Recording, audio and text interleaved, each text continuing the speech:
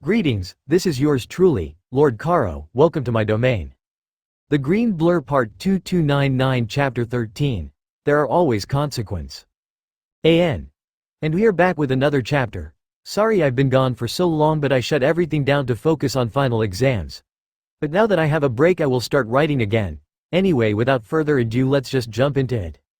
There are always consequences. Izuku bounced his leg in super speed as he sat in a chair. But this was no ordinary chair. This chair was sitting right in front of Nezu's desk. Currently Izuku was sitting in Nezu's office with Aizawa and All Might beside him. "Sue, how are you guys this fine morning?" asked Izuku. Nezu gave a small smile. "We are doing just fine, Midoriya." "The sports festival was fun, wasn't it? Everyone enjoyed themselves," said Izuku. Yes, it was," said Nezu, still with that smile on his face. "You know why you're here, right, Midoriya?" Izuku thought about it. Not a clue. Aizawa sighed. "Yes you do. Now stop acting dumb. Why did you withdraw from the festival?" "I had something to do," explained Izuku. "You had something to do? This thing you had to do, did it warrant the use of your quirk?" asked Nezu. Izuku nodded. "Yes. So let me get this straight, you illegally used your quirk, left school grounds, and won't tell us why you did it? That's cause for suspension, Midoriya, even expulsion," explained Nezu. "So unless you want to stay in this school, I suggest you tell us why," said All Might. Izuku sighed. "You won't believe me even if I told you." "Try us," said Aizawa. "Alright then, don't say I didn't warn you." Izuku then began to explain it all. He talked about his adventure in another timeline, how he went back to save his mom but ended up ruining everything. He even talked about how he stopped his past self and that somehow fixed the timeline. Furthermore, he talked about meeting a certain hero but conveniently left out the name. After all that, the two heroes looked at each other in disbelief. "You expect us to believe you time traveled?" asked All Might. "Believe me if you want, it really doesn't matter. What's done is done, so, what's my punishment going to be?" asked Izuku, sitting back on the chair. Nezu jumped out of his seat and walked around his desk. "We won't expel you, but instead you will be helping around UA after school until the start of your internships." "Internships? Oh right, I remember something about that." "Alright fine," said Izuku. "Just so you know, I don't regret leaving the sports festival. What I did before is another question." Aizawa looked at Izuku and saw a hint of sadness behind a sense of guilt. What did he do before? The meeting ended and Izuku was allowed to leave. The two heroes stayed behind and talked about other unrelated stuff. Once done, Aizawa walked out of the office. As he walked into the teacher's lounge, he suddenly felt a gust of wind pass by him. Looking behind him, Aizawa didn't see anything strange. He then looked at his desk only to find Izuku sitting in his chair. "Took you long enough, I was getting bored." Aizawa sighed. "I hate speedsters." "What are you doing here, Midoriya? You're supposed to be in class right now." Izuku spun around in the chair. "I know, but there's something I need to talk to you about." "Can't it wait until after school?" "I'm kind of busy right now," said Aizawa, "and get out of my chair." Quickly getting off, Izuku now stood beside the hero's desk. "It's kind of important." Sitting down, Aizawa pulled out some papers. "Look, whatever it is, come back after school. I have to sort through all of these offers." That's when Izuku interrupted. "Does Shirakumo ring any bells?" Aizawa stopped dead in his tracks. "How do you know that name?" "You remember what I said in that meeting just now, right? That I did something before that I kind of regretted. Well, I'm going to tell you what I did. You may not believe me, but know that what I did was what I thought, at the time, to be the right thing," said Izuku. Aizawa turned to his student. "Let's hear it." Izuku then got to work explaining everything to Aizawa. By the end of it, the pro hero simply looked at his student with sorrow. "And that's everything. I changed the past by saving my mom, but in doing that I disrupted the timeline so much that I destroyed the world." Aizawa placed a hand on Izuku. "Don't beat yourself too much. If I had the powers you had, I probably would have done the same. And to be honest, I wouldn't have changed things back. There's just some things I don't get. If I really did make Melissa a living paradox, does that mean she'll come back?" asked Izuku. Aizawa shrugged. "Honestly, I don't know. If what she said was true, then yes, she'll be back." Izuku looked at his teacher. "And I'll be ready for her. Another thing, my memories are all different. I can remember my life before I changed the time. I can remember the time I spent with my mom. I remember dating Uraraka in that world. I shouldn't be able to remember. Maybe the timeline is still messed up?" "That, or it seems the timeline gave you a reward," said Aizawa. "Take what you learned and keep moving forward. Shirakumo would want that." Izuku nodded. Yeah, I'll do that. But I also think you can do with forgiving yourself for Shirakumo's death. Getting up, Izuku reached into his pocket and pulled out a small disc and placed it on Aizawa's desk. Aizawa raised an eyebrow. An entrance exam disc? Why do you have that? Tapping it, Izuku activated the disc and out appeared a holographic image of Shirakumo. Hey Shota. Miss me? I bet you did. Aizawa's eyes widened when he saw his old friend's face once again. Man, you must be either grilling the kid or telling him to move on. That's so like you, Shota. Shirakumo's expression then turned serious. Don't blame the kid too much though. If I had his speed I would have done the same. You see, in my world, you die while saving me from some villains. That day keeps playing over and over in my mind, but if the kid goes through with it, this world won't even exist, and that's okay too. That just means things went how they were supposed to. The kid told me, well, I figured it out actually. Your version of me must have died, and I guess you blame yourself for me, his death. Well, I'm here to tell you don't. If I died, it's probably because I rushed into a fight without thinking. Something you told me multiple times not to do. I died because I chose wrong, not because you couldn't or didn't make it. So stop it, you hear me? Stop it. Anyway, I should go. An old friend told me I should go help the kid before I regret it. You know, he kind of reminds me of you in a way. Well, I guess I'll see you later, Shota. Take care now. Giving a bright smile, Shirakumo slowly faded away as the image disappeared. Aizawa stood up and grabbed the small disc, holding it in his hand. Tears suddenly began to fall on it. Turning, Aizawa looked at Izuku with tears in his eyes. Thank you for this. Truly, thank you. You should go to class now. We both know how midnight gets when you're late.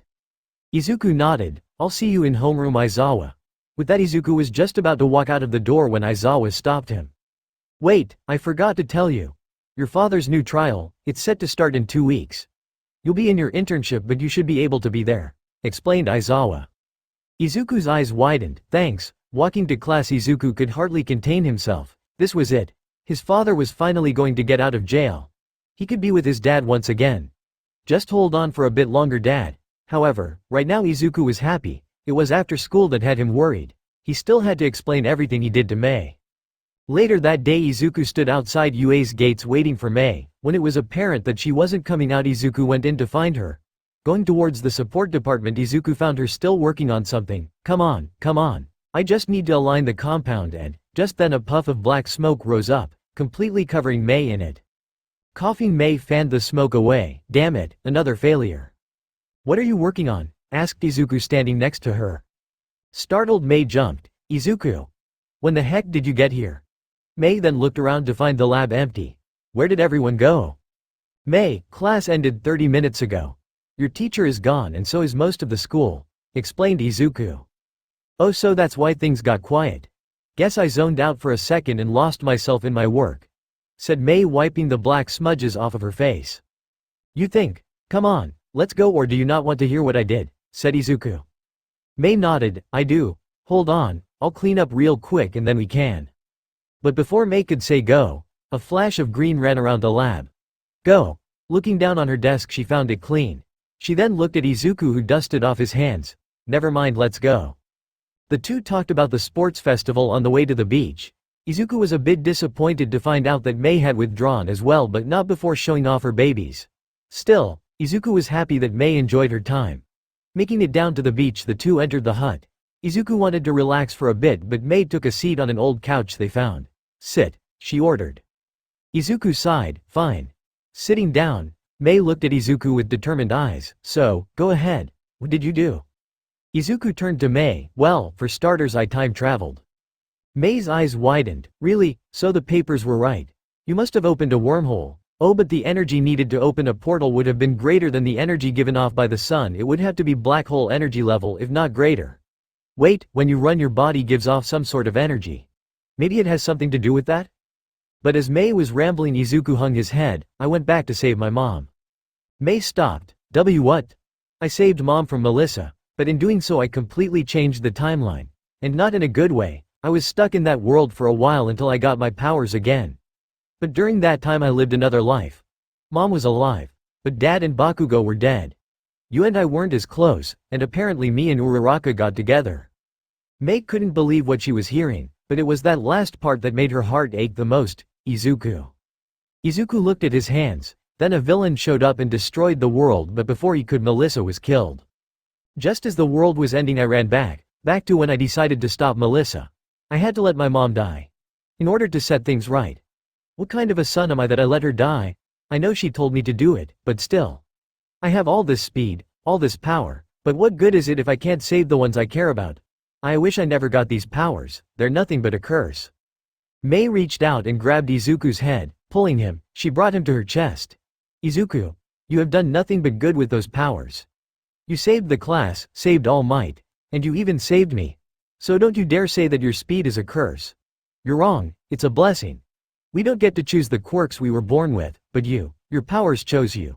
So stop thinking that way, I won't let you have that mentality. Izuku hugged Mei back. Okay. Good, now I want you to promise me something. Izuku broke the hug and looked at Mei. No matter what happens from now on, no matter who it happens to, promise me that you will never change the past again. Mei, I don't think, but before Izuku finished that sentence, Mei grabbed his face. Promise me, said Mei, not as a demand but as a genuine request. Izuku looked into Mei's eyes and nodded. Okay, I promise you. Good, said Mei, as she leaned back on the sofa. Izuku followed and then the two relaxed. Traveling through time was pretty fun though. I even saw different versions of myself. Different universes? Asked Mei, curiously. I wonder what makes them different from this one. So can I run some tests on you? Izuku sighed. Fine, just don't hurt me please. Mei smiled. I'll try not to. A few days later, it was now Monday and Izuku was back in class. After telling Bakugo what he did and being chewed out for it, Izuku took some time to think back. But one thing, or rather person, that kept popping into his mind was Melissa. There was still a chance she would come back, and if she did, her wrath would be unleashed. Hey Midoriya, you alright? Asked someone, tapping him on the shoulder. Izuku turned to find Uraraka. Huh, oh yeah, just tired, that's all. What happened again? Aizawa is about to announce how many internship offers we got, said Uraraka. I sure hope I did good. I'm sure you'll be fine. Myself on the other hand, I'm not too sure how many I'll get, said Izuku. Right, you left early. Well, I'm sure you'll be fine, said Uraraka with a bright smile. Izuku saw her smile, which reminded him of his other life, one where he was with Uraraka. What the hell, I've never looked at Uraraka like that before. Must be the other me's memories, I have to stop myself. I already have Mei. Just then Aizawa walked into the class. Alright everyone, settle down. As many of you know, the sports festival wasn't just for fun. For those in the hero course, this was a time to show off. Why? Because of internships. Based on how well you did, each of you will be receiving offers from agencies around Japan. These are just to name a few. Clicking a button, the screen behind Aizawa showed each student's name and a number beside them. The number means how many internship offers you've received. You'll have 2 weeks to decide which offer you accept. However, in the meantime, you have more pressing matters to attend to. Izuku looked at his name and saw that he had 108 offers. Not bad, but much less compared to Bakugo's 894 or Todoroki's 962. Not bad, more than I thought I'd get. So what are these pressing matters Aizawa is talking about? You all have to come up with a hero name, said Midnight, walking into the room wearing her hero costume. The boys in the class all got excited as she walked into class. The girls on the other hand looked at her with jealousy and hatred. Midnight here will be handling and reviewing the names you pick out, explained Aizawa.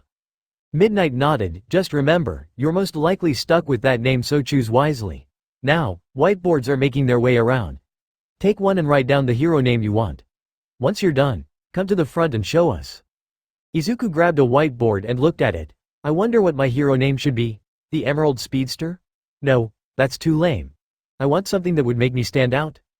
Izuku sat in his chair thinking about what hero name he wanted as his classmates went up one by one to present. Bakugo chose the name Nitro. A.N. Yes, I know he has an official hero name, but I think it sucks, so I'm going with this one. Uraraka came up with Uravity, which Izuku thought was fitting.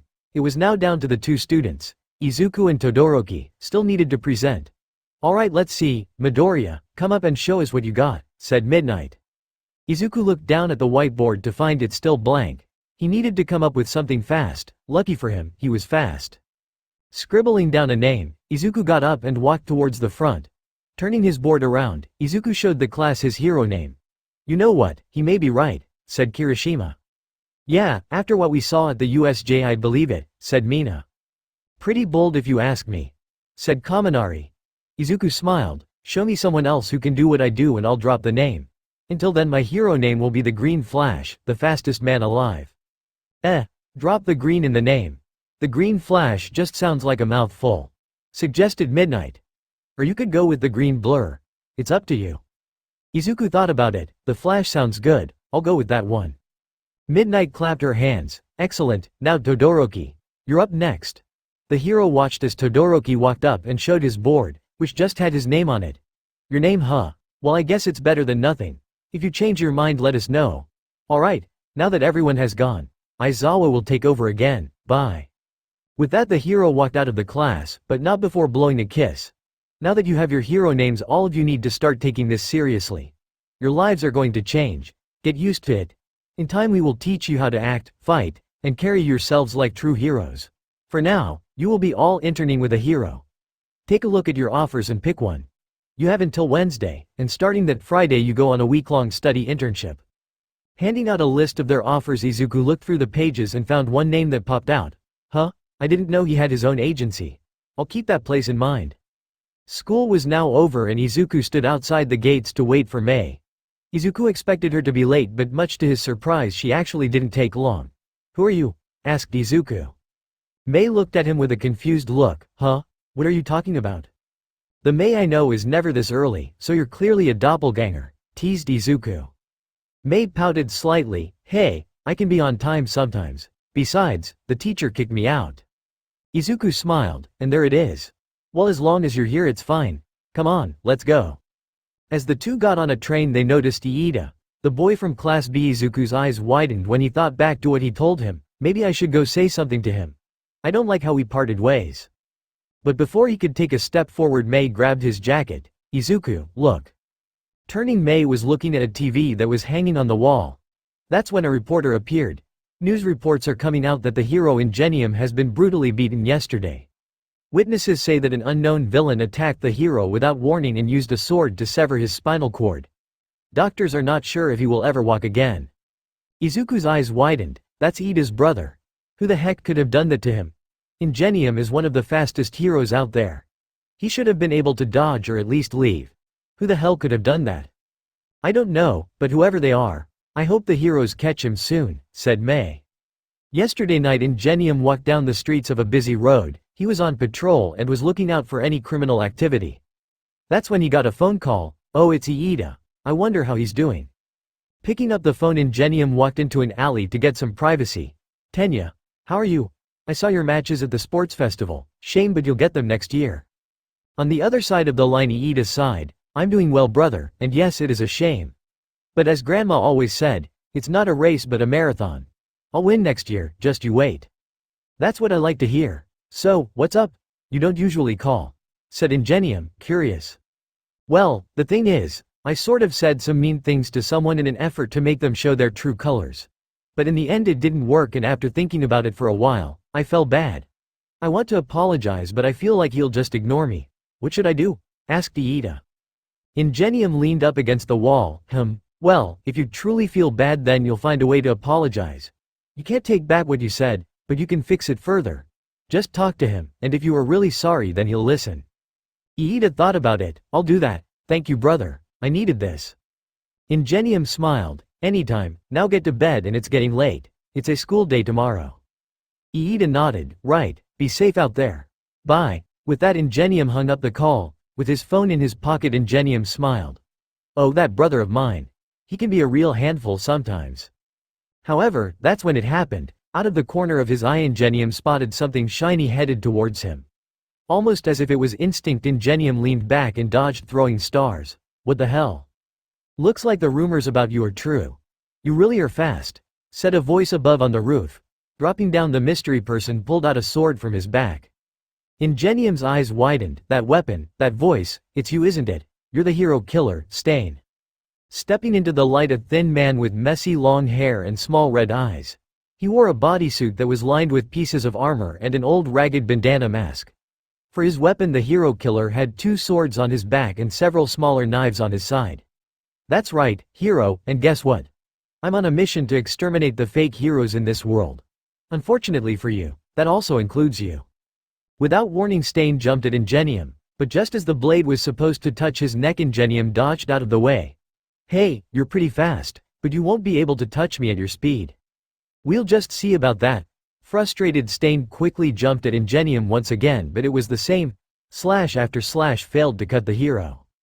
Soon, however, Ingenium found his back hitting the wall. Damn it. Seeing that his prey was cornered, Stain grabbed a knife from his back and plugged it down. With the help of his engines, Ingenium managed to stop the knife, but the two were now in a power struggle. Ingenium grunted as he fought like hell to keep the knife from piercing him. Looking up, he was taken aback when Stain had a smile on his face. "This is it, hero. This is where you die." Pushing hard, the knife slowly began to inch its way towards the hero. But just as it was about to pierce his hero suit, something came running by them. The two were thrown to the side as a result. Stain slammed against the wall, while Ingenium hit the floor. Pushing himself off the floor, Ingenium looked around. What the hell was that? Another villain. But before he could get an answer, the sound of flesh being pierced was heard. Feeling something go through his back and out his front, Ingenium looked down to find the tip of Stain's sword coming out of him. "Always look behind you," said Stain, standing behind the hero. Pulling out his sword, Ingenium fell forward onto his knees before falling face first onto the floor. "Now, are you going to show yourself? I know you're out there." Just then another flash of light smashed into Stain. The villain smashed up against the wall, but before he could fall, something ran up to him and grabbed him by the neck. Stain tried to lift his sword, but whoever it was grabbed his wrists and broke them. The villain screamed out in pain, but his cries were cut short when a mouth covered his mouth. "Shush, you make so much noise," said the person, as their face was masked by the darkness. "You are so much like the others. So angry, so bloodthirsty, so boring. Time and again you do this, doesn't it ever get tiring?" asked the mystery person. Stain said something, but it was muffled thanks to the person's hand. "Right, I forgot. You can't talk right now." "Well, let me answer that for you. It does get boring. It did for the others, it will for you, and it did for me. Here, I'll set you free."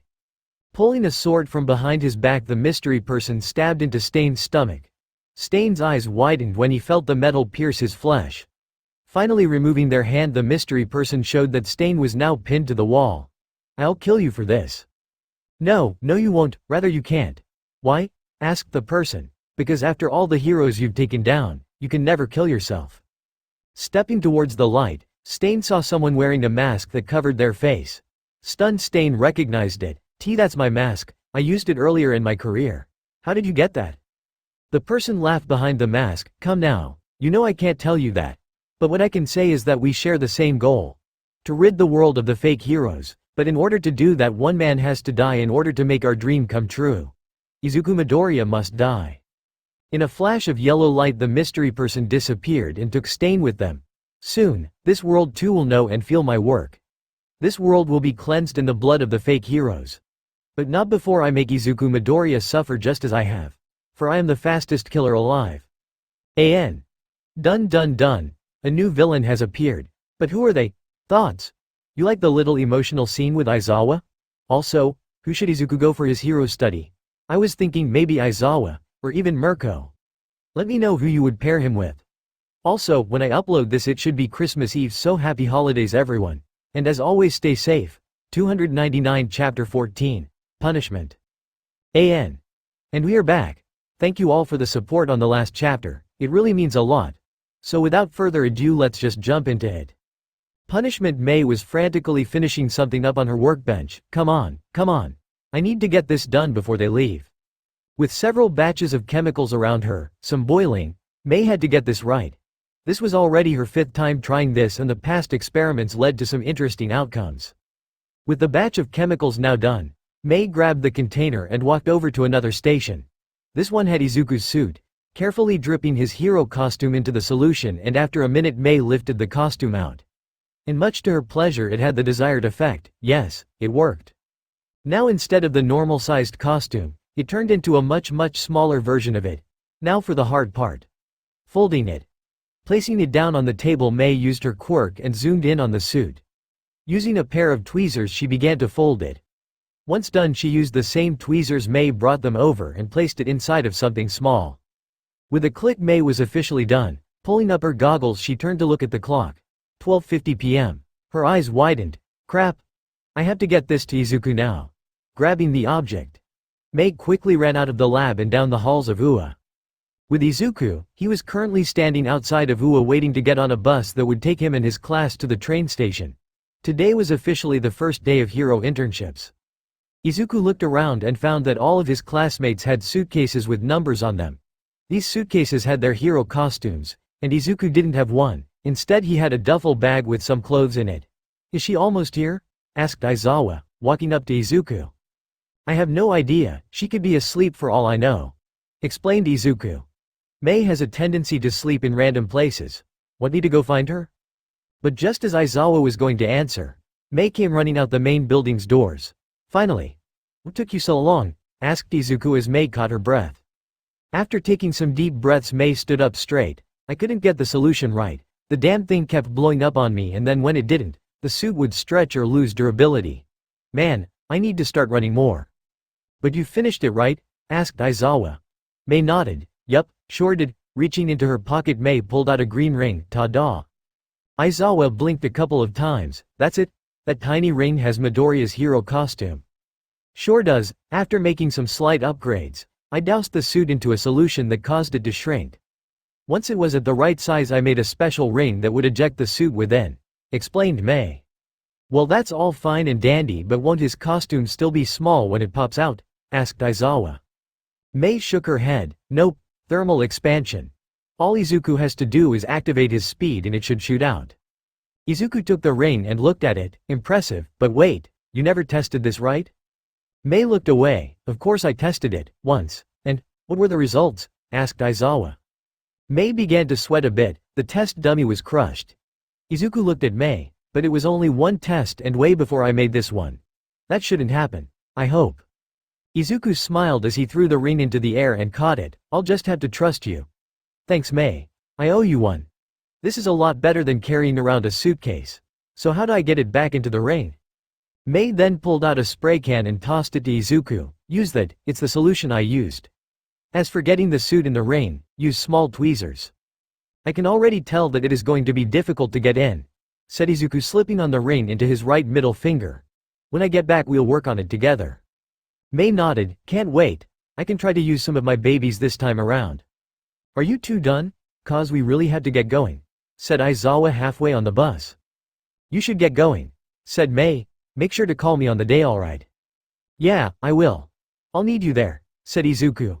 In 3 days' time Izuku's dad was set to have his court date on whether or not he would be a free man once again. Mei saw that worried look on Izuku's face. Reaching out, she grabbed his hand. "It's going to be fine, Izuku. Once he's out you'll be a family again. For now go, the class is waiting on you." Izuku squeezed her hand gently. "Thanks, Mei, what would I do without you?" The two looked at each other, and slowly began to lean in towards each other. But just before their lips could meet, Aizawa yelled from the bus. "Midoriya, get your ass into this bus now or we are leaving you here." Izuku flinched and then sighed. Right, I'm coming. I better get going." Mei pulled back her hands. "I'll see you soon." With that Izuku quickly got onto the bus and sat down next to Bakugo, who was clearly teasing him, and so were the other guys on the bus. But one person didn't like it. She didn't like seeing Izuku all lovey-dovey with someone else. Clenching her fist, Uraraka watched as Izuku laughed and seemed happy. What the hell is wrong with me? He already has someone, but why can't I just let him go? After a 30-minute bus ride the class got off and were currently waiting for their respective trains to arrive. "Alright class, listen up. I want you all to be on your best behavior. Listen to the heroes, and if I get any complaints you won't hear the end of it from me." The class all nodded as they felt Aizawa's menacing aura. "Good, you're free to talk amongst yourselves until your train arrives." Izuku found a bench and went to sit down. "So are you ready for this?" asked Bakugo, walking up to him. "Sure am," said Izuku. "How sure are you? I mean, you picked the strictest hero I know. If you happen to breathe wrong, he'll tell you something," said Bakugo. "Trust me, I'm well aware. But they offered and he is one of the best hand-to-hand fighters out there. And that's something I need to improve on. Yeah, I got the speed but I have no idea how to fight. That was made clear when I was fighting Melissa in the other timeline. Besides, there's still a chance she comes back. I need to be ready for if and when that happens. I won't repeat the same mistakes as before," said Izuku looking at the ring. Bakugo saw Izuku's expression and couldn't help but think back to when they were kids. To the day after Izuku lost his mother, Bakugo would never forget the look of emptiness on his friend's face. Hey, if she does come back, you'll beat her again. You did it once, you will do it again. That, or I will. I still have to get my payback for what she did to you and Auntie Inko. Izuku chuckled, thanks Kachan, it's good to know you have my back. Always have, always will. Just then a train pulled up to the station. That's my ride, I'll see you on that day. Izuku nodded, yeah. Just try not to break anything, or anyone. Bakugo smirked, huh, if I do break someone that just means that they were weak. Izuku watched as one by one his class got onto their trains and left. And now it was down to only him, not even Aizawa was there. So, I guess this is my first test. I actually have to find his place. Shouldn't be too difficult. With sparks jumping off his body, Izuku quickly took off. Leaving the train station, he made a beeline towards Ua. Running past the censors and teachers, Izuku made it into Nezu's office and stopped in front of a filing cabinet. Quickly going through every single drawer, Izuku finally found what he was looking for. Got you. Pulling out a file, Izuku saw that it had classified stamped in red. Smart, you have the only copy in paper form. You can't hack that. Reading through the file in seconds, Izuku now knew where to go. Really? Alright, let's see if this is accurate. Putting everything back the way it was, Izuku took off once again. This time, however, he stopped in front of an old rundown warehouse. This can't be the right place, could it? Asked Izuku as he looked at the shape this place was in. Walking up to the door, Izuku pushed it open only to have it creak with a high-pitched sound. Hello? Are you here? No response. Why is it so dark in here? Are you scared of the sun or something? Or maybe you're a vampire? I'm going with the vampire. Explains why you're always tired during school. Now standing just out the reach of the sun coming in from the door, a voice was heard in the darkness. I'm not a vampire. I just work better in the dark. Villains can't see me coming. Izuku looked around for the person but couldn't find them. You know, you remind me of a hero in a comic book. Dresses all in black, like you. Only works at night, like you, and has some serious trust issues. I'm not Batman, said a voice behind Izuku. Quickly turning around, Izuku found a tall person towering over him. Well, you sure do act like him. That's when the lights suddenly turned on, revealing that it was Aizawa. Took you long enough to find this place. And here I thought you'd faster. Normally I would, but I had to look up this place. I didn't even know you had a hero agency, explained Izuku. Technically I don't, at least for everyone not a hero I don't. But if you ask around in the right heroes, you'll eventually find this place. If you need someone to stake out a place for weeks at a time, I'm the man for that. Plus, the others think I'm the best hand-to-hand fighter hero out there. Are you? Asked Izuku. Aizawa put some eye drops in his eyes. You'll just have to wait and find out. Now let's get started. First go unpack.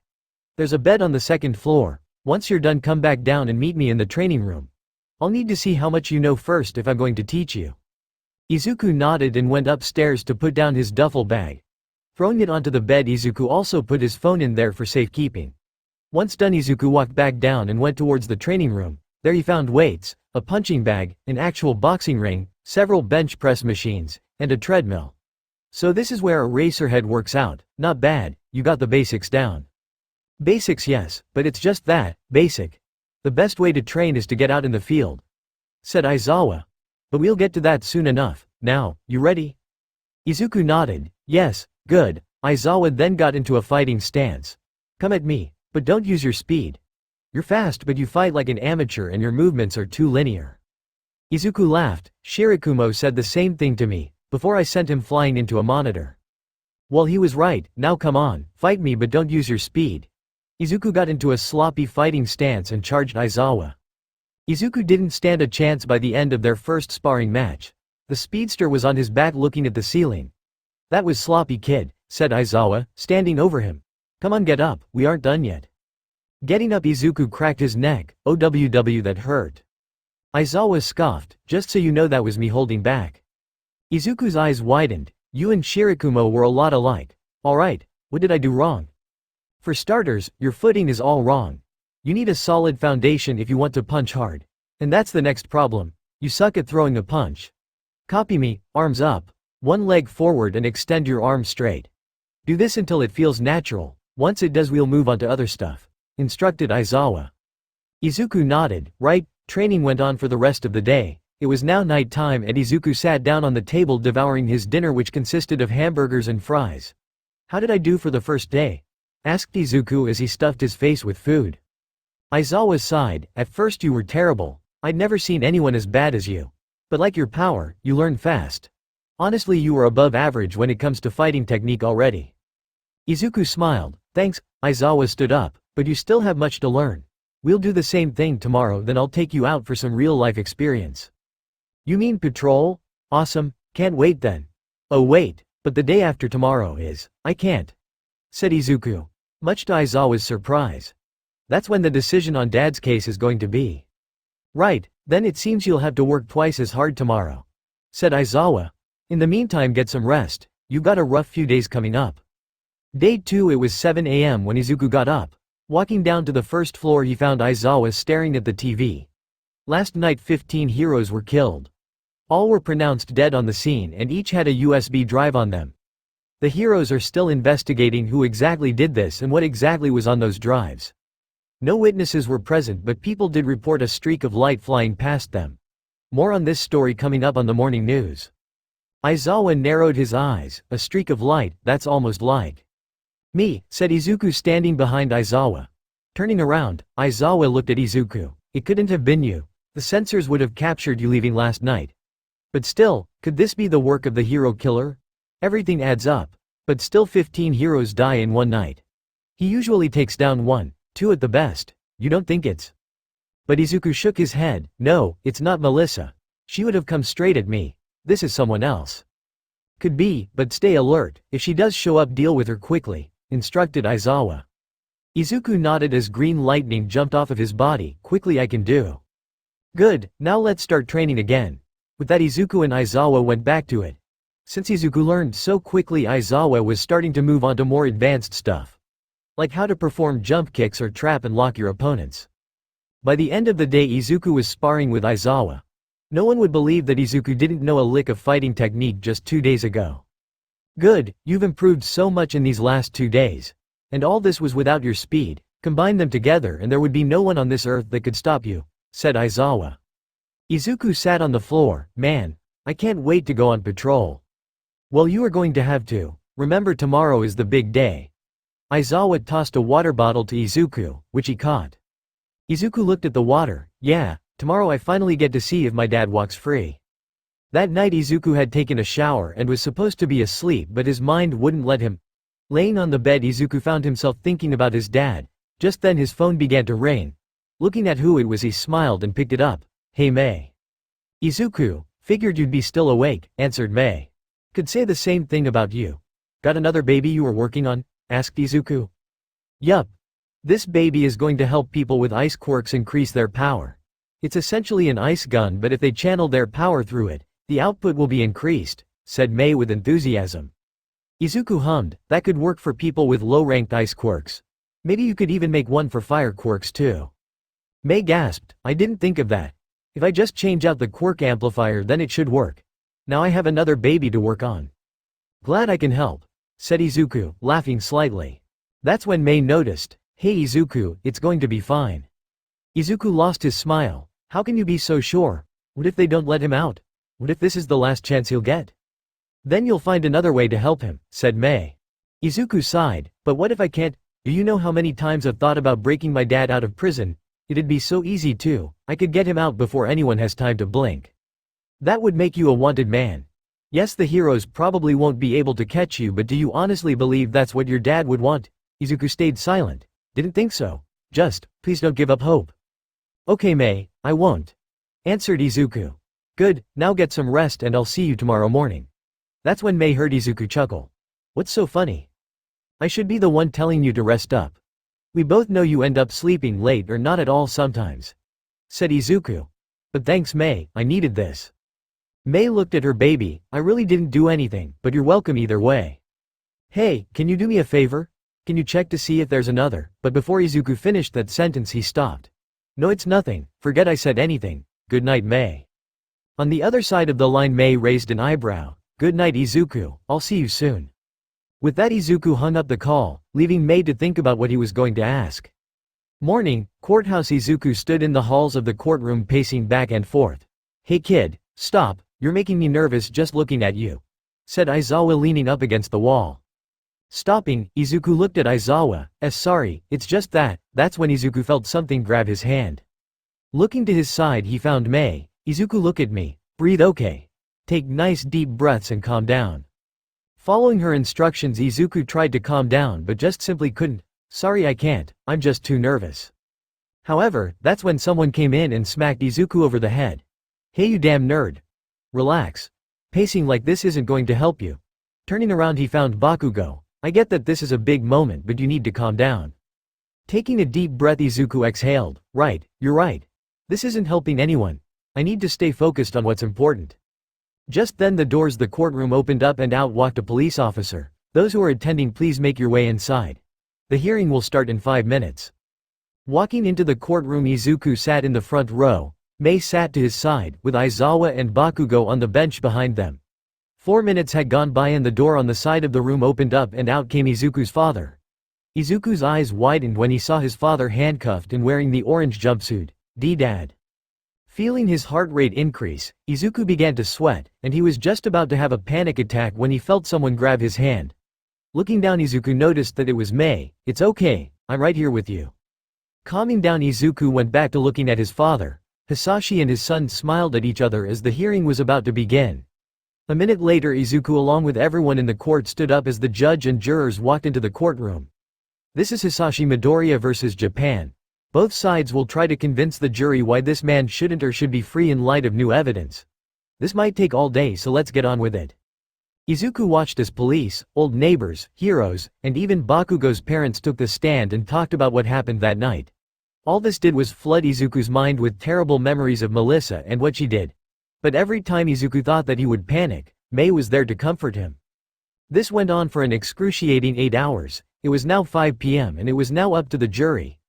Izuku watched as the 12 individuals walked into another room to decide his father's fate. This could take hours, if not go on to the next day.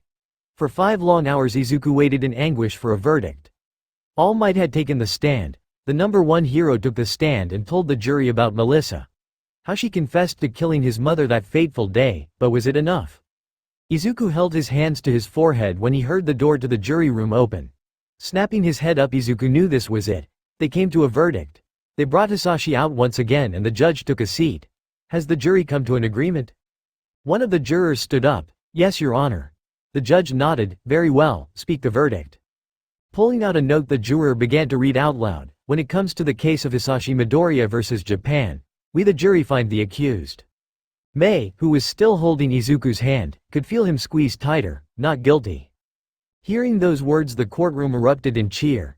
Izuku had tears running down his face when those words that he longed for finally processed into his mind.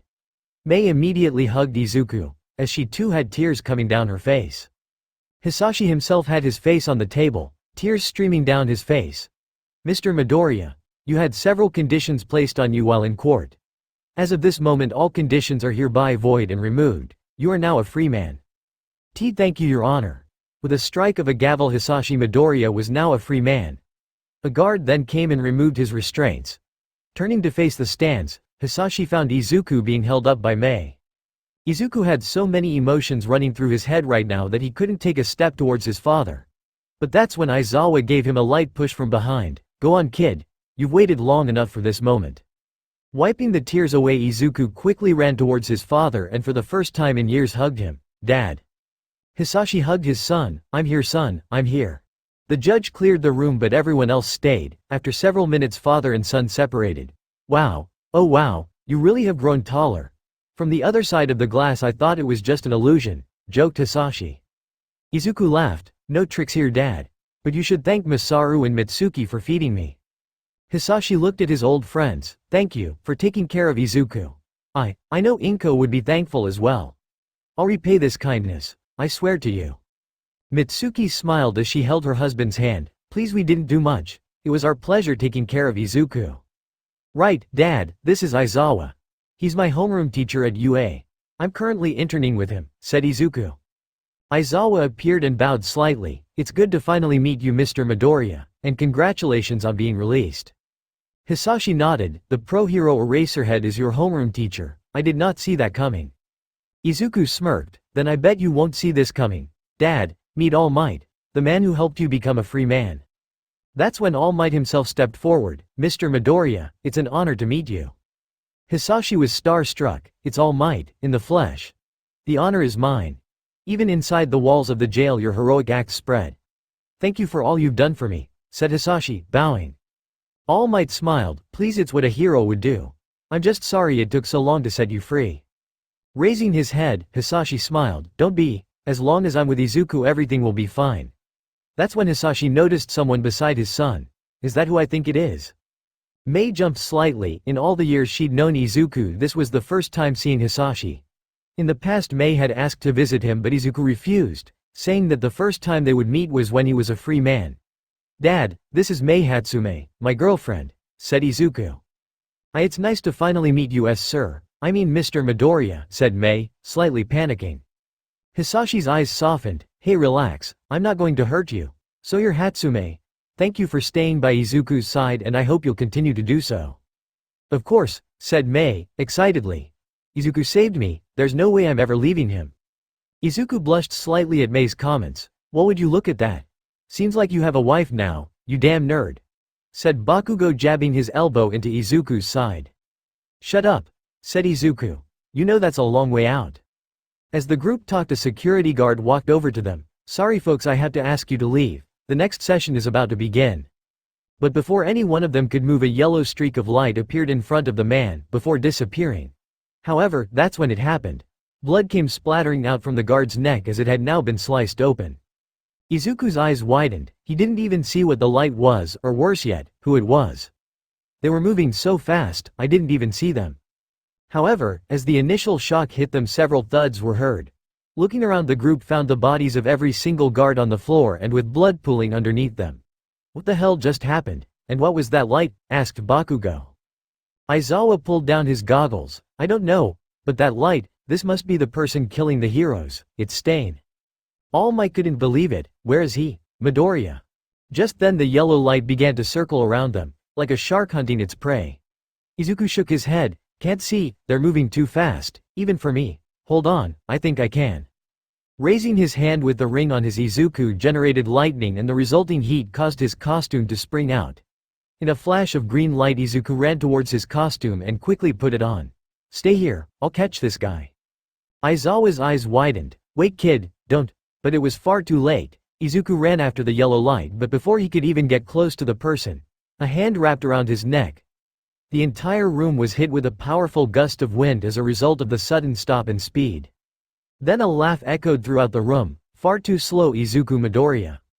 Standing in front of the group and with one hand around Izuku's neck, was Stain with a mask on his face. "Izuku!" yelled Mei.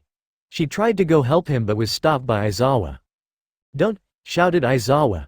"Stain, you kill heroes, right? Let the boy go, he isn't a hero yet." Stain looked up at Aizawa. "Oh, Eraserhead, I've heard stories of your heroics. So brave, but yet so stupid at the same time. But it's as you say, I am the hero killer. Yes, this boy isn't a hero yet, but he will be, and how he is now, he is the greatest threat to my plans. That is why I will kill him." Hisashi's eyes widened. "Like hell you are," dropping Izuku. Stain ran at Hisashi and lifted him off the ground and pinned him against the wall with enough force to crack it. Looking up from the ground, Izuku looked at his father. "Dad, leave him alone." With sparks flying off of him, Izuku charged Stain. Closing his fist, Izuku threw a punch. But just as he was centimeters from connecting, Stain turned his head and looked right at Izuku. "Good, just like how I remember." Faster than Izuku could react, Stain grabbed the sword that was on his back and slashed down. Izuku's eyes widened as Stain cut him from chest to midsection. However, before the pain could even register, Stain began to punch Izuku in the face, over and over again. In real time, Mei and the others saw nothing but yellow and green light fighting with each other. "All Might, do something," yelled Mei. But what could he do? "I can't, they're moving too fast for me to see. If I go in blind I might hit Midoriya." Then it was over. The group saw both lights die down, but only one staying on. Everyone's eyes widened when they saw the result of the fight. Izuku was on the floor bleeding from the wound on his chest and bruises all over his body. Stomping on Izuku's head, Stain turned towards those present. "He put up a decent fight, but when he wakes up I want you to tell him something. In 3 days my friends will attack a city and wipe out everyone in it. But I could care less about that. What matters is that in 3 days Izuku will have to choose. In a flash of yellow, Stain appeared behind Mei and Hisashi. He will pick between these two, one will live, and the other will die. Tell him not to bother searching, he won't find them. The next time we meet, I won't be so merciful. Oh, I almost forgot. My new friend sent over a gift, I hope you enjoy it. And just like that, Stain was gone, along with Mei and Hisashi. But not long after they disappeared, a black portal opened up in the courtroom. Aizawa instantly recognized what it was. It's the same portal from the USJ. Then that means, both All Might and Aizawa readied themselves. From the portal a roar was heard and out came a Nomu that had the appearance of a tiger. It wasted no time and attacked All Might. The hero was pushed back as the creature tried to bite him. This one is different, it's not as strong. Aizawa jumped and using his capture weapon he wrapped it around the creature's neck and pulled it off All Might. Now. But before All Might could attack it, a blast of heat hit the Nomu. What followed surprised even All Might. A massive explosion hit the creature dead on. It screeched out in pain as another blast came in, followed by another, then another. Soon pieces of the monster's body were missing and its pained screams were silenced. Both heroes turned to find Bakugo was the one who just finished it off. Bakugo then ran towards Izuku. Hey nerd, come on, get up. You need to save your dad and girlfriend, come on, get up.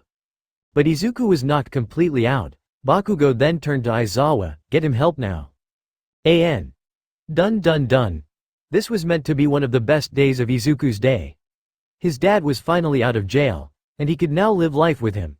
But Stain had other ideas. Izuku will have to choose between Mei and his dad.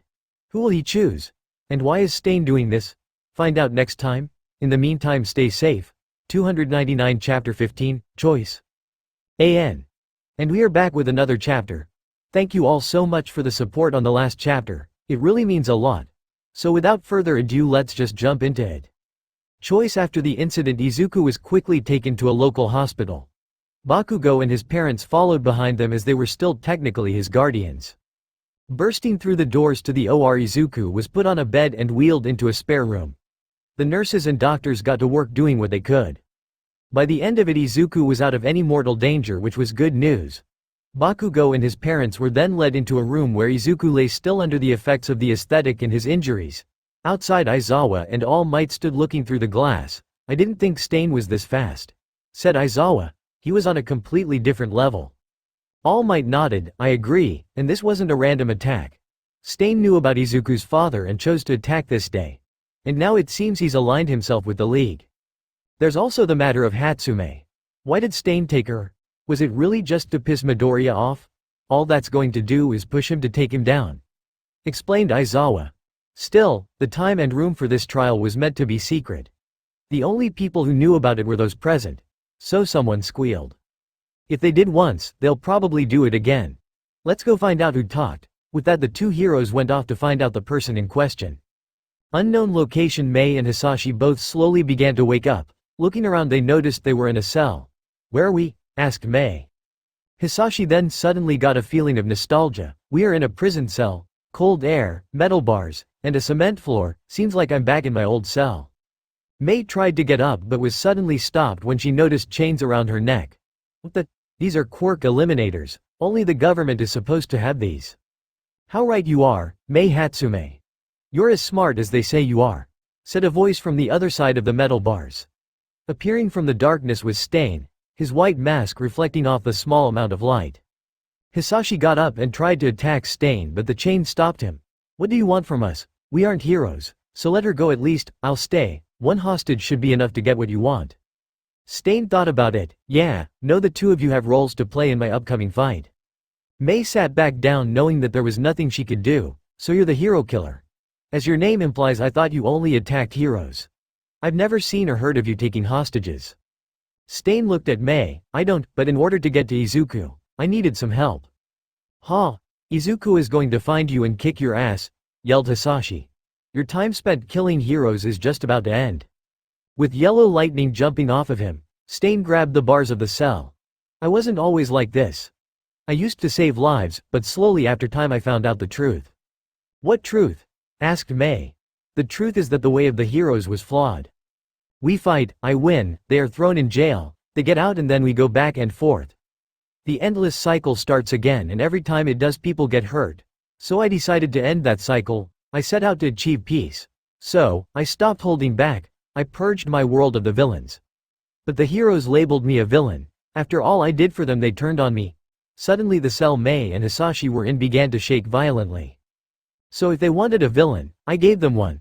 Looking at Stain, Mei suddenly saw his eyes turn green for a split second before returning back to red. I killed them all, every single villain, every single hero. Then and only then were my goals fulfilled. Hearing this, Mei understood. Why you're from another Earth. The cell stopped shaking. See, told you, smart. I come from an Earth very much like this one. How did you even get here? Asked Hisashi. Stain smiled underneath his mask. As my quest of washing the world of filth went on, I came across a certain speedster in my world. Care to guess who it was?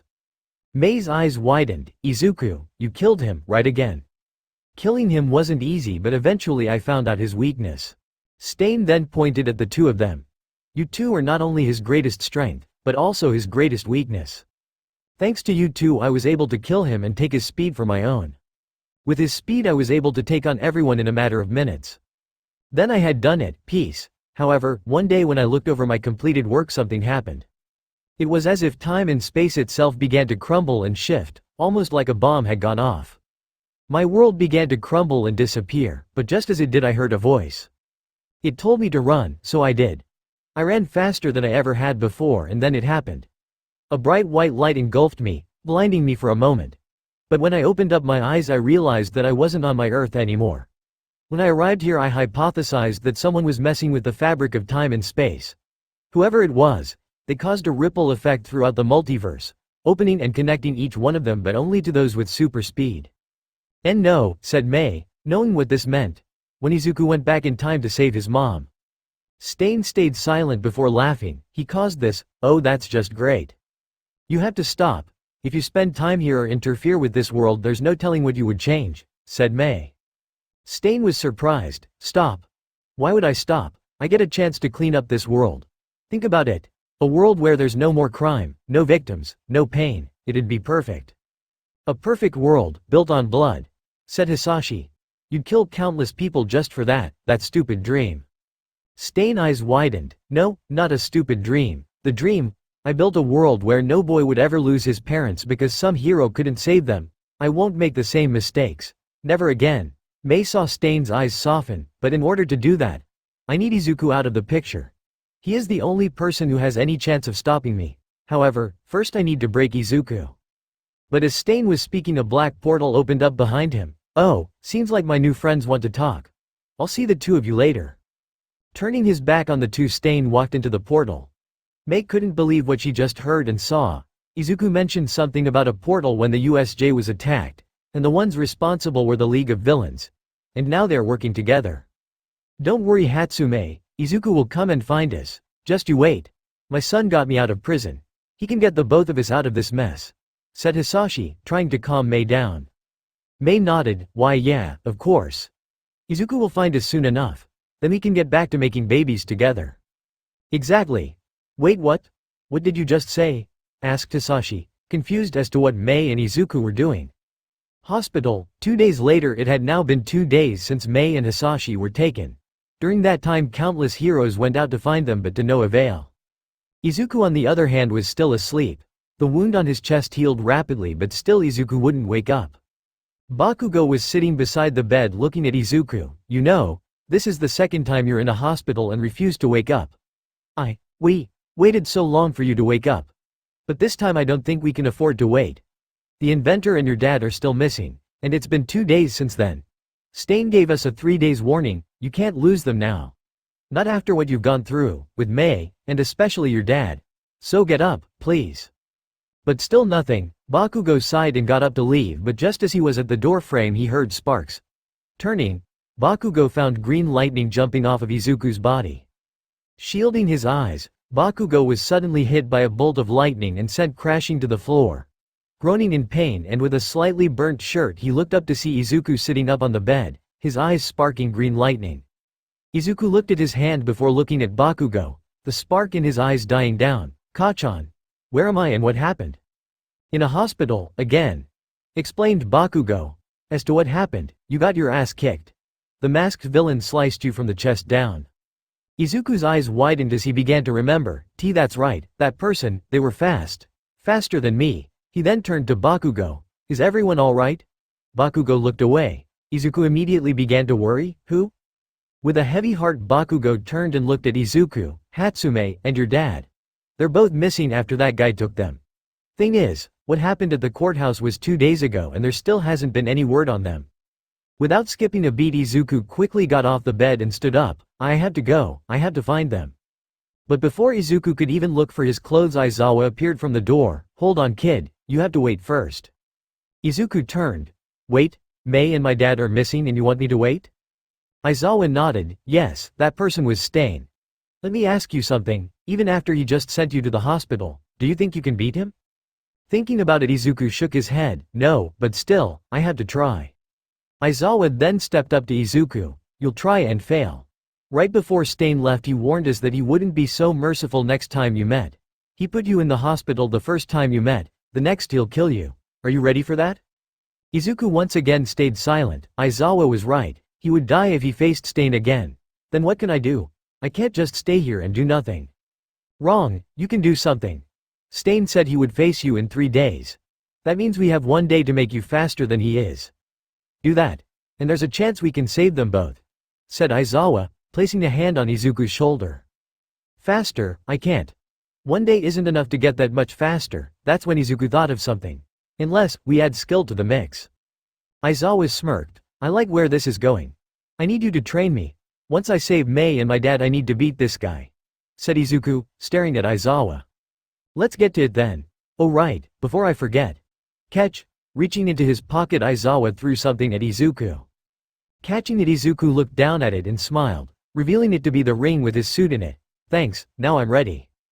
The next day, 10:35 p.m. every city across Japan was on high alert. Nezu, with the help of the police were able to send out a message to every hero agency that an attack was coming today. Throughout the day heroes combed the streets ready for anything, but as the day went on and night began to fall their nerves began to show. Every little event that happened in a city triggered an all-out response, but as soon as they found out that it wasn't serious they began to get paranoid. Little by little the heroes got more and more worried, but now that it was night time and still nothing had happened, most simply went back home to rest. Izuku on the other hand was currently with Aizawa training. Man, you don't get tired do you? Asked Aizawa. We've been training for 10 hours straight. No not really, but we should rest. We both need to be at top form if we want to take down Stain, explained Izuku as he threw himself onto a chair. After a moment of silence Izuku spoke. Hey Aizawa, tell me the truth. Do you think I can take on Stain now? Aizawa took a second to answer that, but he ultimately sighed. Truthfully, I don't know. We only saw him once and his speed was greater than yours. You'll have to fight, and fight hard to even touch him. Izuku chuckled. Well, as long as I save the both of them it's fine. I won't lose Mei, she might be the most important person in my life. Also my dad, I just got him out of jail, there's still so much we had to do together. But during all this Aizawa had failed to inform Izuku about the choice he would have to make. He would have to choose between Mei or his father, one would live and the other would die. The reason why no one told him was because they thought it would be better for Izuku. If he knew about this beforehand he wouldn't be able to focus on saving the both of them. Little did Aizawa know that this would prove to be one of the greatest mistakes of his life, second only to losing Shirakumo. As the two sat in silence an alarm suddenly went off. Getting up Aizawa ran to his computer and received an alert that the villains were on the move. Hosu City, a large number of Nomus has appeared. All available heroes are already on their way. Aizawa then turned to Izuku. Let's go join them. Izuku nodded. Holding out the ring on his finger Izuku began to generate lightning. In a flash of green the costume inside suddenly shot out. Izuku then ran at his costume and put it on. Now donning his costume Izuku was ready. Let's go save them. Right, said Aizawa. Wait, how are you going to get me there? Izuku smiled. Cradle or piggyback? What? Asked Aizawa. Cradle or piggyback? I can carry you one of 2 ways, explained Izuku. Choose. What? Neither, said Aizawa. Both ways are undignified, but Izuku simply shrugged. High above the city a streak of green light was seen going through the streets. I hate this, said Aizawa, as Izuku gave him a piggyback ride. Hosu City. We need more backup, yelled a hero into his communication device as several cars exploded behind him. Backup is already on the way. Hold on as long as you can, responded the dispatcher. But the hero didn't have much time left. Open fire, yelled a police officer. Several cops then fired at a Nomu that had no eyes, but the bullets simply bounced off of him. Sir, there's no stopping these things. They already took down our police station and several of the hero agencies, yelled another officer. I don't care, hold this line until more heroes get here. If we hold for a bit longer the civilians can evacuate, yelled the commander. But just then the no-eyed Nomu stood in front of the officer. Letting out a roar, it grabbed the car and threw it aside. It then reached out to grab the officer, but just before it could, a green streak of light went by. The Nomu was surprised when it felt nothing in its grasp. Sniffing the air, it then turned, and standing in front of it was Izuku and Aizawa. You good? Asked Izuku, as the officer looked around in surprise. The officer nodded. Why yeah, thank you. Good, now get out of here. We'll deal with these guys. You and your men help with the evacuation, ordered Aizawa, to which the officers obeyed. He then turned to Izuku. You are never carrying me like that ever again. Izuku smirked. Why? Don't like the piggyback ride I gave you? Shut up and get to work. We have to take these things down, said Aizawa, pulling down his goggles. Should be simple enough, said Izuku as he looked up to see several Nomus. We'll deal with this and then go find Mei and my dad. Charging up his lightning, Izuku suddenly ran at the Nomus. Pulling his fist back, Izuku was just about to punch one when he saw something. Out of the corner of his eye, Izuku could faintly see a spark of yellow. Izuku turned his head, but as he did, the yellow light came crashing into him. As a result, Izuku was thrown into a wall of a nearby store, causing it to collapse on top of him. Midoriya, yelled Aizawa as he saw the green hit the wall. But he didn't even have time to check on Izuku when a Nomu ran at him. Jumping into the air, Aizawa did his best to dodge. From the rubble a hand suddenly appeared. Soon, Izuku rose up from the pile. I wondered if I had to go look for you. You just saved me a lot of trouble. Standing a few meters away was Stain, his mask over his face, and sword on his back. Izuku Midoriya. We meet again and right on time. So, how are your injuries? Did they heal up all right? Asked Stain, mocking Izuku. Gritting his teeth, Izuku responded, perfectly fine. So tell me, where is Mei and my dad? Stain smiled underneath the mask. I'll tell you what, if you survive 5 minutes against me, I'll tell you where they are. But during those 5 minutes I'll be trying to kill you. Are you up for it? Narrowing his eyes, Izuku's body suddenly sparked green lightning. Bring it. I'm not the same guy you met 3 days ago. I won't go down so easily. Stain reached behind his back and grabbed his sword. We'll see about that. In a flash of yellow, Stain appeared in front of Izuku, sword already swung. Izuku's eyes widened when he saw this, and instinctively leaned back. The blade passed mere centimeters from Izuku. Not bad, let's see if you can dodge this, yelled Stain as he turned and slashed down. Still leaning back, Izuku saw the blade come down. Thinking fast, he used his momentum to fall and do a backflip.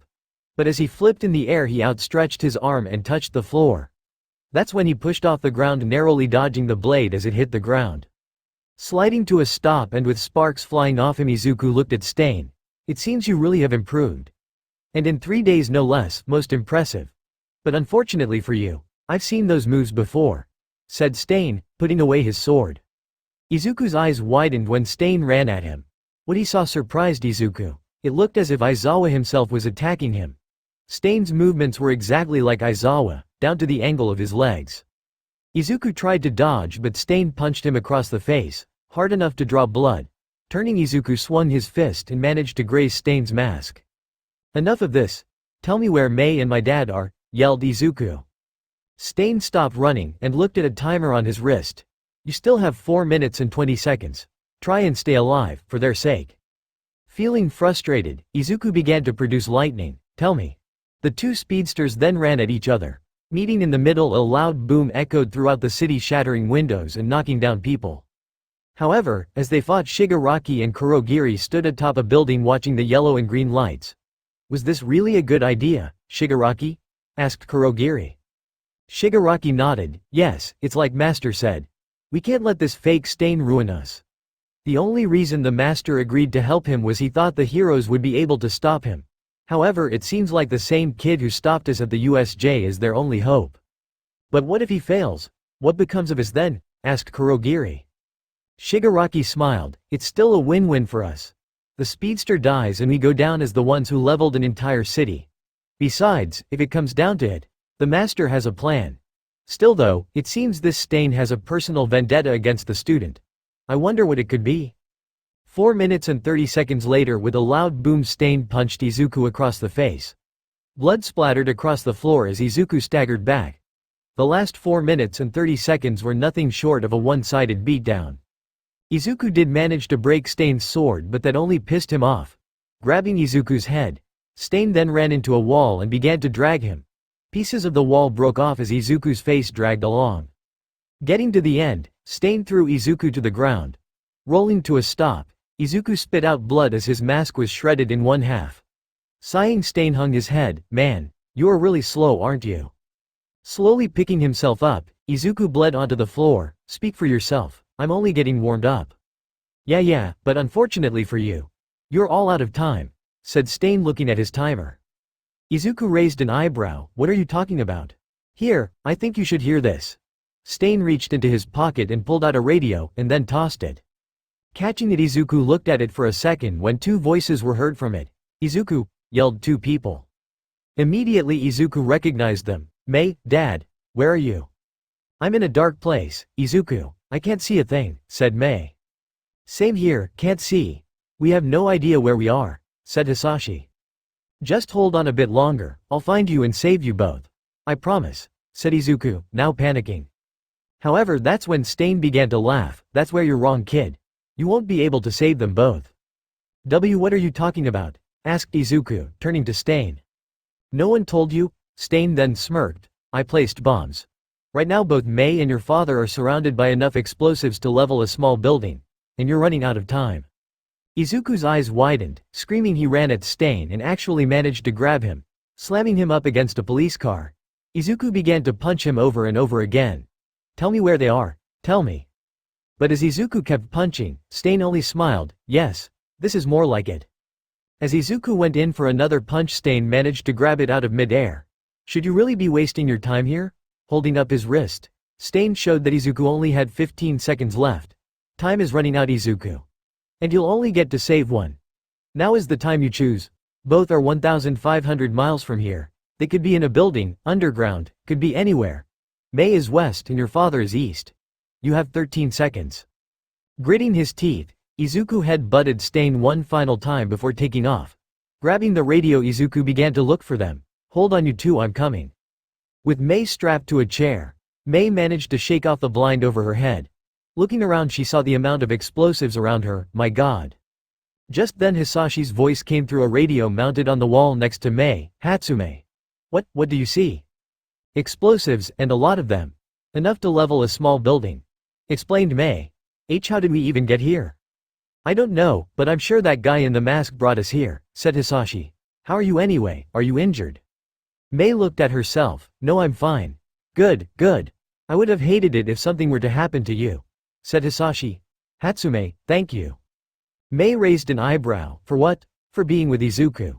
These last couple of years have been hard for him. But I get the feeling. No, I know because of you he found the strength to keep going, said Hisashi as he shook off the bag over his head. I didn't do much, honestly. Izuku has always had a way of never giving up no matter how hard things got. Just like right now, Izuku is coming to save us. I know he is. But just then a beep sound was heard. Mei turned to find a clock counting down from 12 seconds. He's coming. Hisashi heard the same beeping on his side, and looking to his left he too saw the timer. Hatsume, listen to me. I know we haven't spent a lot of time together, but I can see you really care for Izuku. So I need you to promise me something. Please, keep an eye on Izuku for me. Mei's eyes widened. You can do that yourself when he saves us. 10 seconds. Please Hatsume, promise me that. 9 seconds. I won't. I know what you're trying to do. Izuku is going to save you. He's spent too much time trying to get you out of jail just to lose you now. I love Izuku, but he needs you more than he needs me. He has to save you. He will, said Mei as the timer hit 6 seconds. Mei, yelled Hisashi, much to Mei's surprise. Please, make sure he doesn't do anything he would regret. 4 seconds left. As Mei was about to say something, the door to the building she was in exploded. Green lightning then sparked around the room as Izuku quickly went in and got Mei out of the building. Mei, are you alright? Asked Izuku, frantically. She couldn't believe it, as Mei stood there in shock. Tears began to run down her face. Your dad? Why did you come for me? Go find your dad. Izuku turned and saw the timer hit 3 seconds. I'm going. Picking Mei up, Izuku ran back to Hosu, where he found Aizawa helping people evacuate. Dropping her off next to him, Izuku didn't even stop, he just took off. As he ran to the east, the timer hit 2 seconds. As he ran, the radio Izuku had suddenly turned on. Son. Izuku's eyes widened. Dad, hold on, I'm coming. Pushing himself faster than before, Izuku made it to the water. His father could be on several hundred small islands found in the Pacific Ocean. Making it about 1,500 miles out to sea, Izuku went around, looked, found, and checked each island he came upon. It's okay, Izuku. I know I've told you many times, but I want you to hear it one more time. I am so proud of you, said Hisashi, with sadness in his voice. Hearing his dad's voice, a tear ran down Izuku's face. Dad, stop, I'm coming to save you. 1 second. If your mom was alive to see you, she would be as well. I'm sorry I was such a lousy father. I wish I could have been there for you on your birthday, graduation, and when you got married. But I will always be watching, me and your mom will be. Life's going to be unfair sometimes, but you'll get through it like you always do. Run at them head on. Always remember, never look back. Izuku then came across a small island that had a makeshift building on it. Dad, I see the island. I'm here, yelled Izuku as he pushed himself. However, Hisashi smiled. I love you, Izuku. Dad, taking a step on the island's sandy beaches, Izuku bursted through the door and saw his father. He reached out for him, but as he did, the timer hit 0. As the world moved in slow motion, Izuku looked up at his father, and was surprised. Even now, with death having a hand around his neck, Hisashi smiled at Izuku. No, yelled Izuku as the final thing he saw was a fireball taking his father. The resulting shockwave threw him back. Izuku was then engulfed in a fireball and fell into the ocean and slowly began to sink. Quickly swimming back to the island, Izuku slowly made it to the sand. With his hero costume in shreds, he looked around to find debris and fire all around him. Walking to where the building was, Izuku fell to his knees and began to grab burning logs. The flames burnt his hands, but Izuku didn't care. Tossing them aside, Izuku stopped when he saw his father. Reaching down, Izuku lifted Hisashi's body. Dad, hey, come on dad, wake up. Please, not again. I can't lose you too, please dad, wake up. With tears welling up in his eyes, Izuku felt his heart shatter. Now unable to hold back his tears, Izuku let it all go. There was still so much I needed to do with you, so much to talk about. Why? Izuku then looked up to the sky. Is this all just some sick joke? Is it? I lost my mom, and now my dad. The world doesn't want me to be happy. I'm so sorry dad, I'm sorry. I'm sorry. I'm sorry. I'm sorry. I'm sorry. With Aizawa using his capture weapon, Aizawa managed to ground a flying Nomu. Using his knife, he clipped the wings, rendering it unable to fly. With it now down, Aizawa then used his capture weapon to hold it down. This one is down, take it. Several police officers then came and took it away. But just as Aizawa thought that it was over, more Nomus appeared. There's no end to these things. We need all might or endeavor. We need. But before Aizawa could finish his sentence, a massive bolt of green lightning struck within the city, shattering windows and breaking walls. The resulting thunder echoed throughout the city and beyond.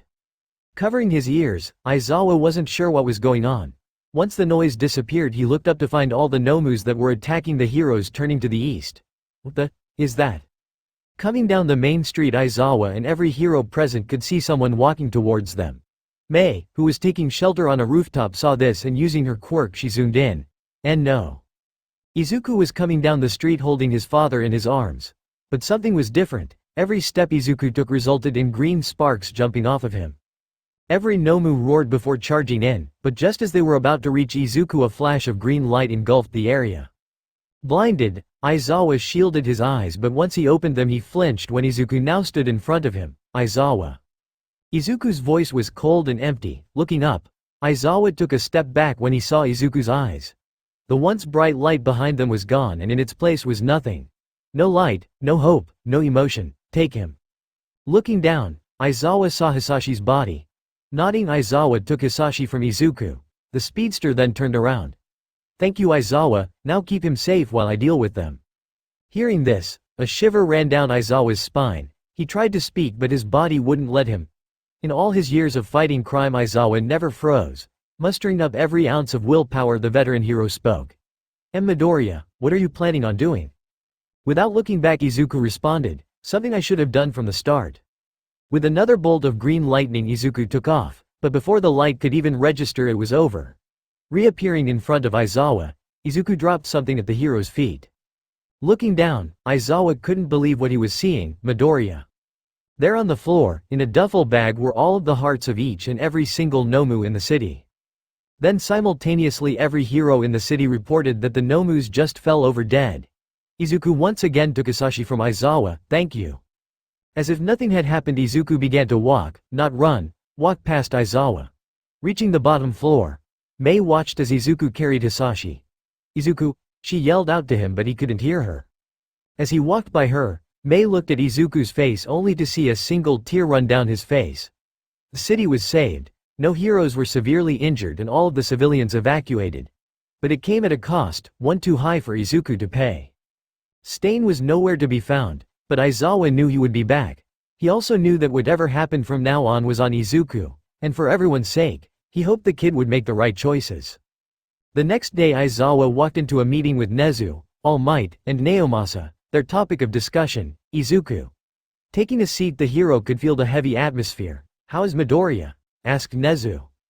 I don't know, after what happened he disappeared. I can only imagine what he's feeling right now, explained Aizawa. All Might then frowned, to have lost his father just days after he got out of prison. He worked so hard to get his father a second chance, only for this to happen. It isn't fair. Nezu nodded. It is a terrible thing. But I trust Midoriya will get through this. We already have a grievance counselor coming. They will help him. However, Aizawa thought otherwise. I'm not so sure if they could even help Midoriya. Everyone turned to Aizawa. I know what it's like to lose someone you care about, as well as some in this room. We all know you can go down some dark places. I almost never came out again, but eventually I changed. But you didn't see his eyes when he held his father in his arms. They were cold and empty. The Midoriya we knew is gone. And I get the feeling he's going to do something he will regret. With Izuku sitting down on the sand, Izuku stared off into the sunset, when all of a sudden he heard footsteps approaching from behind. Izuku. Mei, leave. I don't want to talk to anyone right now, said Izuku. Mei kept walking towards Izuku. I'm worried about you. Why? Asked Izuku. Mei stopped. Because I care about you, that's why. Izuku scoffed. I'm not worth worrying over. I let my dad die, and all because I wasn't fast enough. You're wrong. It wasn't your fault, Izuku, argued Mei. Yes, it was. I was so close. I could see my dad. I reached out for him, but Izuku's voice began to break as he replayed the scene over and over in his mind. I didn't reach him in time. I couldn't get there fast enough, yelled Izuku. And to make things worse, Stain is gone. The heroes will find him and he'll get what's coming to him, Izuku, but you have to. But as Mei was speaking, Izuku interrupted. Yes, he'll get what's coming to him, but it won't be by the heroes, said Izuku, standing up. They'll just lock him up and that's if they can catch him. But I can do it. I can get revenge for what he did to my dad. How's that old saying go? An eye for an eye, right? Mei's eyes widened. Izuku, you aren't thinking straight. You just went through something terrible. Take some time and... Just then green sparks jumped off of Izuku's body. Mei, I am thinking straight. Stain was willing to do whatever it took to get to me. So trust me when I say I will do the same to him. Stain will suffer. I won't make the same mistakes again. Never again. He then turned to Mei as his normal green lightning now had a hint of black surrounding it. I'm going to kill Stain. Done. Izuku is pissed and is done playing games. The person he cared about in his world is now dead, meaning nothing else matters. Now Izuku only has one thing on his mind, and that is to kill Stain. The heroes are not going to like it. What will they do? Will they stop him or will Izuku die by Stain's hands? Stain is also hiding something. But what is it? Find out next time. In the meantime, stay safe everyone. 299 Chapter 16. Dish best served cold. Hey everyone, we are back with another chapter. Thank you all so much for the support on the last chapter. It really means a lot to me to see you all enjoying this story. As some of you may have seen, I haven't updated my other stories in a while. There is a reason for this and will be addressed tomorrow in each story and won't affect this one, hopefully. But without further ado, let's just jump into it. Dish best served cold. A few days had gone by since that fateful night, and in that time Izuku was told to return to Ua. But Izuku refused. He instead went home, not with Bakugo, but his original home. Aizawa and All Might found out about this and went to check on him, but Izuku wouldn't even come to the door. After several failed attempts, Aizawa went and got a key and opened the door. Only to find it empty and Izuku nowhere in sight. As Aizawa walked into the apartment, he noticed a note on a small stand. Grabbing it, Aizawa began to read it. Once done, he sighed, "I should have known. He's gone again." "Any idea where he would be?" asked All Might. "Or maybe Hatsume knows." "Hatsume told us to check their place down by the beach, but he's not there. We won't find him unless he wants to be found," explained Aizawa. "Come on, let's go back to Ua. Midoriya will be at the funeral, maybe we can talk to him then." As the two heroes left, All Might couldn't help but wonder. "Hey Aizawa, I have to ask. And I hope this doesn't come off as rude or disrespectful, but why do you care about Midoriya so much? You usually work alone. I get he's your student and all, but what you're doing is far beyond the responsibilities of a teacher." Aizawa kept walking down the halls of the building. "You're right, what I'm doing is a bit strange for a teacher. But I'm not doing this because I'm his teacher, I'm doing this because I care about Midoriya. He helped me get closure with Shirakumo, helping him now is the least I can do." With Mei, Uame was currently sitting across from Nezu, who was in deep thought. "Are you sure about this Hatsume? He may never forgive you if you go through with it." Mei nodded. "I know, but he'll be alive to hate me for it. Besides, his father told me to make sure Izuku doesn't do anything he'll regret, and that's what I intend on doing. I hope it doesn't come to that, but with Midoriya acting on his own now, I fear he is capable of anything," explained Nezu. "I know, he wants to kill Stain. I understand that he's angry right now, but killing Stain won't bring back his father," said Mei, with sadness in her voice. "If he does manage to do it, Midoriya will be branded a villain.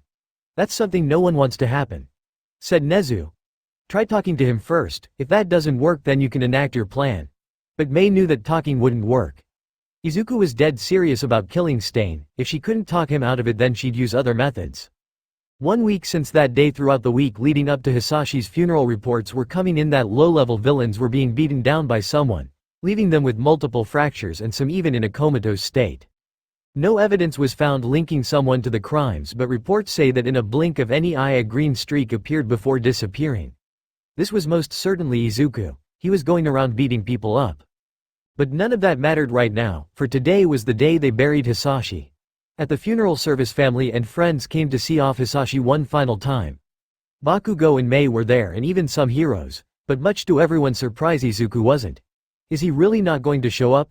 asked Bakugo. "It's his own father's funeral." Mei clenched her hands together. "I don't know, we'll just have to wait and see." Once the service was over, it was now time to take Hisashi to the graveyard. With still no sign of Izuku, things went on as usual. The spot chosen to bury Hisashi was right next to Inko. Placing the headstone down, it read, "Here lies Hisashi Midoriya, a loving husband, father, and an innocent man. May he be with his wife who's waiting for him." The ceremony was now over and everyone began to leave. Bakugo and Mei stayed behind and hoped that Izuku would show up, but he never did. Bakugo left first, and it was now down to Mei. Looking at both tombs, Mei felt an overwhelming sense of guilt. "I'm sorry Hisashi, it should have been me. If only Izuku wasn't worrying about me, he could have saved you. I couldn't do anything for you then, but I can for Izuku. I'll make sure he doesn't do anything he'll regret, I promise you." With that, Mei turned and began to walk away, but as she did a strong wind blew. Mei was surprised. It wasn't windy at all. Where did this gust of wind come from? That's when she heard something, a sparking sound. Turning, Mei looked at Hisashi's grave to see someone standing over it. Their clothes were dirty, their hair a mess, and Mei could see something dripping from their hands. Using her quirk, she zoomed in and noticed that it was blood. Quickly running over, Mei reached out and grabbed the person by the arm. "Izuku?" Turning the person around, Mei was shocked. It was Izuku. But he looked tired, dead tired. His face lacked color, his eyes dimmed, and his hair was a mess. "Izuku, where have you been? We've been worried sick," yelled Mei, happy to see Izuku, but also sad to see him in such a state. Izuku said nothing as he turned to look at her. That's when Mei remembered the blood. Raising his arm, Mei found that his knuckles had open cuts and bruises. "How did you?" Mei gritted her teeth. "You're coming with me." Mei then began to drag Izuku. At first she felt some resistance, but that soon disappeared. After waving down a cab, Mei and Izuku got in and went down to the beach. Once inside the hut, Mei put Izuku on the sofa. "Hold on, I'll get the first aid kit." Going over to a workbench, Mei dug through some junk and got the kit.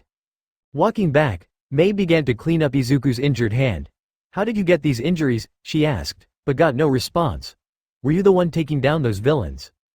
Again, no answer. "You know you almost killed them, right?" asked Mei as she wrapped up one of his hands. As Mei was about to clean the other hand, Izuku spoke. "They deserved it." "They didn't deserve that," answered Mei. "You beat someone near death." "They deserved far worse if you ask me," answered Izuku in a monotone voice. "They were all criminals." "Yes, but they could have changed. Now they won't get that chance," answered Mei, feeling her anger grow. Izuku raised his head, his blank eyes now looking at Mei. "Good, they don't deserve it." That was the final straw. Standing up, Mei threw the med kit aside. "What the hell is wrong with you?" This was indeed a rare sight. Mei never raised her voice. One, she was always loud, and two is that she never got mad. This surprised Izuku, but his surprise soon turned to anger. "Me? Nothing. It's this way. The system is broken, Mei. The hero system failed to save my mom. The justice system failed my dad when they put an innocent man in prison. I won't let anyone else suffer like I have, not when I have the power to do something about it." "Are you hearing yourself right now? You sound like a B-rank villain. You're sounding like." That's when Mei put it together. The way Izuku talked, acted, was now eerily similar to Stain's. "You have to stop, Izuku. Your dad wouldn't have wanted you to do this. Please, if you don't stop, the heroes will force you." Izuku hung his head. "My dad is dead now, Mei. My one reason to keep on going is now gone. And if he's gone, Stain doesn't deserve to live." "What about me? Aren't I reason enough to keep going?" asked Mei. "I mean, you saved me first." Slowly looking up, Izuku stared at Mei, with his dead, tired eyes. "If it were you that died that night, I know for a fact that my dad would be supporting my actions right now. If you think what I'm doing is wrong, I made the wrong choice that night." Mei's eyes widened when she heard those words. "Why, you don't mean that, do you?" Izuku stayed silent. "Izuku, every night since it happened I've been thinking why you saved me instead of your dad. I thought it was because you cared. Guess I was wrong." Hanging her head, Mei had tears running down her face. Izuku just said that he'd rather have saved his father over her. At the time Mei thought he would, but hearing that broke her heart. "So there's nothing I can say to make you stop, right?" Izuku got up. "No, but you can tell the heroes to stay out of my way. I'm sorry, Mei, but I had to do this." Wiping the tears away, Mei nodded. "Then I'm sorry too, but I made a promise to your father that I'd look after you and make sure you wouldn't do anything you'd regret." Reaching into the work area, Mei pulled out the ice gun she was working on and fired. The gun glowed blue as it fired an ice beam at Izuku. Izuku was taken by surprise by Mei's sudden attack. Activating his speed, Izuku managed to dodge out of the way. The ice beam hit the sofa he was on and froze it on the spot. "How? You don't have an ice quirk?" asked Izuku, surprised that Mei used it considering she was building it to amplify ice quirk users. "I scrapped that idea and went with something more original. I built a mini cyclotron that hits absolute zero. It doesn't freeze per se, but it does eliminate movement," explained Mei as she fired again. Dodging out of the way, Izuku made sure none of those beams hit him or else it would be over. "You won't be able to hit me, Mei, and you know that," said Izuku as he dodged another blast. "I know, but I was just stalling," said Mei, firing rapidly. Izuku raised an eyebrow. "Stalling, for what?" Just then the wall to the hut collapsed inward, sending pieces of metal everywhere and kicking up sand. Raising his arms to shield his eyes, Izuku was stunned to hear a loud boom. That's when from the sand a massive fist came from the sand. Izuku tried to dodge, but by the time he saw it, the fist was already touching his face. Another loud boom was heard as the hit connected.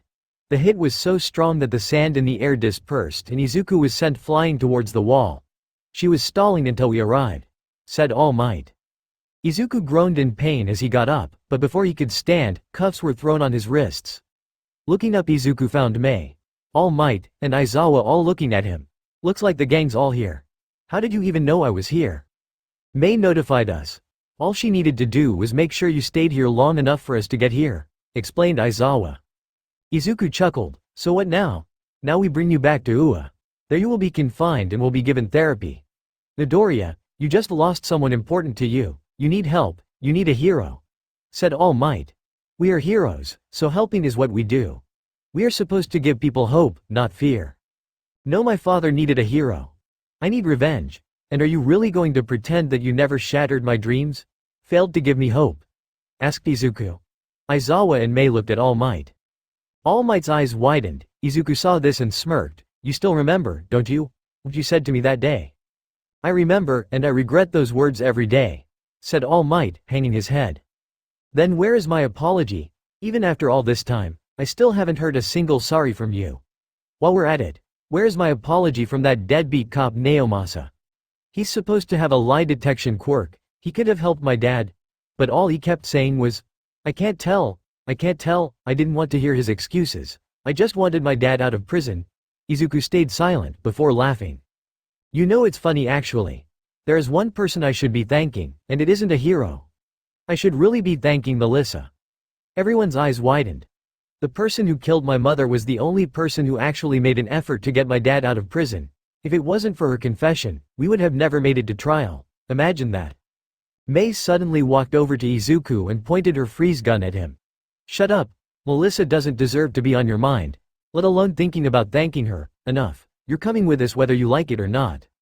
You'll have to catch me first, said Izuku as he suddenly began to vibrate his arms. Mei saw this and pulled the trigger. A blue beam of ice flew through the air, but in that moment Izuku raised his hands and managed to direct the blast at the cuffs. The cuffs froze over, making them brittle and weak. With green lightning jumping off of him, Izuku quickly got up and swung his arms, hitting Aizawa across the face and shattering the cuffs.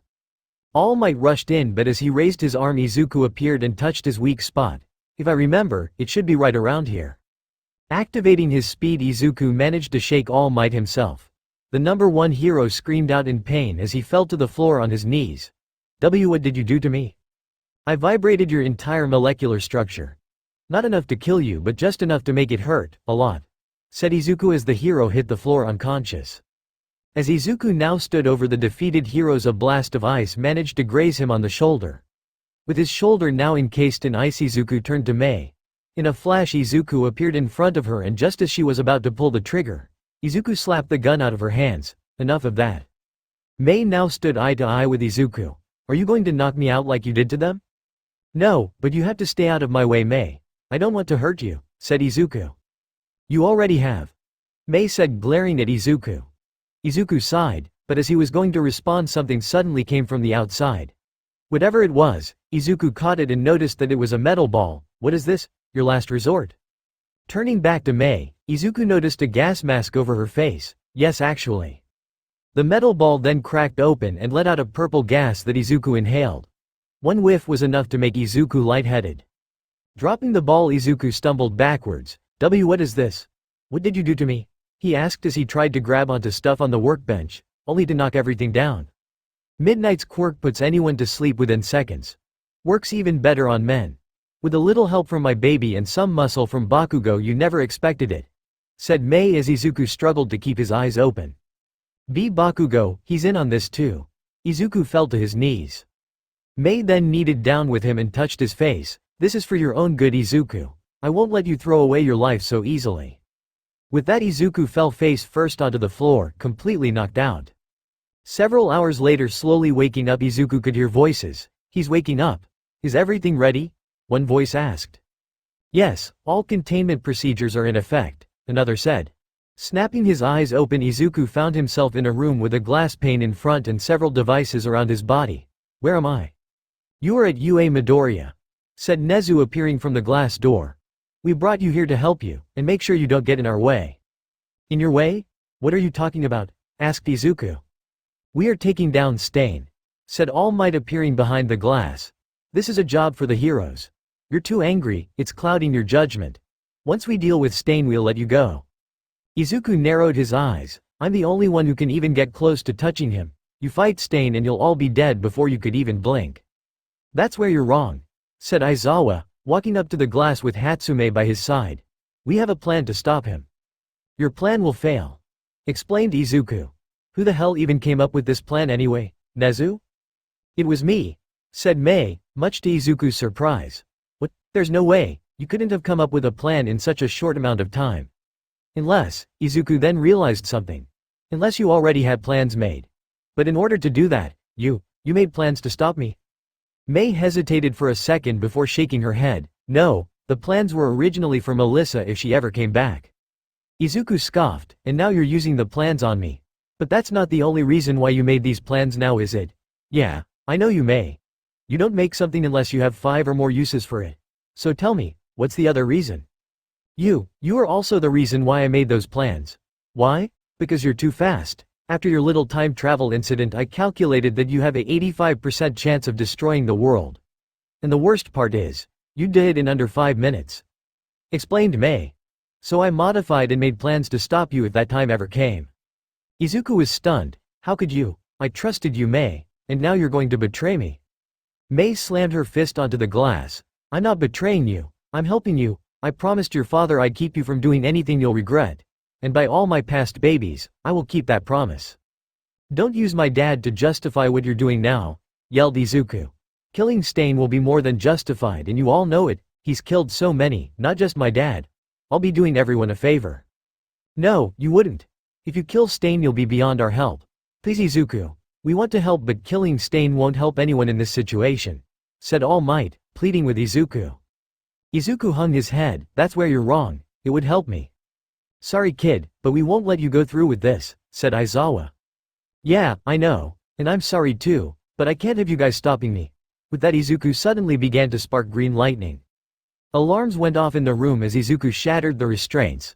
Landing on his feet, Izuku ran at the glass in an effort to break it, but all he did was bounce off it like a ball. What the hell? You like it? It's a titanium alloy that has been weaved into the glass, making it virtually unbreakable, explained Mei. Not even you will be able to break it, Izuku.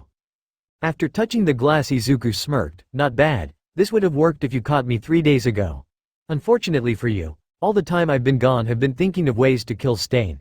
So I've been working on some new tricks. Want to see one? Backing up, Izuku hit the other end of the room and got into a sprinter's stance. Is he going to charge the glass? Asked Nezu. If he does he'll break every bone in his face, he could even die, said Aizawa, now worrying. Let him out. We can't do that. If we let him out now we may not ever catch him again, argued All Might. He stays in there no matter what. Just then Izuku began to run at the glass. Aizawa flinched when he was just inches from the glass. But much to everyone's surprise, Izuku didn't break it or bounce off it. No, instead he phased right through it. Mei was stunned. How? Izuku smirked as he now stood outside the glass. You like? I picked it while I was training. If I vibrate my entire body at just the right speed I can pass through the space between molecules. Now, it's almost impossible for me to be chained up.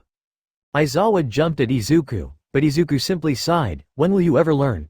Rushing in, Izuku grabbed Aizawa's arm and flung him towards a wall. Aizawa. Alright, this ends here. You're staying right here, Midoriya, yelled All Might as he too rushed him. Detroit Smash. All Might's massive fist came flying down, but once again Izuku had a plan. Raising his hand, Izuku appeared like he was going to take the hit straight on. Too easy, said Izuku as All Might's fist touched his hand, then a bright green light engulfed the area. As the light disappeared, All Might suddenly stopped. It seemed as if he was hit with a paralyzing agent. Falling to the floor, All Might struggled to move. I can't move. Why? He asked. I just stole your kinetic energy. All that momentum you built up just now is gone. Izuku raised his arm to show it sparking lightning. You're fast, I'll give you that, All Might.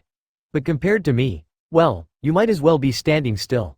Thanks for the extra boost though, I'll put it to good use. As Izuku turned to leave, he saw a blast of blue energy aimed right at his head. Quickly leaning back, Izuku Matrix dodged the blast. Getting up, Izuku found Mei, pointing the gun at him and with Nezu standing beside her. You know, there are about 50 different ways I can take you down in 5 seconds. I know, said Mei, but they all involve hurting me. You may be pissed but I know you'll never hurt me. Mei blinked and when she opened her eyes Izuku was gone. Are you sure about that? He asked, standing right behind her. Mei turned to fire but by the time she did Izuku was already behind her again. I found myself doing things I never thought I would have these last few days. I can do just about anything now. But you're right, I won't hurt you. So please Mei, if you really want to save me, stay out of my way. How are you even going to find Stain? Ever since that night he's been nowhere to be found, explained Mei. Izuku's face turned stern. Don't worry, he'll find me. In a flash, Izuku was gone from the holding area underneath Ua. This place looked familiar. Thinking back, Izuku remembered this was the place Shirakumo took him when he first arrived in that other timeline. Making his way outside, Izuku ran into the city and was gone without a trace. What do we do now? Asked Mei. We continue on as planned. You can still track him, can't you? asked Nezu, to which Mei nodded. For now keep an eye on him. Once Stain and Midoriya meet we move in. For now, let's get these two some help. The next day Izuku, as to not show up on Mei's radar, wasn't using his speed as he walked up to his parents' tombs. The sky was cloudy and gray, it seemed as if it was going to rain. Stopping in front of his parents' graves, Izuku placed down some flowers. He took a moment and just stood there in silence before sighing. All my life I've never had a goal. At one point it was getting Dad out of prison. But now is different. I have only one goal right now, and that is to kill Stain. I swear, I will kill the man who killed you, Dad, and no one will get in my way. Walking out of the cemetery, Izuku stopped on the side of the road and raised his arm. With sparks jumping off his arm, Izuku caused the ring on his finger to pop, causing the suit to spring out. Rushing towards the suit, Izuku put it on. Let's go kill this bastard, he said to himself as he charged up his lightning. But instead of running, Izuku directed all that extra lightning into the air, causing a massive bolt of green to light up the sky. The bolt of lightning was seen for several hundred miles away and caught the attention of everyone who saw it. Ua saw it and began to mobilize their heroes. Mei saw it and clenched her fist, and last but not least, Stain saw it. And there it is. He's finally ready to face me. Stain then laughed. Well, this is going to end up like the last time, so might as well get it over with. With sparks of yellow lightning jumping off of his body, Stain made his way towards Izuku. Within seconds Stain arrived in front of the cemetery to find Izuku. Izuku, it's been a while. How are you? Asked Stain. Izuku said nothing. I see you're at a cemetery, visiting your father? Again no response. You should be thanking me. Izuku flinched. I did you a favor by killing your dad. You can see it now too, right? This world's flaws, what's right and wrong, what defines heroics and villainy. Yeah, you see it. You did beat those guys nearly to death. Keyword being nearly. You still didn't kill, why? Asked Stain. I'm only going to kill one person, and that's you, said Izuku. Oh, I see, you still haven't truly suffered yet, have you? Asked Stain. Don't worry about that. I can help with that. Unfortunately your dad is already dead, and so is your mom. Guess I won't get the chance of killing them. Wait, I know, there is still one, no two, people you care about. Izuku flinched when Stain said that. I don't care about anyone but you right now. I will kill you today. Stain smiled underneath his mask, flattering, but sorry you won't. Now that you know what true loss is, I will be the one to kill you. Once I do, I will fix this world and make it a better place. Sparks of green lightning began to jump off Izuku. The world will be a better place when you're dead. That's more like it, yelled Stain as he too had yellow sparks of lightning jumping off of him. But you forget, Izuku, you are far too slow. Stain then charged right at Izuku. Appearing in front of him, Stain pulled his fist back. But as he swung, Izuku leaned back and dodged the punch. Surprised by this, Stain smirked. Impressive, but that was just dumb luck. Turning his head, Stain's eyes widened when Izuku already had his fist in front of his face. Looking at Izuku, Stain could see nothing but pure unadulterated rage in his eyes. Just like the one in my world. History repeats itself, even in another world. Even so, he's not as fast as the other one. Stain moved his head back and was confident that Izuku would miss.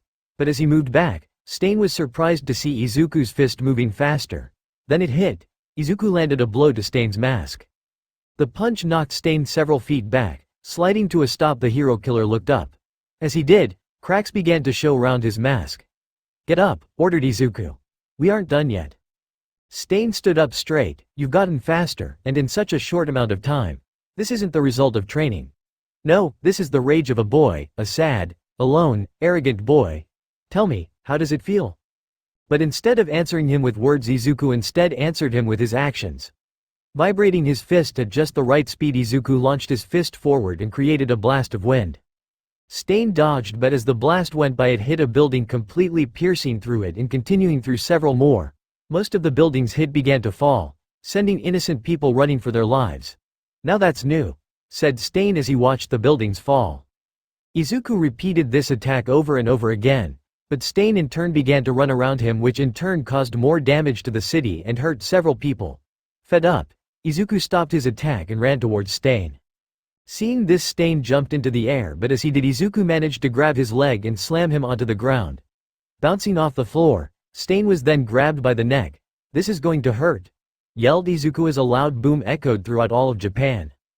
Taking off, Izuku ran in a straight line and without regard to anyone or anything in his way. He ran through everything. Buildings, bridges, homes, schools, Stain smashed against them. From space you could see a streak of green light go up and down all of Japan. Returning to the city, Izuku spun around and threw Stain onto the ground.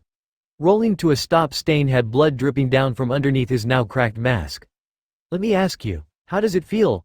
asked Izuku as he walked towards Stain. "Hurts, doesn't it? Well, it's nothing compared to what you did to me. This pain, this rage inside me, will never stop." Groaning in pain, Stain got to his knees. "Hurt? Pain? Oh Izuku, you have no idea what pain is."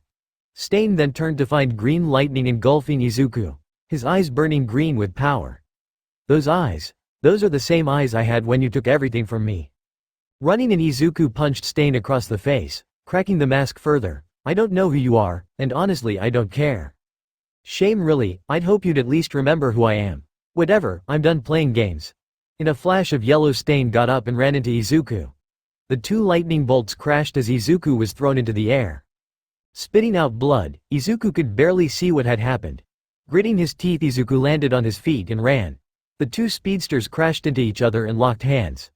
This caused lightning of both colors to strike the area around them, destroying it further. "I will kill you," yelled Izuku as he pushed against Stain. "You're the person who's going to die. Just like your father," answered Stain, leaning back and headbutting Izuku in the face. Staggering back, Izuku lost his footing. Stain saw this and tried to attack. However, it was a ploy by Izuku. As Stain got in close, Izuku managed to kick him underneath the chin. The mask on Stain soon had parts starting to fall off, revealing small parts of his face. Civilians ran for their lives as they tried to avoid the carnage of the fight. One family was running down the street when a bolt of green lightning struck the building. An explosion went off, causing a large section of the building to fall over them. The family looked up to see it coming but couldn't get out of the way. The two parents hugged their child in an effort to protect them. But just as the wall was going to crush them, another explosion blasted the wall into pieces. The family turned to find Bakugo in his hero costume. "Hey! Get your asses up and go, it isn't safe here." The family nodded and quickly ran. "Man, they're really going at it," said Bakugo. "At this rate they're going to destroy the city." Just then the ground beneath Bakugo began to shake. "It won't be just the city," said Mei, appearing with a tablet in her hands. "The energy they're giving off is growing. At this rate they could level a large portion of Japan, if not the entire island. We need to stop them now." All Might then appeared, followed by several heroes. "And we will, but first we have to get everyone out of here." "Right, Class 1A, listen up," said Aizawa, turning to the entire class standing behind him. "Your top priority is the evacuation of civilians. Don't let anyone behind. Help those you can. If you can't, move on to the next person. Remember your training. I know it's still early to send you on missions, but we need everyone for this. So move out, and above all else, stay alive." The class all nodded before splitting up into groups with veteran heroes. The only ones to stay were Mei, All Might, Aizawa, Bakugo, and Todoroki. "Hatsume, how sure are you this will work?" asked Aizawa. "About 60%, with the time we had, that's the best possible percentage," explained Mei. "It will have to do," said All Might. "Remember your roles and execute them. Do them right and we might just save Midoriya." Bakugo let out a few explosions in his hands. "Don't worry, one way or another I'll beat some sense into him." Mei turned towards the battle and watched the bolts of lightning swirl around the two speedsters. Izuku. An. Dun dun dun. This is it, the final showdown between Stain and Izuku. Who will win? Who is Stain really? Is it the same from this world, or someone else? Take a guess and come back when the next chapter is out to find out what happens. FYI, I know who you think it is, it's not. In the meantime, please stay safe. 299 Chapter 17. Mistakes. An. Hey everyone, we are back with another chapter. I'm back kind of. I got an announcement at the end, I'll stick around. So without further ado, let's just jump into it. Mistakes. The air around Izuku sizzled as lightning strikes struck the ground around him. Loud booms echoed throughout the city as fist met flesh. Rumbling was heard as buildings fell around him. The city was in chaos, civilians ran for their lives. Heroes tried their best to save them. Everyone watched as their city fell right before their very eyes. And there wasn't a damn thing they could do about it. The fight between Izuku and Stain went back and forth, blow for blow. Izuku would punch Stain in the chest. only for Stain to strike back with an uppercut. Both speedsters were so into their own battle that they didn't notice everything going around them. In an instant Stain managed to grab Izuku's arm and throw him on his back. His mask now exposing his forehead but still hiding most of his face. "You're much more vicious than the other Izuku." "I wonder why?" asked Stain as he now stood over Izuku. Izuku gritted his teeth and in a flash of green he got up and charged his lightning on his right arm. "That other me was weak," yelled Izuku as he punched Stain with his lightning-charged fist. With the extra power behind his punch, Izuku sent Stain flying into a car. Metal folded and broke as Stain stuck to the car. "Weak you say? Quite the opposite actually." That Izuku was calm, calculated, and focused. "If it was a straight fight, I wouldn't have stood a chance. But once I took the thing he valued most in the world, he lost it. All self-control, any semblance of the man he was gone. That is what made him go mad, why he lost, just like you're doing right now." Pulling himself free, Stain looked up to find Izuku walking towards him. Blinking once, Stain flinched when Izuku appeared in front of him. With one swift motion Izuku kneed him in the stomach. Falling to his knees, Stain clenched his stomach. "I'm not that other Izuku," said Izuku, glaring down at Stain. After a short while Stain began to laugh. "That's where you are wrong. You and the other Izuku are the same." Running in, Izuku tried to punch Stain down but was surprised when his fist was caught. Izuku's eyes widened. How? Getting to his feet, Stain twisted Izuku's wrist back, causing him to grunt in pain. "I told you, the same." With a swift motion Stain punched Izuku's side, breaking a few ribs. With a loud crunching noise Izuku screamed out in pain. But as he did, Stain grabbed him by the mouth, muffling his screams. Raising Izuku high, Stain slammed the speedster face first into the ground with a crack of yellow lightning.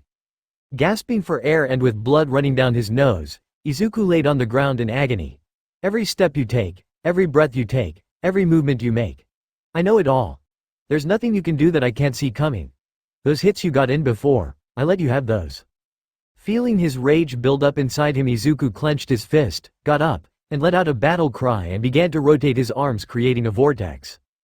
Debris was sucked into this vortex as it headed towards Stain, but as it reached halfway another vortex hit, canceling each other out. "It's like I said, Izuku. Anything you can do, I can do it too," yelled Stain. "Oh yeah? Then see if you can keep up with this." With green lightning sparking around him, Izuku began to speed up. Soon it appeared as if a copy of Izuku was standing next to him. But it wasn't done yet. The copy then made another copy, then another, and another. Soon it seemed as if there were 16 different Izukus on the battlefield.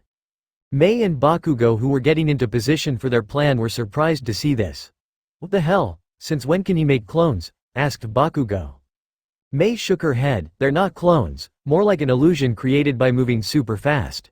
But if Izuku could do this, then that means Stain can as well," said Bakugo. "Come on, we need to get this done. The longer we wait, the higher the chance one of them dies.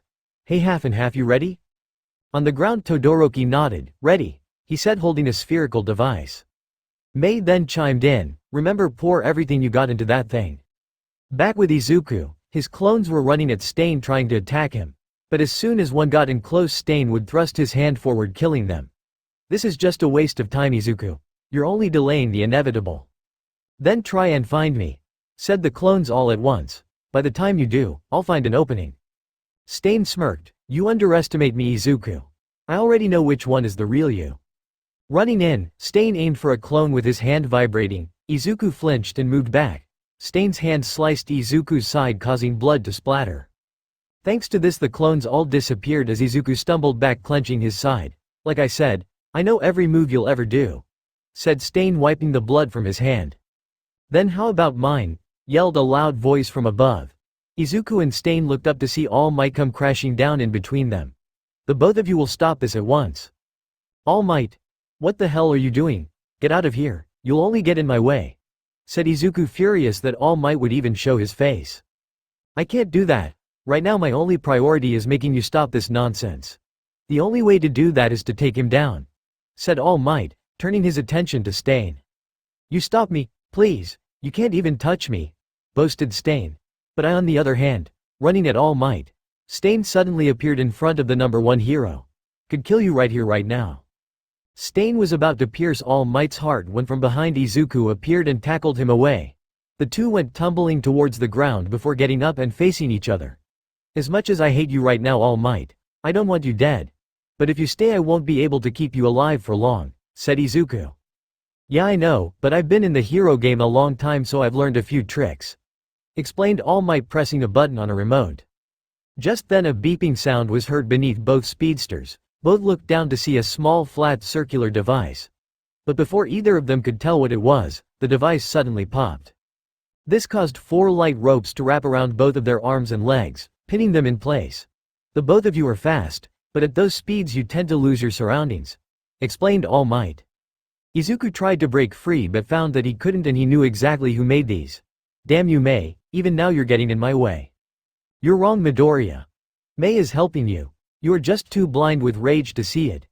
After we secure Stain you will be coming with us, said All Might as he approached Izuku and Stain. But as he got closer the number 1 hero stopped in his tracks when he felt a cold shiver run down his spine. Izuku felt it too and turned to Stain. The aura around him was suffocating with murderous intent. Why you dare? You dare? No one chains me up. No one. Just then yellow lightning began to fall all over the city as Stain used everything to break out of his chains. With Mei, her tablet suddenly began to fire off warning signs. Oh no. What's wrong? Asked Bakugo. It's Stain, the energy he is giving off now is growing and building up inside him. All that built up energy has to be released somehow. But that could level the city, warned Mei. We need to get Stain away from here, now. Izuku also recognized what was going on and turned to All Might. Let me go, there's no time to explain but if you don't let me go now we'll all be dead, yelled Izuku. Sensing the desperation in Izuku's voice, All Might pressed the button and released him. Izuku ran at Stain to get him out of the city but as he approached he knew that it was too late. Shit, come on think Izuku, think. I need to contain the energy somehow. A millisecond later Izuku got an idea. Running towards Stain once again Izuku didn't grab him, but instead began to run circles around him. All Might watched as a massive tornado formed. What is he doing? He's creating a vortex with his speed, said Mei. If he runs at just the right speed the kinetic energy from his vortex should be able to absorb it. Can he do it? Asked Bakugo. I don't know. We never tested anything like that. But if it's Izuku, I know he will, said Mei. Todoroki, you ready? With Todoroki, the area he was standing in was covered in a sheet of thin ice. The air practically froze as he poured his ice into the sphere he was given. With his icy breath Todoroki nodded. Ready, just tell me when. Mei looked over to Bakugo who nodded. Toss it. With all he had, Todoroki launched the sphere into the air. Just as it was about to fall it suddenly changed course and flew towards the sky. In the air Mei used another one of her babies to pull the sphere towards her. Grabbing it, Mei felt that it was cold to the touch. Is it enough? Asked Bakugo. If I did everything right, it should be. Now we have to wait for an opening, explained Mei.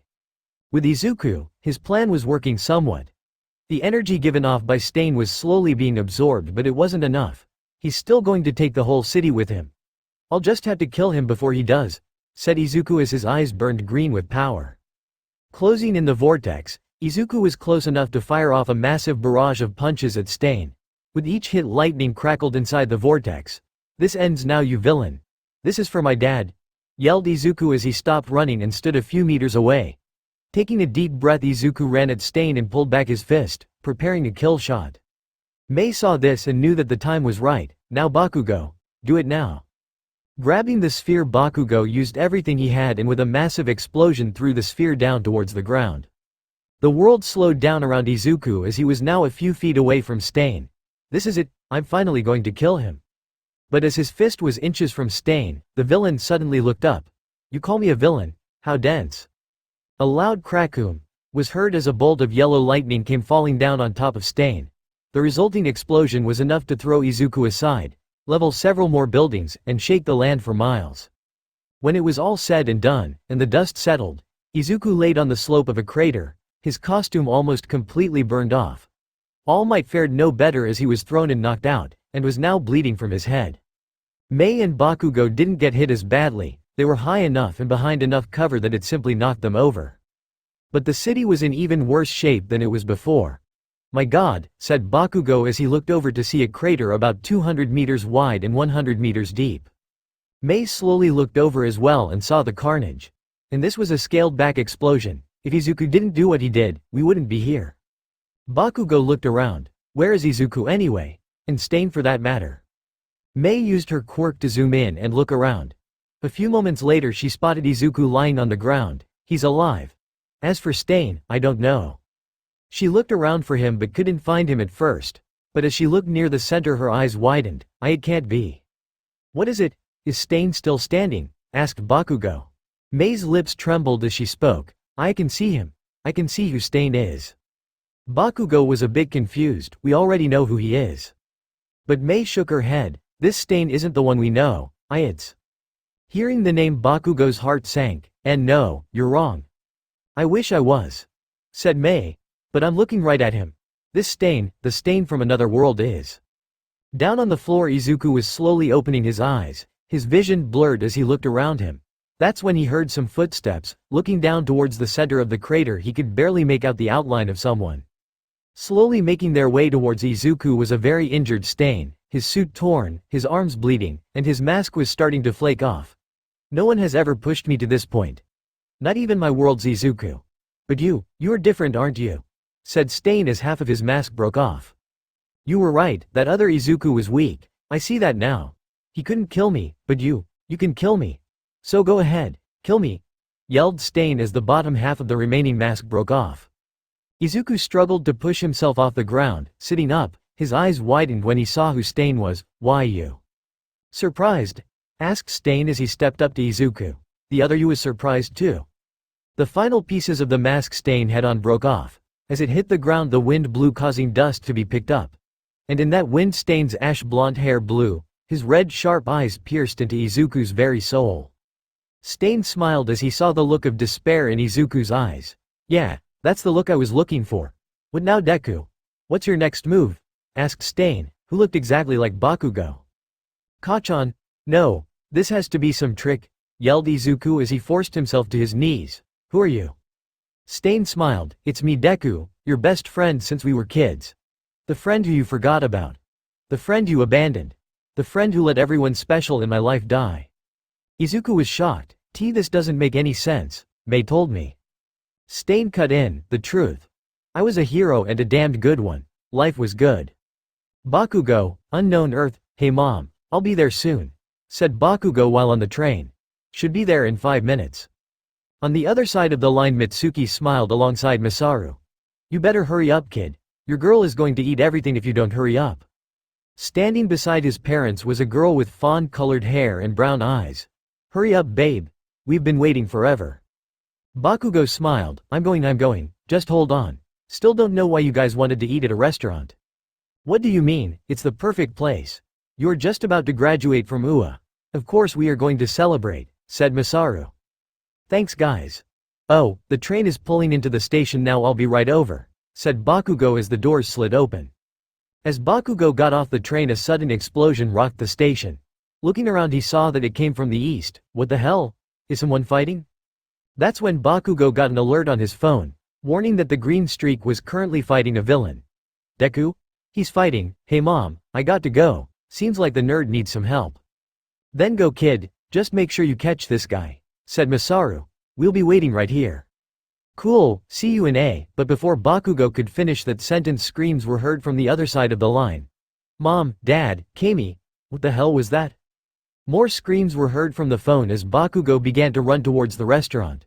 Ripping off his clothes he revealed his hero suit underneath. Hold on guys, I'm on my way. Firing off explosions behind him Bakugo made it to the restaurant. Landing in front of it he ran in. But just as he was going to enter the door something green slammed into the side and went right through the restaurant. As the green bolt of lightning passed through an explosion erupted from within the restaurant. The blast sent Bakugo flying back several meters before slamming against a wall.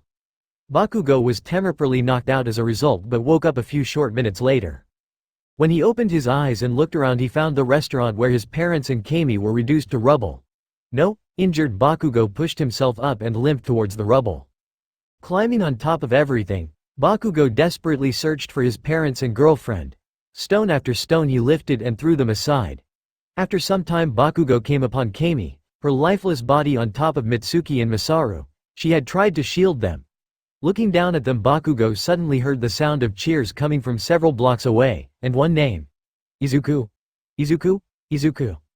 This pissed off Bakugo. How dare they cheer his name when Izuku was the reason why his parents and girlfriend were dead. Izuku went to Ua as well. He should have known what to do.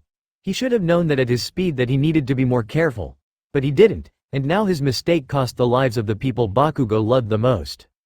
In a fit of rage, Bakugo used his explosions and headed towards where Izuku was. A few moments later he found Izuku standing atop of a building waving at the cheering crowd. Clenching his fists, Bakugo snapped, "People are dead, and he's out here waving. He took my mom, my dad and Kami away from me and he's smiling. Fuck you."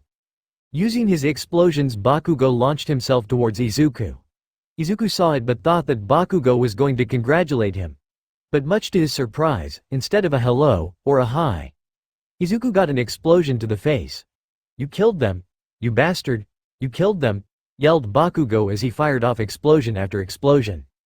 It took the intervention of other pro-heroes to get Bakugo off of Izuku. By the time it was all said and done, Bakugo, not Izuku, was thrown into a cell.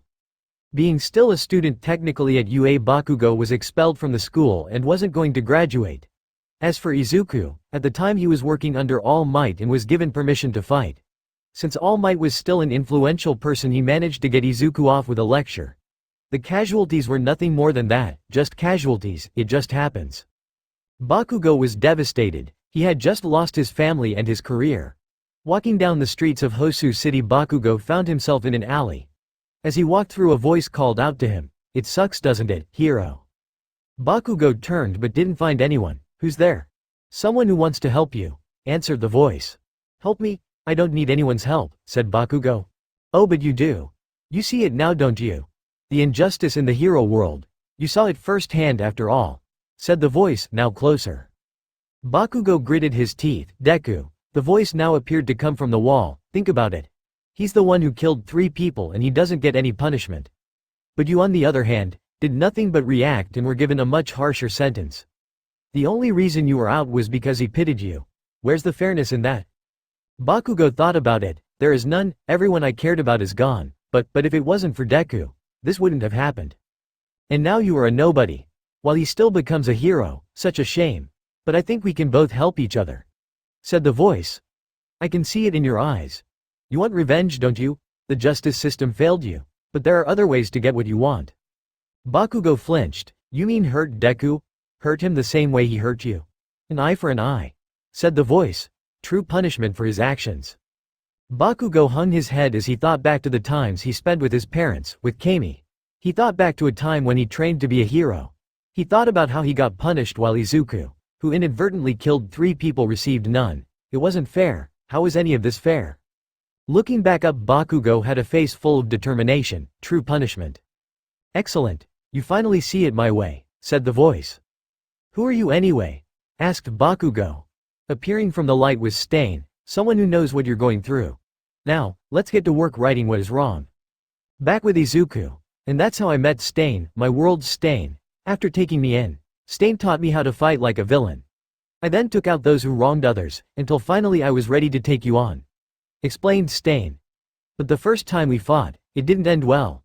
You killed my Earth's Stain and I barely managed to escape. It was then when I decided that Bakugo was no more. I became Stain, the hero killer." "Why you bastard!" With blood spurting out of his wounds, Izuku pushed himself, got up and tackled Stain. "I'll kill you right now." Raising his hand up, Izuku began to vibrate it at super speeds. He threw his hand down but stopped just inches from Stain's chest. "What are you waiting for, Izuku? Kill me." Stain then looked at Izuku's face. "I see, you can't do it, can you? You thought I was just some random nobody. But now that you've seen my face, you can't kill someone with your best friend's face. What a coward." Gritting his teeth, Izuku had every emotion running inside his mind right now. But as he was thinking of something, a yell was heard. "You bastard." Izuku turned to find Bakugo. This world's Bakugo rocketing down towards them. "Die!" he yelled as he flipped in mid-air and pointed his hands right at the 2 speedsters. Both speedsters tried to get out of the way, but as they jumped back, the explosion happened right in front of them, knocking them both back. Stain slammed up against a boulder, but as he looked up, Bakugo appeared once again. Grabbing Stain's face, he fired off an explosion that had so much power behind it that the boulder shattered. How could you? You took everything away from him. Stain slid again before stopping. Walking over, Bakugo lifted Stain up from the shirt and with rage-filled eyes, stared into his own soul. Why didn't you use your quirk? Do you think speed is enough to stop me? Yes, actually, my speed would be more than enough. But the reason why I haven't used those ridiculous explosions is because I can't. Once I took Izuku's speed, I found that I could no longer use it. Explained Stain. Now, this might be a bit weird, but it's time I get rid of this weak version of myself. Stain raised his hand and was about to stab into Bakugo, but just as he was, Izuku ran in and snatched him away. Stopping on top of the crater, Izuku looked at Bakugo. His face was on the person who killed his dad. Feeling the air around them thicken, Bakugo tried to speak but was cut off by Izuku. Get out of here and take All Might with you, he said, dropping the number 1 hero beside him. You're just getting in my way. Izuku turned to leave, but as he did, Bakugo grabbed his arm. Please, Izuku, don't be like him. Pulling his arm free, Izuku ran back down into the crater. Even after seeing who I was, you still chose to save him. I'm impressed, not many would be able to do that, said Stain. He's not you, said Izuku. Stain laughed. Oh, but he will be. One way or another he will grow to hate you. And right when you think there's nothing wrong, he will betray you. Izuku narrowed his eyes. You think showing me your face has changed my mind? You're dead wrong. In fact, now that I know who you are only makes me even angrier. Green lightning began to spark out from Izuku's eyes as his anger grew once again. Spitting blood onto the floor, Stain smiled. Don't count me out just yet, Izuku. Just like this world's me, I will stop at nothing to best you. Mei watched on as their plan failed. The sphere she had built was gone. It didn't even make it to the ground. Hatsume, come in. It was All Might. All Might, yeah, I'm here. Are you alright? She asked. The device, it was vaporized before it even activated. Damn it. Do you have a backup plan? But yeah, I'm fine, just hurt. I don't think I'll be able to get close again, asked All Might. Mei didn't know that was our only shot in stopping them. There's nothing more we can do. Just then more green and yellow lightning came crashing down around everyone. They'll kill everyone. We have to do something, anything. We can't let these two destroy Japan over this, said All Might, as he dodged falling debris. We have to snap Izuku out of his rage. Mei then began to think. I got it, but I need to get down there. All Might nodded. We are counting on you, Hatsume. Making her way down from her position, Mei clenched her fist. I'll just have to talk you out of it. If not, I still got one more trick up my sleeve. Literally up her sleeve, a blue device began to charge up. Dun dun dun. Did you guys expect it to be Bakugo? That other world Izuku is a really shitty person. Take a guess on how this is going to play out. Now onto the announcement. As some of you have already seen, I posted that my other 2 stories that I have been writing have been on hold. Due to me having to take care of my mother who is going through chemo right now. Some of you may not care what I'm going through, and that's fine, you don't have to care. I just want you guys to understand why this chapter was super late to update. Sadly, I really struggled in writing this chapter. It was slow, kept rewriting it, and just didn't like how I was writing in general.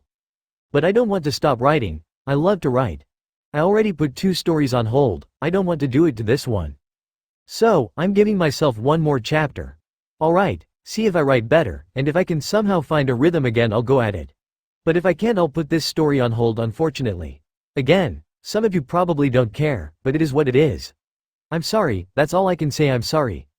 In the meantime, please be safe, especially with all the craziness that's going on with the 2 countries currently at war. I'll see you all in the next chapter. 299 Chapter 18, Dead. And we are back with another chapter. Thank you all so much for the support on the last chapter. As you know, things haven't been going well in my personal life and still isn't. But I'm trying. Anyway, that's all I'll say, so without further ado, let's just jump into it. Dead. This was it. Everything came down to these final seconds. Izuku and Stain locked eyes as they ran at each other. Both were injured, but neither showed any sign of backing down. Izuku was determined to kill Stain.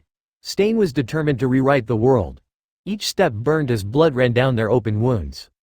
The 2 speedsters ran inside the crater, causing yellow and green lightning to funnel out, destroying more of the city.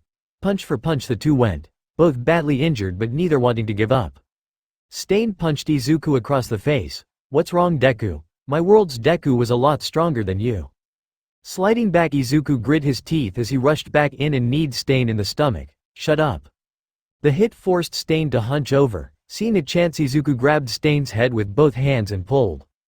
Caught off guard, Stain was met by Izuku's knee to his nose. A loud cracking sound was heard as blood poured down Stain's now broken nose. Stain staggered back, but as he did, a smile was seen on his face. Just like the fight with my Izuku. Different world, same story, but only this time I will correct this world. With blood running down his nose, Stain stood there taking hits from Izuku from every direction. Izuku was running in and out of the crater and appearing from new places just to punch Stain across the face. After a while, Stain fell to his knees as he desperately tried to shield himself from the barrage of punches. This was it. The perfect moment to kill Stain, and Izuku wasn't going to waste it. Pulling his fist back, Izuku was ready to end this. Dad, I do this for you. With mere centimeters from piercing Stain's chest, the villain suddenly disappeared. Izuku's eyes widened as he noticed Stain was gone. Hitting nothing but air, Izuku suddenly felt something cold run down his spine. Seeing that Izuku was in a vulnerable place, Stain took advantage and went for the one body part that all speedsters would experience pain, their legs. Aiming for the side of Izuku's knee, Stain managed to kick his knee to the side. A loud pop sound was heard as Izuku screamed out in pain as his tendons ripped and the knee bone shattered. Reeling in pain onto the floor, Izuku grabbed at his knee. A broken patella hurts like hell. It usually takes weeks or months for it to heal, but for his speedsters it will take hours, maybe even a day. However, in that time frame, Stain then kicked Izuku across the face. You are nothing but a sitting duck, perfect for killing. Again, Stain kicked Izuku across the face, causing more blood to splatter across the floor. Killing my Izuku wasn't much fun. I had to do it fast, but with you, wham! I can take my time and really enjoy this. Izuku tried to get up and fight back, but every time he did, Stain would just beat him back down. Slowly, Izuku began to feel his arms go numb. Is this how it ends? Me dying? Well, at least I'll be with my mom and dad. Slowly closing his eyes, Izuku accepted his fate. Looking over to his side, Stain saw a sharp, mangled piece of metal and decided it would be a good choice to end Izuku's life. Running over, Stain picked up the metal. Looking down, he saw Izuku was barely conscious. Good, you can still see and hear me. All I wanted was to save my world, to make sure no one else went through what I went through. I saved lives by taking them. While you, on the other hand, even now ruin lives. Killing you again will be another favor to the world. Stain then raised up the sharp metal. So long, Deku, I'll make sure you have company in the afterlife. Bringing the metal down, Stain aimed for Izuku's chest. But just as it was going to pierce his chest, a blast of blue energy hit Stain, completely freezing him in place. Stain's eyes widened underneath the ice. Looking around, he tried to find who did it. He was surprised when he saw Mei sliding down the crater's side and making it to Izuku. Mei was stunned at Izuku's condition. Oh God, come on, let's get you out of here. Very carefully and as gently as she could, Mei managed to lift Izuku and hold him up by his shoulder. The two then slowly began to make it up the side of the crater. Seeing this, Stain's eyes began to twitch. No, get back here, you bitch. I was so close. You will not take this away from me. I will kill Izuku. As she climbed up the slope, Mei suddenly began to hear breaking sounds. Looking back, Mei was surprised to see the ice around Stain began to crack. Damn it, that won't hold him for long. Making it to the top, Mei dragged Izuku to a relatively safe place, just as more cracks began to form on the ice. Setting him down on a broken piece of wall that formed a sort of chair, Izuku slumped over. How the heck am I going to get you out of here? If only I had one of my babies, I could have moved you easily. Just then Mei heard the sounds of Izuku grunting. Turning, she found him trying to get up. Hey, no, you need to sit down. Your body is in really bad shape, she said, trying to make him sit back down. But Izuku refused. I have to kill him, said Izuku as blood dripped from his mouth. I have to. As Izuku was mid-sentence, a loud slap was heard. The slap wasn't hard, but with Izuku's injuries it stung.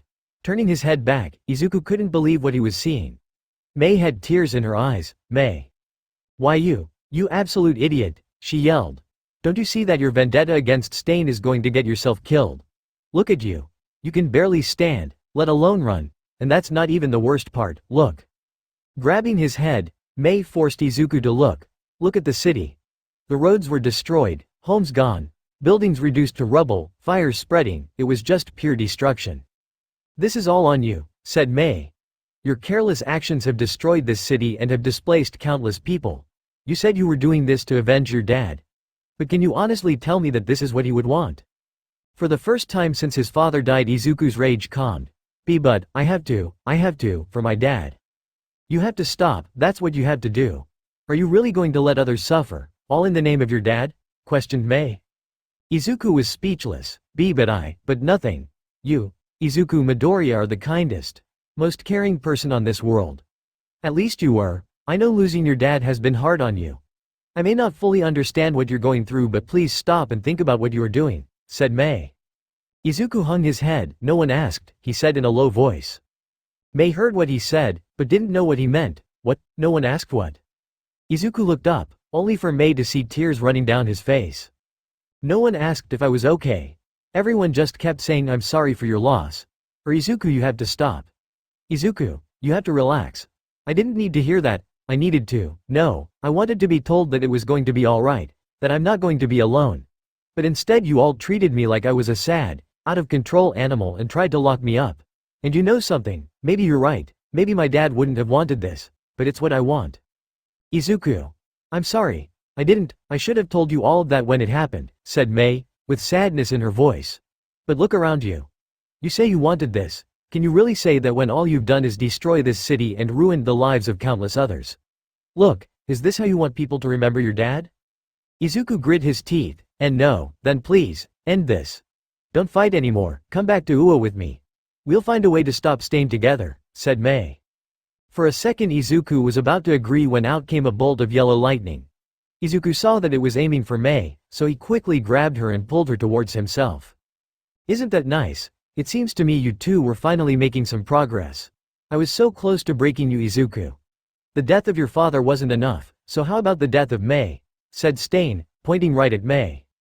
With green lightning jumping off his body, Izuku stared down Stain. I won't let you touch her. I'll kill you before I let that happen. Stain smiled. You're barely able to stand, let alone run. As you are now, I can kill both of you easily. Mei hid behind Izuku, not out of fear but in order to hide the freeze gun. Changing the settings on it, Mei began to power it up. Izuku, do you still trust me? She asked. Izuku didn't hesitate. Yes. Good. Mei then pointed the gun, not at Stain, but at Izuku. Stain was surprised when Mei fired. A ray of blue energy hit Izuku behind the knee and began to encase it in ice. Now with a small thin layer of ice around his knee, Mei stopped. You shouldn't feel any pain anymore thanks to the ice. It won't last forever and I doubt you'll be able to run at full speed. But this should give you at least 5 minutes, don't waste it. Izuku smiled as green lightning began to surround his body. Thanks Mei, I owe you. Taking a step forward with his iced up, broken knee, Izuku ran towards Stain. He was slower, but so was Stain. Pushing Stain away from Mei, the two fought in the street once again. The two were moving so fast that the only time others saw them was when one of them went for a punch. Mei came out to see them, and she noticed that Izuku wasn't crashing into any more buildings or destroying property any more than it already was. Good, he's clearing his mind and only focusing on Stain. Mei, come in, can you hear me? Asked All Might through the earpiece. Yeah, I can hear you, answered Mei. Did you fail? Asked All Might. I'm not sure. He saw what he did and regrets it, but I still think he wants to kill Stain, said Mei as she watched the two streaks of light smashing into each other. We did what we could, now it's up to Izuku to decide what he wants. With Izuku, he could feel his body aching. He needed to end this and fast. And he knew just what to do, but so did Stain. Feeling tired yet Deku, with your injuries I'm sure it must be hard to move. Here, take a rest. Cracking Izuku in the face, the speedster went flying through a concrete pillar. He tumbled and rolled on the ground before readjusting himself and sliding to a stop. Appearing in front of Izuku, Stain laughed. Come now. Where is all that anger you had a moment ago? Gritting his teeth, Izuku clenched his fist and hit Stain with an uppercut. It's still here, and I'm still going to kill you. Going low, Izuku took out Stain's legs from under him. While falling, Izuku went in and began to punch him in the stomach. Punch after punch, Izuku mercilessly beat down Stain. Even after hitting the ground, Izuku continued to punch him, so much so that the ground beneath them caved in.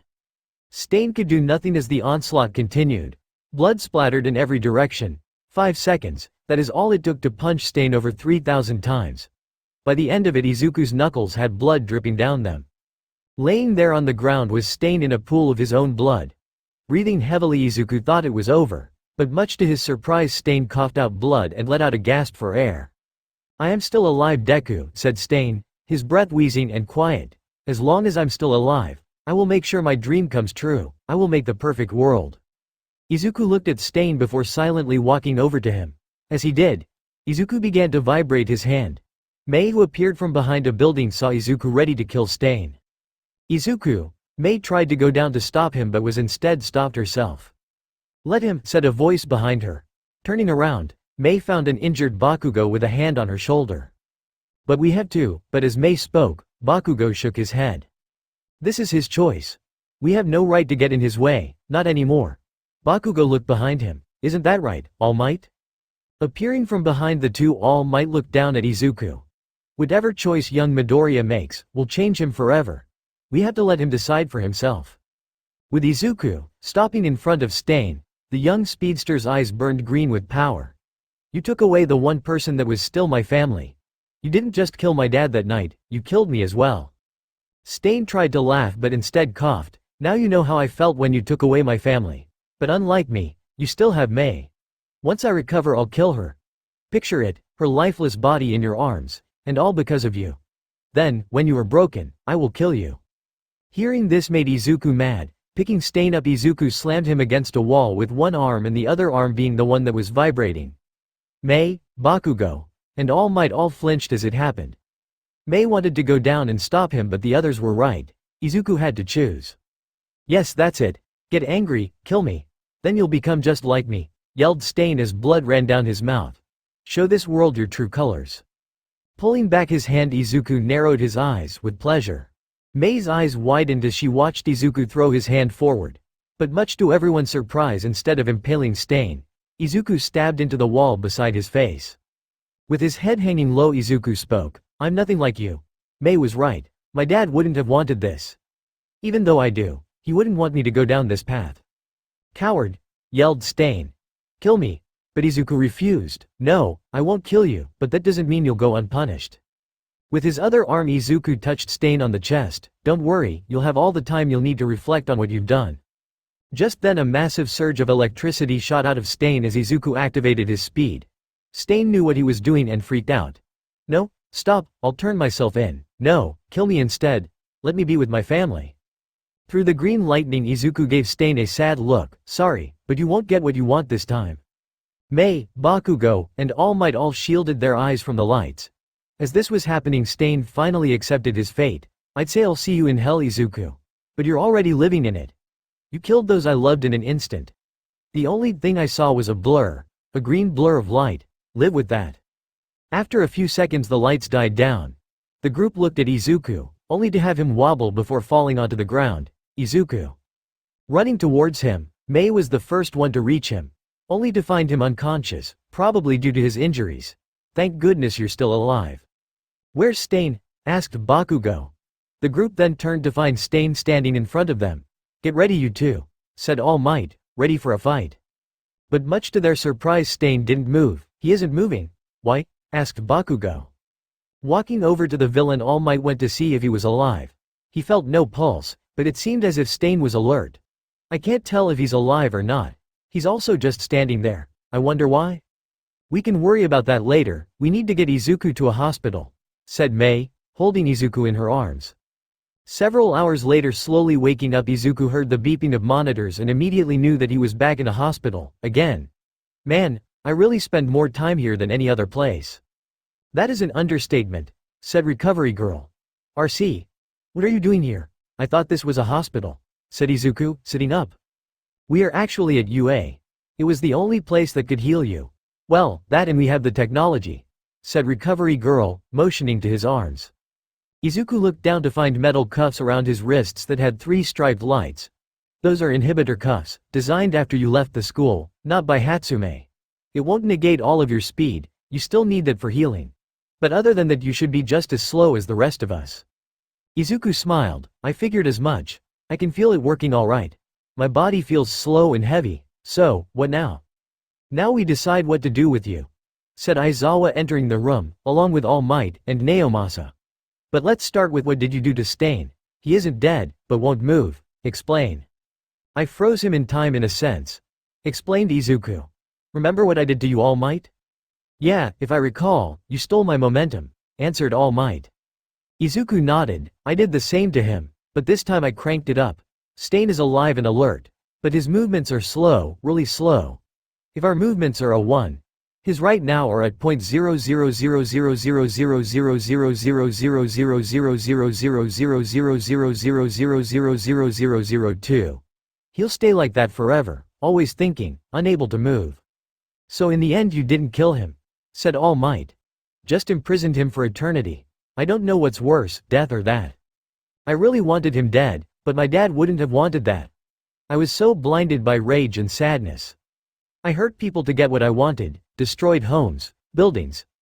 Displaced so many people, and all for my own selfish reasons. Izuku clenched his fists. I'll take whatever punishment you give me. I'm done running. Everyone turned to Naomasa. Well, that's fortunate to hear, because unfortunately for you, we need your speed. Izuku turned to the detective. I don't understand, after all the people I hurt. That's the thing, Midoriya, no one got hurt, explained Aizawa. Izuku couldn't believe it, no one, like at all. But what about the homes I destroyed? When we sent heroes to check, we found that every single person that was in danger had been taken out of harm's way. Families who were in their homes were brought outside as their homes fell, said All Might. Out of everyone, only those in Hosu were injured, and they were minor injuries as well. That's not possible. How? Asked Izuku. Naomasa took out his phone and showed Izuku a video of an office building. The video showed Izuku and Stain running through the building, causing it to fall.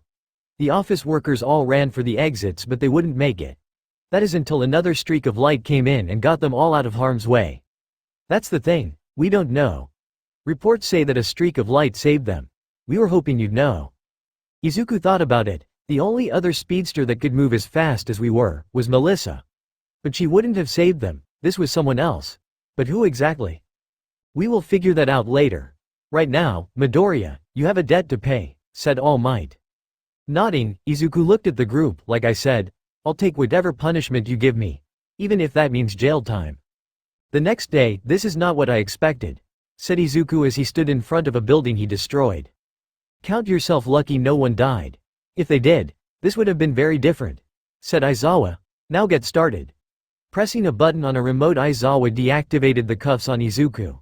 You have 1 full day to fix and rebuild all the buildings, homes, and roads you destroyed. But I doubt you'll take that long. Izuku looked back at Aizawa, but I don't know the first thing about construction. Aizawa shrugged. You're fast, figure it out. Without wasting any time, Izuku took off to Tokyo Library, where he would find books about construction, structural engineering, guidelines, and safety laws. All about how to build homes, office buildings, schools, and roads. Within a minute Izuku closed the final book. Done, now time to get all the material. Taking off once again, Izuku made it back to where Aizawa was and quickly got to work. Zooming back and forth from the road or building he destroyed, he rapidly began to rebuild everything. The once broken road was fixed and given a new coat of asphalt, making it better than before. The homes Izuku destroyed while running all throughout Japan were fixed within seconds. All over Japan Izuku ran, but this time instead of destroying everything, he fixed it. Even the massive crater he left in Hosu City was patched up. 45 minutes had gone by and Izuku ran back to where Aizawa was. Done. Aizawa walked over. That was slower than I expected. What took you so long? Izuku sighed. You mean besides learning everything there was to know about construction and regulations? Fair point. So that's it. You fixed what you destroyed. The insurance companies must be overjoyed, said Aizawa. They won't have to pay anymore. Izuku chuckled. Yeah, guess so. Aizawa then noticed Izuku staring at a family. What's on your mind, kid? It's just something Stain said. He told me that he and I were the same. And after seeing all of the destruction I caused, he wasn't that far off. That world's Bakugo turned into that because the other me was careless. Am I destined to do the same? Asked Izuku. That, I can't say, explained Aizawa. But what I can say is that you are not that world's Bakugo, nor that Midoriya. You are you, this you. And I'll promise you this now, if you ever go down that road again, I will take you down myself. Izuku smiled. Thanks Aizawa, but I think you'll have to wait in line for that. I already got someone willing to do that. She really didn't want to do it. You do know that, right? Asked Aizawa. Yeah, I know. It was my own fault. If I just listened to her back then none of this would have happened. I can't blame or hate Mei for what she did. I have no right to. But what I can do is thank her and hope she forgives me," said Izuku, turning his back on the rebuilt roads. "So what comes next? I know this isn't all of the punishment." "How right you are. Come on, someone wants to talk to you." Aizawa then took Izuku back to Ua. From there he was taken into a conference room and was told to wait. A couple of minutes later Mei and Bakugo walked into the room. "Guys, what are you two doing here?" asked Izuku. Mei sat down across from Izuku and looked him in the eyes. "You're an idiot, you know that." Izuku flinched. "Yeah, I know. You almost threw everything away just to kill Stain," continued Mei. "You were rash, put others in danger, destroyed homes. You were acting like a villain." Izuku put his head down and slumped his shoulders. "Yeah, I know." Mei clenched her fists. "I'm sorry." Izuku was surprised. "Huh?" He looked back up to find Mei with tears running down her face. "We are to blame for this too," said Bakugo. "When you lost your dad that night, our first thought was making sure you didn't do anything stupid. We should have asked. No, we should have been there for you. You needed to grieve. You needed someone to tell you everything was going to be fine. But we weren't there. And for that we are sorry," said Mei. Izuku reached out and grabbed Mei's hands. "Mei, Bakugo, none of this is your fault. You guys tried to help me, when I thought you were trying to get in my way. If anything I should be apologizing to you, for not listening. We all have faults in this," said Aizawa. "The school should have done better, I should have done better. Guess we all could have done better," said Izuku. Which leads us to our next topic. While we believe Ua shouldn't punish you due to what you went through, the police say otherwise, explained Aizawa. "What are they recommending?" asked Izuku. Aizawa sighed. "They want to charge you with unlawful use of quirk, destruction of city and government property, attempted murder and assault with a deadly quirk, each with multiple charges behind them. Not to mention vigilantism."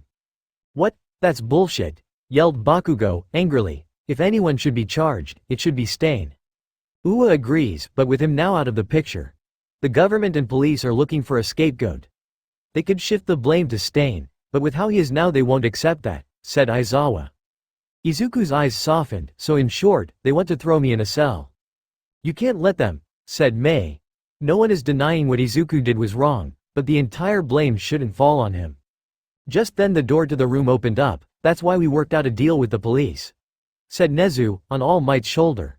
"But in order for it to go through, you Midoriya must agree to it." "A deal? How did you guys get a deal?" asked Izuku. "Don't tell me you." He then looked at All Might. The number one hero nodded. "Perks for being the number one hero. Police and authority tend to take your side. Unfortunately, this time they were more persistent. They want you punished in some way, shape or form. Given the fact that you already fixed all of the structural damage they couldn't get you on that. But they want to make an example out of you to deter others from doing what you did. So, in exchange for keeping you out of jail, UA has agreed to place you under strict monitoring probation until further notice," said Nezu. "Part of this deal states that you must be willing to go see a therapist. Another is that if you do anything out of line, anything at all, we will hand you over to the police without hesitation, where you will be charged for your crimes and given the maximum sentencing. So he either keeps his freedom but with a bunch of restrictions, or he goes to jail for a long time," recapped Bakugo. "Not much of a choice." Izuku nodded. "Yeah, but it's better than staying in jail. Alright Nezu, you have a deal." "Good, we'll go inform the police," said Nezu as he and All Might turned to leave. But just as they were underneath the door frame, Nezu stopped. "And Midoriya, it's good to have you back." The group watched as Nezu and All Might walked out of the room, leaving only Aizawa behind. "There is also the public you have to deal with Midoriya," said Aizawa. "Some are praising what you did, while others are cursing you. You have to be ready to face them when the time comes." Izuku nodded. "I figured as much, but I'll be ready. Life is going to be more difficult from now on. And we'll be here to help you through it," said Mei, along with Bakugo. "You won't be alone, not again." "Ua halls, why didn't you tell him?" asked All Might, as he walked through the halls. "Because if I did, he wouldn't have accepted it. Or at least it would have made it more difficult," explained Nezu. "Trust me when I say, no one likes to have their privacy breached. But it's a small price to pay in order to make sure he stays outside a cell. Midoriya is too much of an asset to let rot in a cell. But there are too many unknowns about him and his power. Hopefully this can give us the answers we need." Nezu reached into his suit pocket and pulled out a small vial of blood. As the principal held it, green lightning sparked inside it. Elsewhere in an unknown location, Shigaraki stood looking at the TV. The news was reporting that all of the destruction Izuku and Stain had caused was now fixed. This only pissed the villain off. Damn it, we attacked Hosu first, we should be the ones on the news. Not that brat or that wannabe villain. Just then Kurogiri appeared behind the bar. Sir, the master is on the line. He wishes to speak with you. Shigaraki nodded. As he did, a monitor appeared in the bar with words AFO on the screen. Forgive me, master. I lost all of the nomus you gave me, said Shigaraki. Worry not, my boy. We can always make more. But that's not important right now. What happened, happened. Learn from this and do better next time, said AFO. Shigaraki nodded. Yes, master. Good, now on to the next topic. It seems we have underestimated the boy. It's clear to me that we are going to need help taking him down. That is why I am suggesting you find some friends who can help you, said AFO. After all, a man who doesn't ask for help is doomed to fail. Yes, master, I'll do just that, said Shigaraki. Again, I am sorry about the nomus. It is fine, my boy. Now go find yourself some friends. With that, AFO went offline, leaving Shigaraki to search for friends to help him. Unknown location. The warehouse was cold and empty. It had been years since it was used and no one ever came to check on it. That is, until a bright light shined inside the warehouse. Whoa, that was a lot closer than I thought it was going to be, said a voice from within the light. To think you would go that far. What do you expect? It's Izuku Midoriya we are talking about. He's always been that way, said another voice, but this one was more robotic. Yeah, like I would know. If it wasn't for, taking a moment, the mystery person took a deep breath but was clearly agitated. At least we were able to keep people from dying. Isn't it about time you reveal yourself? Asked the robotic voice. But the person shook their head. No, not yet. I took a huge risk saving those people. If they even caught a glimpse of my face, it would be over. There's still some stuff I had to do. But your speed, the more you use it, the more you lose your connection. At this rate, you'll lose your entire connection to the Speed Force before it happens, said the robotic voice, now slightly panicked. It will be fine, as long as I only use it when it's absolutely necessary. I should be good. I will stop it from happening, I just have to, said the mystery person. The robotic voice then turned soft. But, if you continue down this path. I know, said the mystery person, sighing out of frustration. I know what this means for me, but that doesn't change what has to be done, what I have to do. The consequences of not righting what's wrong will only lead to catastrophe. The timeline must be restored. Dun dun dun, Stain is now defeated, trapped for eternity in a time prison. Always looking but never able to love. That must suck. Anyway, Nezu now has Izuku's blood. What the hell is he planning on doing with it? Who is this mystery person and where did they come from? Any and all theories are welcome, so write them down. Anyway, I had like 4 hours to write this chapter this week. But as you can see, I got it done. Anyway, please stay safe everyone. Till next time. 299 Chapter 19. Unexpected. And we are back with another chapter. Thank you all so much for the support on the last chapter. It really means a lot. Also, my home situation has been getting better these last 2 weeks, so I have a bit more time to write. So maybe I'll start writing my other stories.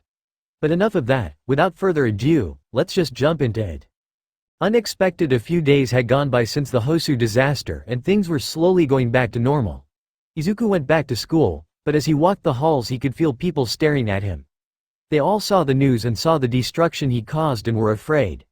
If he could do that out of rage, what was stopping him from doing it again if he wanted to? Short answer, nothing.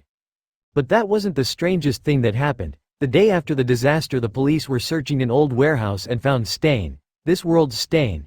He was bound by his arms and legs, unable to move in a cold, empty warehouse for days. Miraculously he was alive. They took him in but found that he was surprisingly quiet. It was only after he was thrown into a cell he spoke a single word: speed. Back with Izuku, he sat in his chair waiting for the final class to begin. As he waited, he looked around to find everyone talking with someone. Even Bakugo, who normally kept to himself, was talking with Kirishima. Man, I should really talk to more people. Hey Midoriya, said someone, calling out to him. Izuku turned and found Uraraka standing beside his desk. Oh hey Uraraka, what's up? Nothing much, just wondering how you were doing, she asked. You know, since everything happened people have been looking at you weird. It's like they're scared. Yeah I know, it sucks, but I understand why they're scared. I would be too, said Izuku. But I can't do anything about their fears. What's done is done. Well, if you ever need anyone to talk to, just know I'm here for you, said Uraraka, giving Izuku a warm smile. Izuku smiled back, thanks Uraraka, it really means a lot to hear that. Uraraka then began to twirl her hair. Hey, if it's not too much trouble. Do you want to? I don't know, Han. Just as she was about to finish her sentence the door to the room opened up and in walked Aizawa. Alright everyone, shut up and sit down. Everyone quickly did what they were told and sat down. Good, now, I know a lot has happened these last couple of days. But you all did well when you were called up to help in Hosu. Take this experience and learn from it. However, you shouldn't relax just yet. Everyone's favorite time of the year is starting soon. Aizawa then let out a wide smile. Final exams. Altogether most of the class felt despair fall over them. Izuku wasn't too bothered by the announcement since he could literally read the entire textbook in a second. The others however weren't as lucky. Due to unforeseen circumstances this year's exams are going to be different, explained Aizawa. That is all the information you get, so be ready for anything. Class ended and everyone was packing up their things when Izuku got up and was stopped by Bakugo. The two looked at each other. The class thought they were about to fight. But without saying a word, both nodded, grabbed their stuff and walked out of the class. What the hell was that? Asked Kirishima, confused as to what just happened. I think they just read each other's minds, said Jiro, equally as confused. Leaving their classmates behind, Izuku and Bakugo walked towards the main gate. Bakugo turned around to find Izuku texting. You sure you don't want to wait for her? Izuku nodded. Yeah, I'm just texting her that I'll meet up with her in the hut. But knowing Mei, she'll probably won't see the text until much later. Besides, this is between me and you. After getting on a train and getting off at the beach, Izuku and Bakugo made it down to the hut. Walking in, Bakugo was hit with a nostalgic feeling. Man, it's been forever since I've gone in here. How long has it been? Izuku thought about it. I'd say like 6 years. You stopped coming because you thought Mei and I were just messing about. Well, guess I was wrong, said Bakugo as he walked over to Izuku's workbench to find a picture of Izuku and Mei with oil smudges on their faces. You two did always seem to be perfect for each other. Izuku laughed. Don't worry Kachan, you'll find someone too one day, hopefully. Bakugo balled his fist. What do you mean hopefully? If you can get a girlfriend I can sure as hell too. The two friends soon both let out laughter. There was a fun, almost playful atmosphere around them. But that all changed when Bakugo got serious, his look and tone of voice changed. I need to tell you something. Izuku looked at his old friend. Yeah, what is it? I'm sorry for all the pain I caused you, said Bakugo. As much as I wish it wasn't, the person who killed your dad was me. And for that I'm truly sorry Deku. No, Izuku. Oh, would you just shut up? Said Izuku, much to Bakugo's surprise. I know as well as you do that. That version of you wasn't who you are. They may have had the same face, but they weren't you. But nothing, yelled Izuku. That wasn't you. It will never be you. Why? Because this you is always trying to be the best, always trying to beat me one way or another. And if you ever stop trying to be number one, I will kick your ass myself. Bakugo smiled at his friend. I do want to be number one. And I'm sure you will be. Now stop worrying about me and focus on yourself, said Izuku. So, on to the next topic, said Bakugo, leaning against the workbench. That other speedster, any idea who it was? Izuku shook his head. No, I was too focused on Stain to even look around. I already asked Mei to see if they could track them, but nothing. So, they appeared, saved a bunch of people, and then disappeared. That's weird, said Bakugo. It wasn't a hero, that's for sure. They would have stayed. I can't even guess who they could be. They could be another version of myself, or of you. Could be even someone from another universe. Thanks to all this time travel, alternate timeline, other universe people showing up, it's hard to keep track, explained Izuku.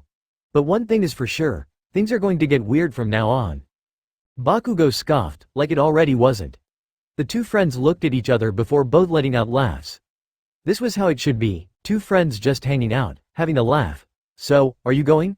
Asked Bakugo. Izuku nodded. Yeah, last time I went. Well, let's just say I wasn't in the best mindset. Besides, I had to apologize to him. I see, well go. Don't make him wait more than he already has, said Bakugo. You're right, I should go. You can hang out here if you want, or go. But if you see Maid, tell her where I am. I'll see you later, Kachan. With that, Izuku grabbed his things and ran out of the hut. As he ran, Izuku stopped in front of a flower shop and bought 2 bouquets of flowers. Taking off again, he made it to the cemetery. Walking in, Izuku went to where his parents were buried. Taking 1 bouquet, he laid it on the ground in front of the gravestone. He did the same with the other stone. Hey mom, hey dad. As you probably already know, it's been a rough couple of days for me. And, as Izuku spoke, he suddenly felt something run down his face. Huh? Why? He asked himself. Why? I'm already crying. Biting the lower part of his lip hard, Izuku tried to hold it in. I'm so sorry, Dad. I did all those terrible things. I could have used my speed to help people. But instead I used it to hurt people. I used your name to justify what I was doing. I was wrong. Izuku fell to his knees as tears ran down his face. After sobbing for a bit, Izuku whipped the tears away. I know I've disappointed you both, but I swear, I will be better. I couldn't save you that night, Dad, and I'll miss you, and Mom, every day. I even thought about going back in time and fixing everything. I'd go back and save the both of you, and if it resulted in a terrible world, I'd keep going back until I found the perfect world. Getting up off the ground, Izuku looked at the gravestones, but I'd know neither of you would want that, not when it meant others would suffer. And now I'm stuck here, alone, without either of you. I don't think I will ever forgive myself for not saving you too, but what I can do is make sure the life I'm living now isn't wasted. I will save people, I will be better, and I will always love you both. Izuku stood in front of his parents' graves for well over an hour. As he stood there in silence, he suddenly heard the sound of footsteps approaching. Izuku, you alright? Someone asked. Wiping away the tears, Izuku nodded before turning. Yeah, I'm fine now, Mei. Mei then stopped beside Izuku and looked at the graves. I'm sorry. For what? She asked. I said something terrible to you and I. But as Izuku spoke, Mei pressed a finger on his lips, shutting him up. You don't have to apologize for that. I know you didn't mean it, but I do want to know one thing, said Mei, turning to Izuku. Why did you save me? Izuku stayed silent for a few seconds. If you don't want to answer, I'd understand. In all honesty, I don't know. When I found out where the two of you were, I took off. I didn't even think about which direction I went, said Izuku. Mei wasn't sure if she wanted to hear the answer to that question, but she accepted his response. I see. But if you ask me if I regret saving you, my answer is no. I'm glad I managed to save you. You will always be someone special to me, Mei, said Izuku. That will never change. Mei nodded. Good. Now with that out of the way. Mei suddenly grabbed Izuku by the arm and began to pull him. We are heading to the hut right now. Surprised, Izuku raised an eyebrow as he was being dragged along. Huh, why? Are you kidding me? After all the cool stuff you did? I need to figure out what you can do now. Not to mention I need to make some new tech for you. You may have gotten away from me last time, but I won't let you go now. And I won't hear no for an answer, said Mei. Izuku sighed. Alright, you win. He then turned around and looked at his parents' graves. I'll be fine, Mom, Dad, so don't worry about me. Rest easy. Unknown location. Shigaraki sat on the bar, waiting for his new friends to show up. His master told him to find people to help him in his goals, so he did. Shigaraki, they're here, said Kurogiri. Shigaraki nodded. Let them in. Just then a black portal opened up in the bar and out walked 2 individuals. So this is the hideout of the League of Villains. Honestly, I expected more, said one voice. This place is pretty neat. Reminds me of an old movie I used to watch, said another voice, but this one was a girl's voice. So these are the 2? Asked Shigaraki, getting up from his seat. Kurogiri nodded as he closed the portal. Yes, I'll let them introduce themselves. The girl was the first to raise her hand. She wore a school uniform, had blonde hair and red-colored eyes. She smiled, showing off her 2 fangs. Me, I'll go first. My name is Himiko Toga. It was then the other person's turn. He wore a long black trench coat and had scars on his arms and face. The name is Dabi. Shigaraki looked at the 2, and was very unimpressed. Really? This is the best you can get me? A teenage girl and an emo boy who looks like he should be playing guitar in a 2000s band. Yeah, no. Dabi scoffed, this coming from a guy who has drier skin than a lizard's ass. What did you say? Asked Shigaraki, turning and glaring at Dabi. You heard me. If you don't want us, fine. I only came here because I heard the hero killer was thinking of joining, said Dabi. Oh, I like Stain too. So is he coming? Is he? Asked Toga, smiling. Shigaraki clenched his fist. Stain this. Stain that. That's all everyone talks about these days. That and the boy from Ua. We were the ones who attacked the city first. Stain came to us. We should be the ones everyone remembers. There's no room for fan clubs in this league. I'll kill you. Just as Shigaraki lifted his hand, both Dabi and Toga sensed the danger. Toga reached into her skirt and pulled out a knife. Dabi lifted his right arm as blue flames sparked. But just as they were going to attack each other, a portal opened up in front of their attacks. Toga's knife stabbed into the floor, Dabi's flames hit the floor, and Shigaraki grabbed a bottle, causing it to disintegrate. Please everyone, calm down. Fighting between ourselves won't solve anything. While we fight here, the heroes are planning their next move. We must be ready. Shigaraki sighed. As much as I hate to admit it, you are right. Master said to bring in new people. I suppose these will do. Alright. Let's see if the two of you have any worth. Toga twirled her knife a bit before putting it back in her skirt. I get the feeling this will be the start of a beautiful friendship. Ua 1 week, that all Class 1A were given to prepare for their final exams. The exam would be 2 parts, a written portion and a practical. The written portion was relatively easy. It was the practical part that had them most worried. Rumors began to circulate that it was a fight with the same robots from the entrance exam, but that was yet to be seen. It was now time for the practical part of the exams to take place, and Izuku was ready for whatever the school had planned. Once it was time to take the exam for the hero course, the class were told to change into their hero costumes. If they passed, they would be rewarded with a trip to the woods in order to train their quirks. If they failed, well, they would stay behind. One by one the class emerged from the locker rooms to find all of their teachers waiting for them. Why do I get the feeling something outrageous is about to happen? Asked Izuku as he walked out without his mask on. That's because it is. UA and normal really don't go hand in hand, said Bakugo. You of all people should know that, considering you are the king of not being normal. I'm normal. Sometimes, said Izuku. Well, whatever, let's see what they have in store for us. Good, you are all here, said Aizawa. Now we can begin with the final exams.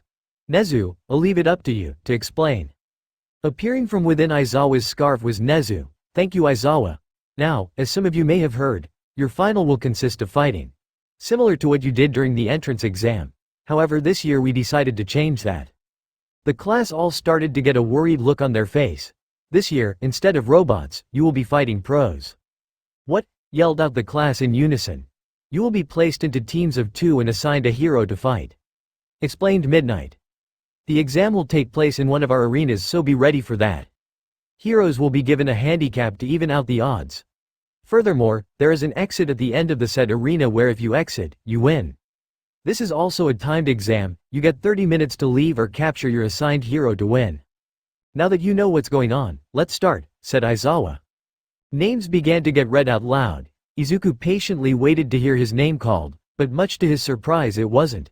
That is until the end, and last but not least, Izuku Midoriya. You will be facing everyone. Izuku's eyes widened. Say what now? You will be taking on each and every hero here at the same time. Repeated Nezu. Also, since we are all aware of how fast you are, you will be the one given the handicap.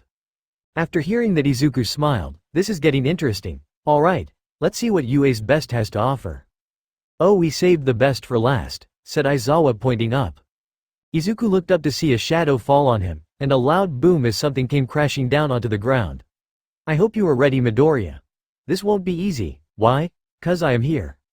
All Might landed with a loud thud. Izuku couldn't help but smile.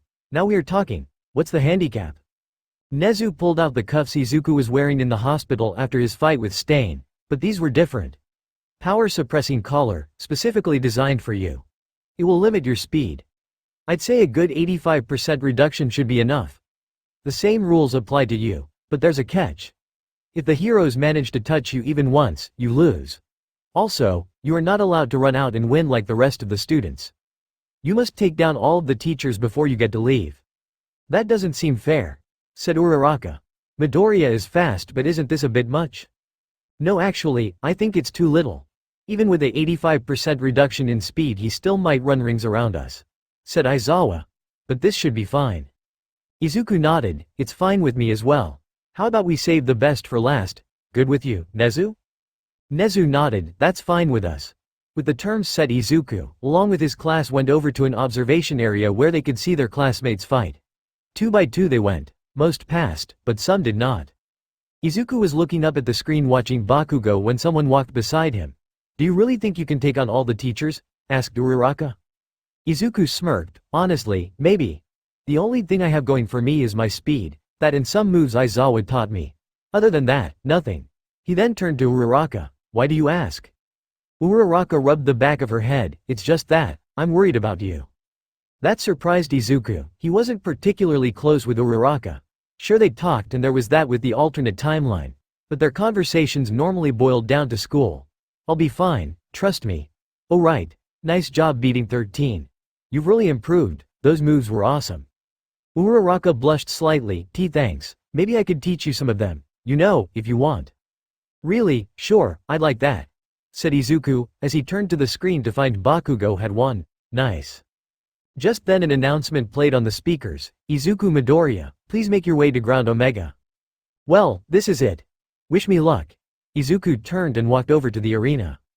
Arena Omega, the place of Izuku's final exam, was said to take place in a replica city, similar to the entrance exam but much bigger. Walking down the one end of the city, Izuku put on the collar to suppress his speed. Putting it on, he immediately felt himself slow down. "Oh wow, this is a lot slower than I thought I was going to be." "Midoriya, are you ready?" asked Nezu over the speakers in the city. Izuku pulled his mask over his face and nodded as green lightning sparked around him. "Oh yeah, let's get this party started." "Very well. Then let your final exam begin." With a loud horn blaring, the exam was on. Izuku took a step forward, but as he did, the ground beneath him began to shift. What the? Soon several pillars erupted from the ground and shot into the sky. Looking around, Izuku noticed that he was surrounded, but saw that there was an opening to his right. "Nice try, but if you wanted to trap me, you should have closed it all." Running towards the opening, Izuku thought he was out, but just as he squeezed past the opening, the pillars that shot into the sky came crashing down. Normally this would have been child's play for Izuku, but with his speed very much reduced, he was comparable to All Might when it came to speed. Fast, but trackable to a hero's eyes. With widened eyes, Izuku dodged the first pillar. The second came soon after, causing him to dodge to his left. The third didn't even give him a chance to breathe when it too came crashing down. Spinning Izuku out of the way, Izuku turned his head and found the pillar centimeters from him. That was a close call. "Alright, let's see where you all are." Running into the city square, Izuku stopped when he saw several copies of each of his teachers standing in front of him. "Took you long enough to get here," said all of the clones of Aizawa. "We were thinking you wouldn't show up," said Midnight's clones. Izuku smirked. "This must be Ectoplasm's quirk. Nice try, but I've already faced clones before." Meaning. Rushing one of the clones, Izuku tackled them into a wall. "I know this is the real one." Ectoplasm grunted in pain as he was slammed against the wall. "Are you sure about that?" asked Ectoplasm as his body began to fade. "What?" said Izuku, surprised. Turning, he found all of the clones of his teachers disappear. "What are you guys planning?" "Don't worry, Midoriya, you'll figure it out," said a loud booming voice. "We all know even with your reduced speed we may not stand a chance. That's why we have something whipped up for you." As Izuku looked around in an attempt to find All Might, his attention turned to the east when a loud bang was heard. Turning, Izuku's eyes widened when he saw a bullet aiming for his head. Reacting, Izuku leaned back, narrowly dodging it. "Are you guys crazy? I could have died," yelled Izuku as he sprung back up. "They are rubber bullets," said Aizawa. "It will hurt but won't kill. Good luck." 5 more shots rang out throughout the city as Izuku dodged the incoming bullets. "Those bullets are coming from straight ahead. Time to get rid of this annoyance." Running towards the bullets, Izuku dodged, zigzagging through the street and coming upon a 5-story building. Looking up to the roof, Izuku saw the muzzle flashes. "There you are." Guessing that the inside of the building would be filled with traps, Izuku decided to take another approach. Running up to the building, he jumped up and landed feet first onto the wall. Normally a person would simply fall off, but not Izuku. Instead, he started to move faster. Green sparks jumped off of him as he began to run up the wall. From the roof, Snipe watched as Izuku ran up towards him. "That's just not fair," he said, pointing his gun down and firing. Izuku jumped to the side and avoided every shot. Finally making it to the top, Izuku managed to smack the gun away from Snipe. Before the hero could even react, a bolt of green lightning came crashing down, electrocuting and knocking him out. Stopping at the roof, Izuku took a moment to collect himself. One down, a whole lot more to go. Snipe was alone. That must mean the others have split from each other, making it harder to find them. Perfect for ambushes and traps. Not bad, if they were in a group they would have gotten in each other's way. Well played, time to find the rest. Running back down onto the street, Izuku took off into the city to look for the rest. As he did, his lightning began to spark, a bit more than usual.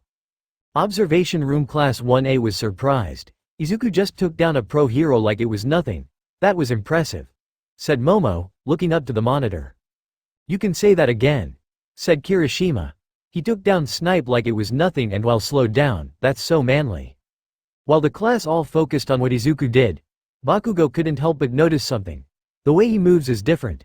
He's changed since his fight with Stain, for better or worse is the real question. There's also the lightning around him. Did he always have that much? For the next 5 minutes the class watched as Izuku took down his teachers one by one, with the most recent one being Aizawa. And now for the boss fight. As Izuku ran towards the city center, the amount of lightning he was generating was off the chart. As he ran, the sparks hit the glass windows, shattering them.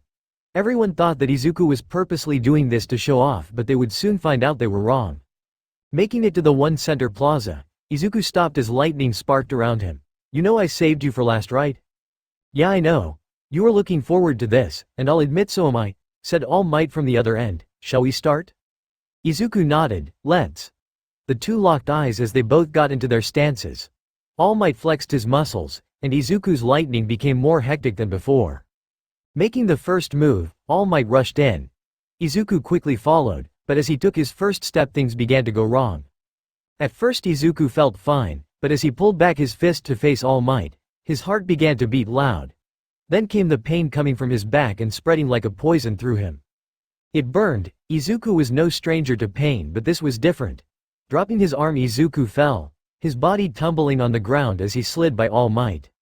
The hero was surprised. 1 second Izuku was fine, the next he was on the floor grabbing at his chest. Midoriya, are you alright? Asked All Might, reaching down, but as his hand was about to touch, a spark of lightning pushed his hand away. What's happening to me? Izuku asked as green lightning sparked off of his body. Bakugo watched on as Izuku grabbed his chest. What the hell? What just happened? It looks like he's hurt, said Mina. Recovery girl, yelled Bakugo. The nurse nodded and quickly jumped off her chair. Just then a loud scream echoed through the monitor. The class all went eye wide when they saw Izuku's lightning come raining down. The bolts struck the ground, buildings, and even the observation room they were in, to the point it shook.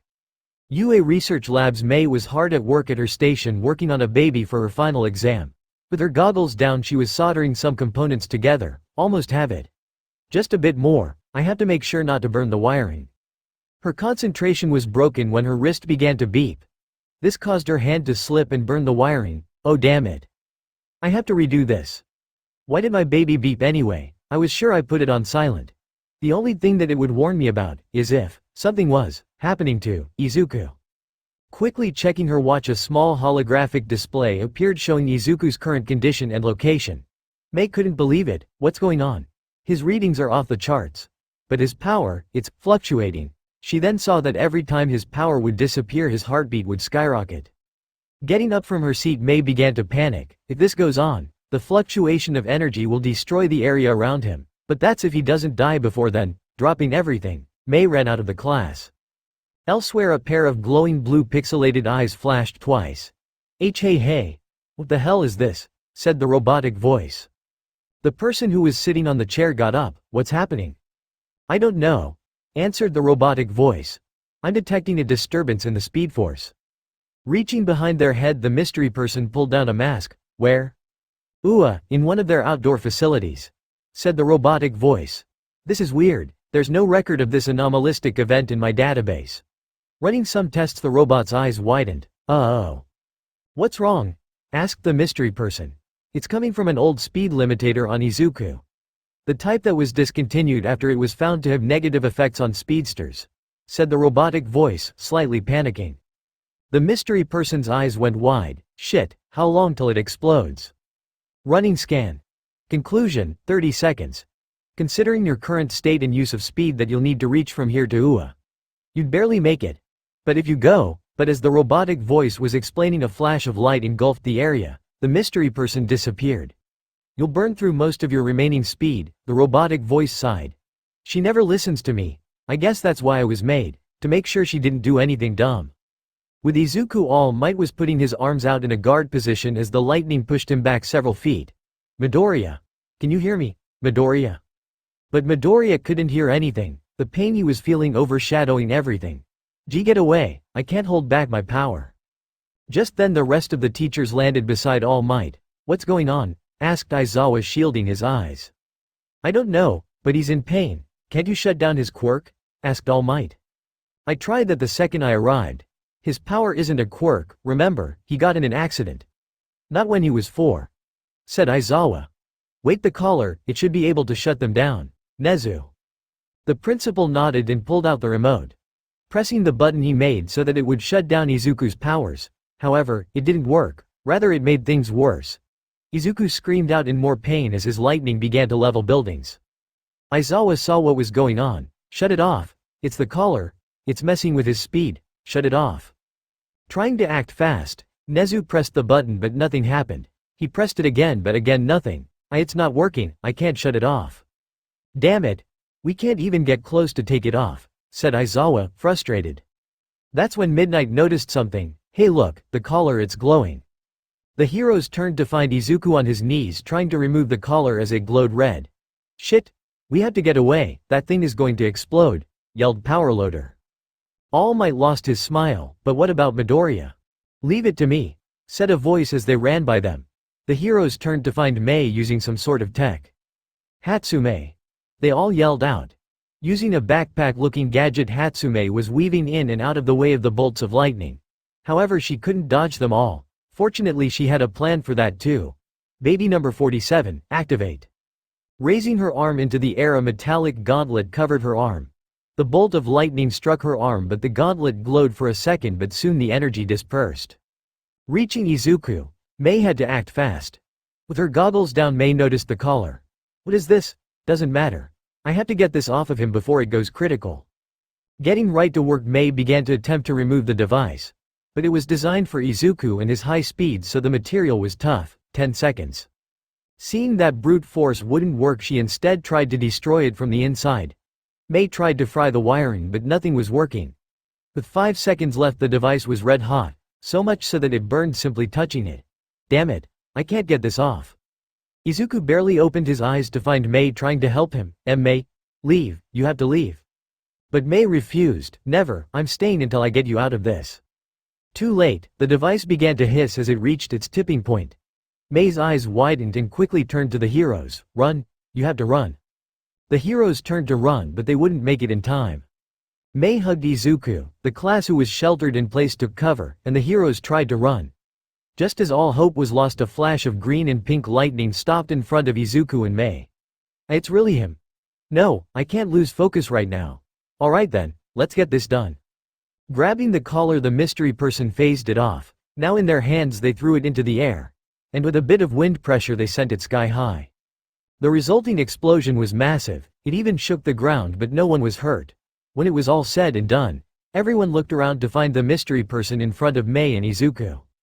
Mei looked around to find this person with their face moving so fast that it was blurred. A girl? Who are you? The mystery person put up their hands. Relax, I just helped out, that's all. Izuku groaned in pain as he opened his eyes. As he did, the first thing he saw was this person in front of him. Seeing their blurred face gave Izuku flashbacks to Melissa. Why you? Forcing himself up, Izuku clenched his fist. Who are you? The person lowered their arms and saw the condition Izuku was in. I wouldn't move if I were you. Cutting off your body from your speed caused a build-up in the collar. Right now your body is trying to compensate but you need to rest. Don't worry, I'm a friend. If you're a friend, show us your face, said Mei. But the person shook their head. I wish I could, but you can't know who I am, not yet. Just know that I'm here to help. Yeah right, I won't believe you until I see who's underneath that mask, said Izuku, trying to take a step forward, only to stumble. The mystery person suddenly got an alert from their hero costume. What? You have to come back. Every second you spend near her is having an effect on the proper timeline, said a robotic voice. We came back to save it, not destroy it. I know that, but she's fine, I'm leaving, said the mystery person. She then turned to Mei, make sure he doesn't use his speed for at least 2 weeks. If he just rests then he'll be fine. In the meantime I have to leave, just know that I will be around. You'll see me again, I promise. With a flash of green and pink light the mystery girl disappeared. Mei was stunned to say the least. There was another speedster but unlike the other two this one seemed kinder. However, she did sense some hostility. Who was that girl? And where did she come from? Questions later, I have to look after Izuku. Mei then removed her goggles. Pressing a button on the side she shut off the camera in her lenses. A high-speed camera she used to track Izuku's speed during testing. She managed to get it all. Izuku barely managed to watch the mystery person leave before passing out. That voice, I've heard it before, it's the same one from back then. An. Dun dun dun. The mystery speedster makes a move, and a good one. But does one good act mean they're to be trusted? Who exactly is this person? Some of you have guessed and let me just say, it's not who you think it is. Or maybe it is, take a guess and let me know. Theories are welcomed and hey maybe I'll take your ideas and put them into the story. But in the meantime, stay safe everyone. 299 Chapter 20, Questions. And we are back with another chapter. Thank you all so much for the support on the last chapter, it really means a lot. Also, thank you for being so patient with me and these uploads. I'm slowly getting back to normal life, and I should have more time to write. Anyway that will be all, so without further ado let's just jump into it. Questions. Uwa was at a loss, there were so many questions they needed answered. For example, why did the collar around Izuku blow up? How did that mystery person get into the school, and most importantly, who were they? Nezu sighed as he sat in his chair. How did this happen? We almost lost an entire class, and for what? Some data that we can't even use anymore. This has been a failure. I don't see it that way, sir, said All Might, standing in front of his desk. We learned a lot of things, most on what not to do with Izuku. Student safety will always be our #1 priority. Let's not continue our research until later. Nodding, Nezu agreed, yeah, it's for the best. Besides, we need to find out who that other speedster was. And if they are friendly or not. They may have saved us now, but there has to be a reason for it. Speaking of speedsters, how is Midoriya? He woke up not long after he collapsed. Aizawa has already gone to talk with him, but Midoriya says he's never seen this person before. From what we can tell, they are female, about 15 years old, and they have super speed. So not much to go on, explained All Might. Figures, from what Hatsume told us they did seem friendly but she could feel some hate directed towards either herself or Izuku, said Nezu. Either way we have to find this person. Seeing that even Midoriya couldn't see them means that they might be faster. With Izuku was currently sitting up on the bed at the nurse's office. He was well enough to walk but he could feel his speed weaker, like someone had closed the faucet slightly. By speed, what the hell happened? And that person, they were fast. Just then the doors to the nurse's room opened up and in walked Bakugo and Mei. You're up, good, said Bakugo. How are you feeling? Izuku looked at his hands, slower, that's because that collar was blocking your speed. It was meant to sap your energy and store it. But the housing converter was overloaded, explained Mei. It wasn't meant to handle that amount of speed output. Was anyone hurt? Asked Izuku. Bakugo shook his head. No, while the observation room was hit by some of your lightning and the shockwave from the explosion hit, it only knocked us to the floor. Good, sorry about that.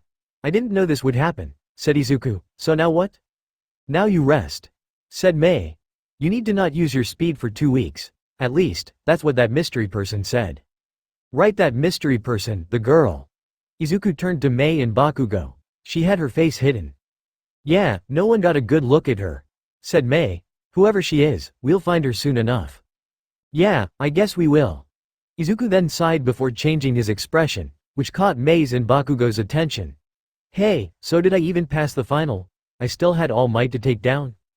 As Izuku asked there was another knock at the door and in walked Nezu along with Aizawa. As a matter of fact, you did. While it is true that you didn't take down All Might and seeing that we almost got you seriously injured, I think you pass. Izuku laughed, that's fine by me. I'm relatively uninjured and I passed. Just try not to make this mistake again. Aizawa nodded. Trust me, we are immediately getting rid of those collars. At least until we find another solution. But in the meantime rest, you'll need it. Izuku raised an eyebrow. For what? Giving a menacing grin. Aizawa smirked. You'll see tomorrow. With that Nezu and Aizawa walked out of the room. Izuku sighed and laid back down on the bed. Man, This has been an eventful day. You can say that again, said Bakugo. Well, school's almost out. I'll see you at home, Izuku. I'm going out with some of the guys later. Want to join us? Izuku nodded. Sure, let me just, but as Izuku was agreeing to go, Mei interrupted. Actually, Izuku, there's something I want to show you. Bakugo looked at Mei, surprised, but soon his surprise turned to a mischievous smile. Oh, I see. Alright, I get it. You two want some alone time.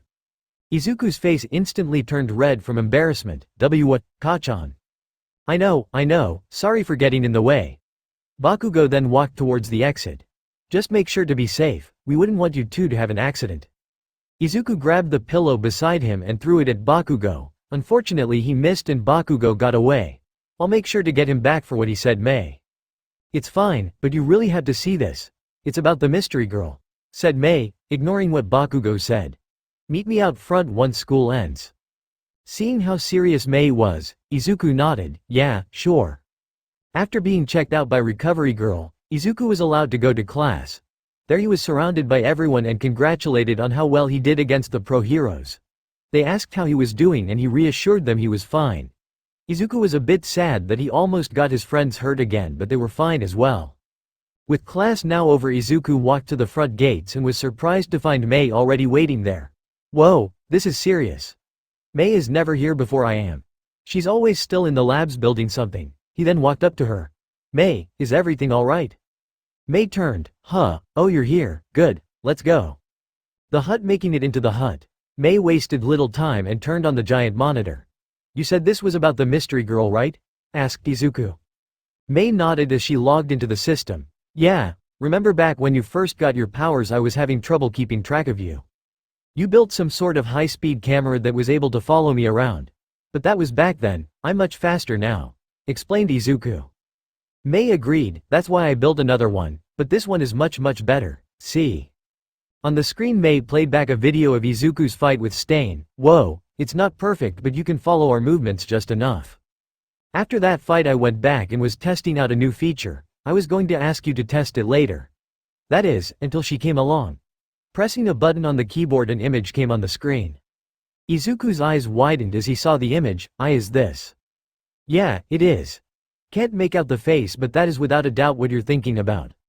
Mei turned to the screen and on said screen was a still image of the mystery girl's costume. It was green like Izuku's but had pink streaks of lightning running through the suit, and on the chest was a UA logo with a bolt of lightning through it. Although you couldn't see her face, this mystery person was someone connected to UA, but most important, Izuku. Are you sure you can't get a still of her face? Asked Izuku. Mei shook her head. I tried, but the only one who can see her face at that speed is you. The only reason you couldn't last time was because you lost some of your speed. Izuku, whoever this is connected or linked to you and UA in some way. Izuku turned to Mei. Have you shown this to anyone? No, you are the first person I show this to, said Mei. Nodding, Izuku breathed a sigh of relief. Good, let's keep this secret between us for now. If UA is involved, I don't want this leaking. At least not until we find out who this is. After being shown the still image, Izuku went back to his home where he was then teased by Bakugo. Even after assuring him that nothing happened between himself and Mei, Bakugo continued with his teasing. The following morning came and Izuku went to school where they found Aizawa already waiting for them in class. Alright everyone, it's time to get a review of your final exam. As you know, some of you didn't pass. As a result, you will not be joining the class for the forest trip. Those who failed the practical all suddenly felt depressed as they were looking forward to the trip. Is what I would have said if it also wasn't a ruse we made up to draw out your potential. Even though you failed, you will still be allowed to go. Hearing this, those who failed cheered back up, but you won't get off easy, seeing that this trip was meant to train your quirks. Those who failed will receive harsher training, so be prepared. Oh, and everyone passed the written test, so good job on that, said Aizawa. I'll be passing out flyers explaining what we will be doing as well as items you all should bring along with you. Read through it when you can. In the meantime, it's a free period, so talk among yourselves. As the class broke up into their little groups, Toru, a girl with an invisibility quirk, suddenly got an idea. We should all go to the mall and buy the stuff we need. Mina ecstatically agreed. That's a great idea. How about tomorrow? It's the weekend, so it should be fine. The class all mumbled but ultimately agreed, and so it was. Tomorrow the whole class would go out shopping. Izuku naturally invited Mei to come along, but she was too busy building another baby at the hut. So the day came and everyone was at the mall. "Alright everyone, let's get what we need," said Iida. "Let's break out into groups and go from there. We'll meet back here in 3 hours." Everyone agreed and broke off into groups. Well, everyone but two. Izuku and Uraraka were left behind. "Huh, that's a bit surprising. Even Bakugo has his own group," said Izuku. A fake tear then ran down his face. "He's making friends, I'm so happy." "Looks like it's only me and you Midoriya," said Uraraka. "Seems like it, so what do you need to buy?" Izuku asked. Uraraka thought about it. "Not much, I just need some new workout clothes and some sunscreen. What about you?" "I need some new running shoes and some energy bars, a lot of them," said Izuku. "And seeing that it's only me and you, want to go together?" Uraraka smiled. "Sure. Let's go." The two went off gathering the stuff they needed. They first went to the store for Uraraka's stuff. There she asked Izuku what she thought about her outfit, which he thought was fine. After buying her stuff they then went on to get Izuku's stuff. Normally Izuku would give the shoes a test run, but since he was warned not to use his speed for a while he just picked them out based on looks. Once done they went to the nutrition store to get the energy bars. He got exactly 5 boxes, each with 50 bars in them. Unfortunately he couldn't use his speed right now. Normally he would buy them and run home, but since Izuku was a regular, the owner allowed him to take them later. Just as Izuku was about to leave the store the owner threw 2 bars on the house kid. Izuku caught the bars and nodded as he walked out of the store with Uraraka. "I'm surprised the owner knew you." "Yeah, I'm famous or infamous, depending on who you ask, for clearing out their stock," explained Izuku as he handed Uraraka one of the bars. Taking it she began to unwrap it. "So is that everything?" Taking a bite from his bar Izuku nodded. "That should cover it. We still have some time to kill." "Yeah." Uraraka looked around the mall and found an arcade. "Want to hit up the arcade?" "It's been a while since I went into one." "Sure," said Izuku. As the two walked, Uraraka suddenly stopped. "Wait, I'll be back. I need to use the restroom." Izuku nodded. "I'll wait for you here." After giving Izuku her stuff Uraraka took off towards the restroom. Izuku found a bench to sit down on to wait. "I wonder what Mei is up to. I'll text her." Izuku pulled out his phone, but as he did someone sat down beside him on the bench. "Hey, aren't you that kid, the one who fought Stain?" Flinching slightly, Izuku looked away. "Yeah, that was me." "Oh wow, that's awesome.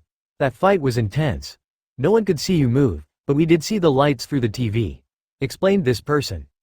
"Why yeah, so is there anything you need?" asked Izuku. Izuku tried to move his head, but as he did a cold palm touched the back of his neck. "Don't move. I have 4 fingers on your neck, 1 more and you're dead." Izuku's eyes widened. He recognized that voice. "You. It's been a while, kid. Last time we met was back when we attacked your class," said Shigaraki wearing a black jacket with a hoodie that covered his face. "You do know that I can take you down before your finger touches my neck," said Izuku. Shigaraki smiled. "Trust me, I'm well aware. But would you save yourself, or everyone in this mall?"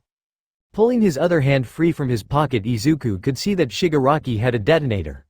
"Rumors say you're slower now. I might just be inclined to believe them. So Midoriya, what's faster, you, my finger, or this bomb?"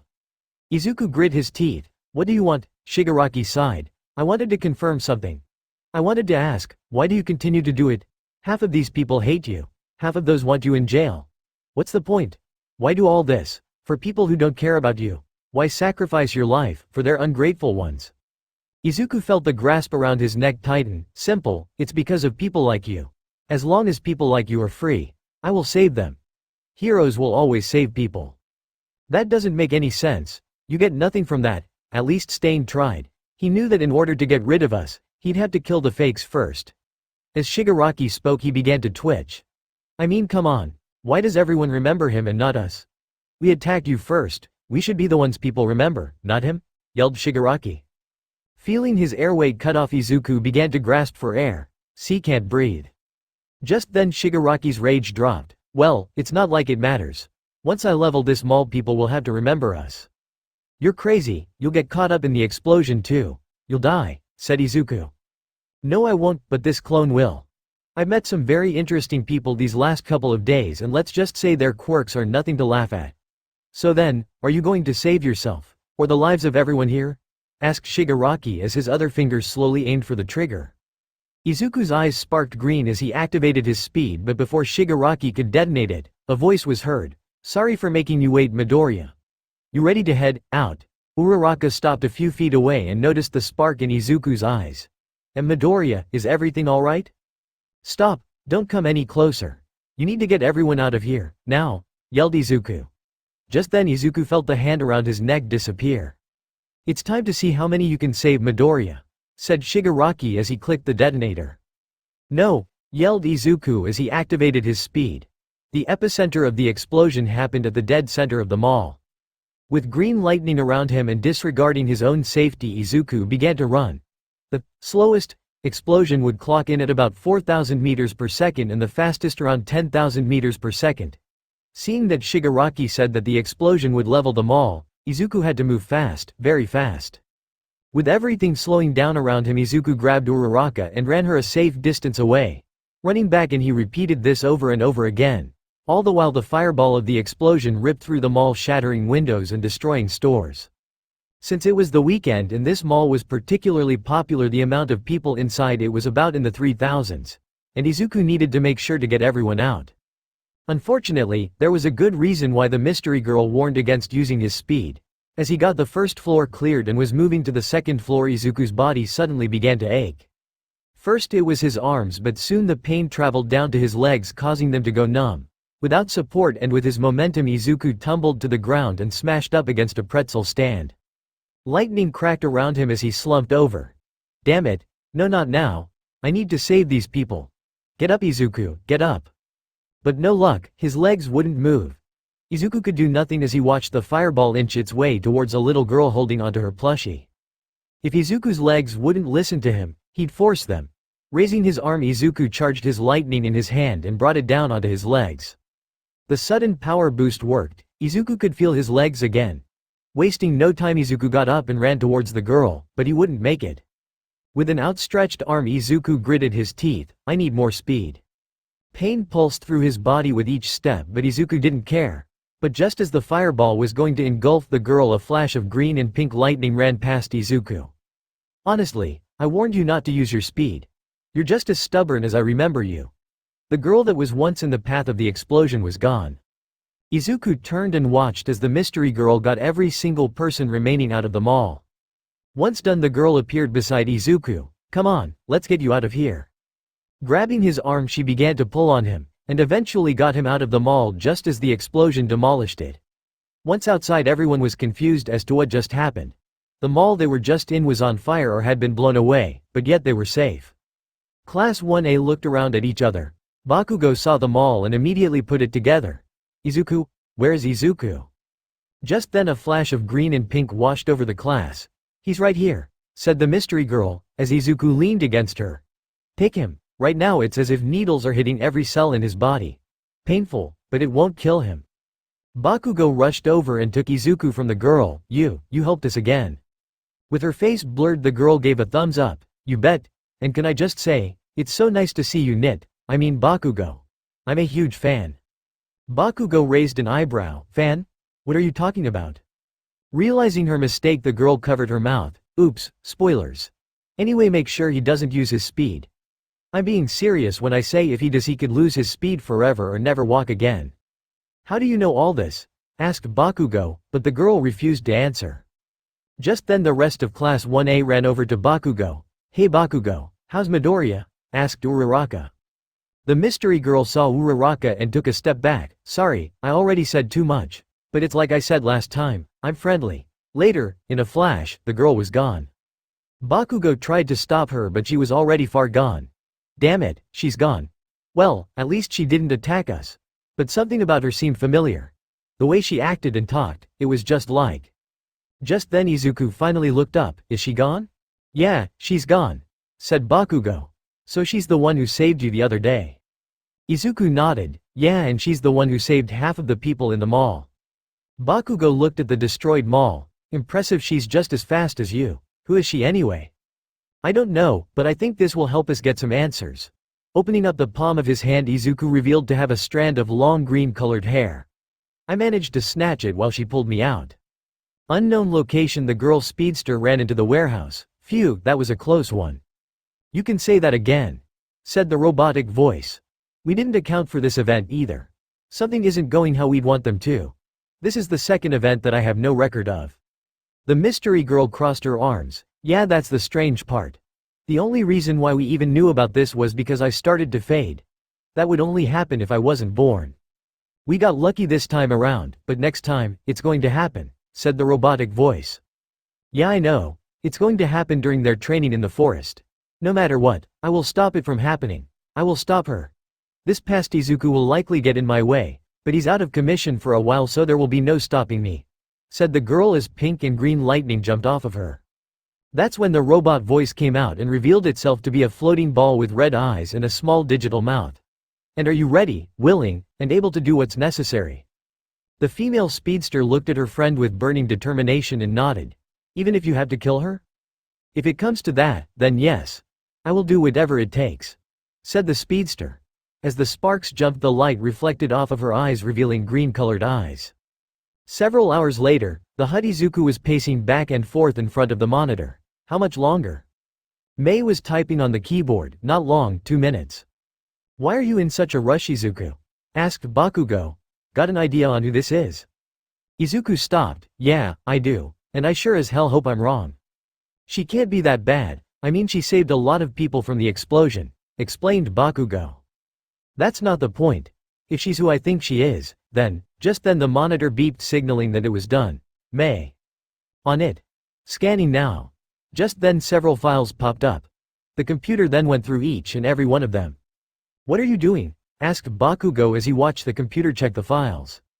It's searching for a DNA match in every hospital and police database, explained Mei.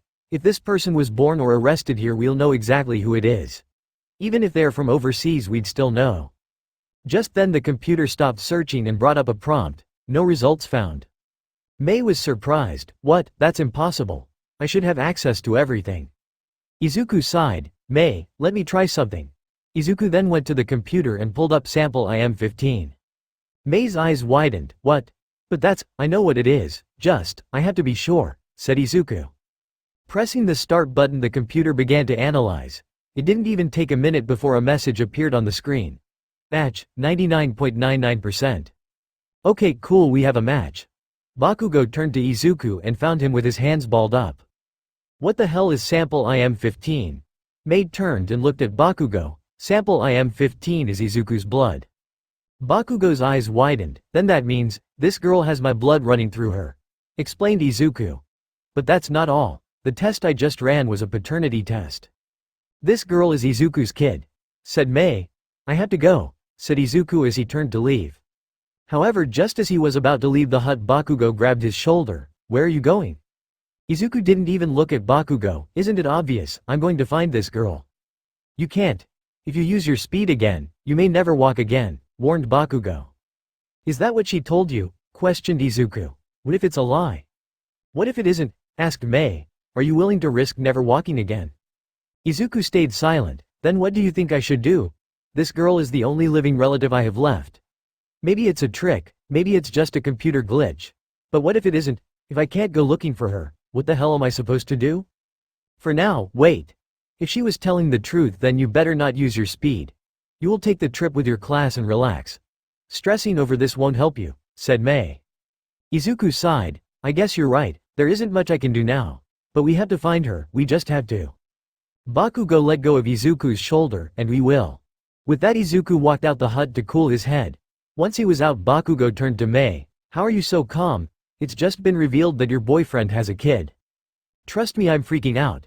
But I know that it's not a kid he had recently. That means there's only one possibility, said Mei. Time travel. This person came from the future to the past. Bakugo's eyes went wide. I thought time travel is considered a taboo. Izuku did it once and he messed up the entire timeline. That's why he swore never to do it again. But if she came back, it had to be for a reason, deduced Mei as she messed around with the computer. The reason why is what has me worried. Bakugo then saw Mei grip the mouse. Looking up to the monitor, he saw another prompt come up.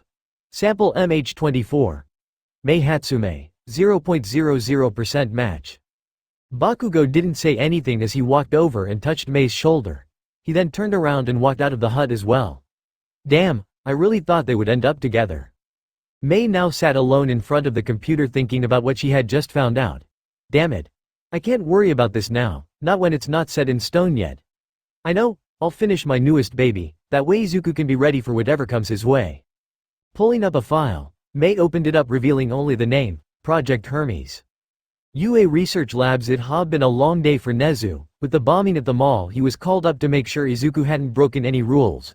He did use his quirk outside of school, but considering the number of people he saved it would be overlooked. Pressing the button for the elevator, Nezu walked in.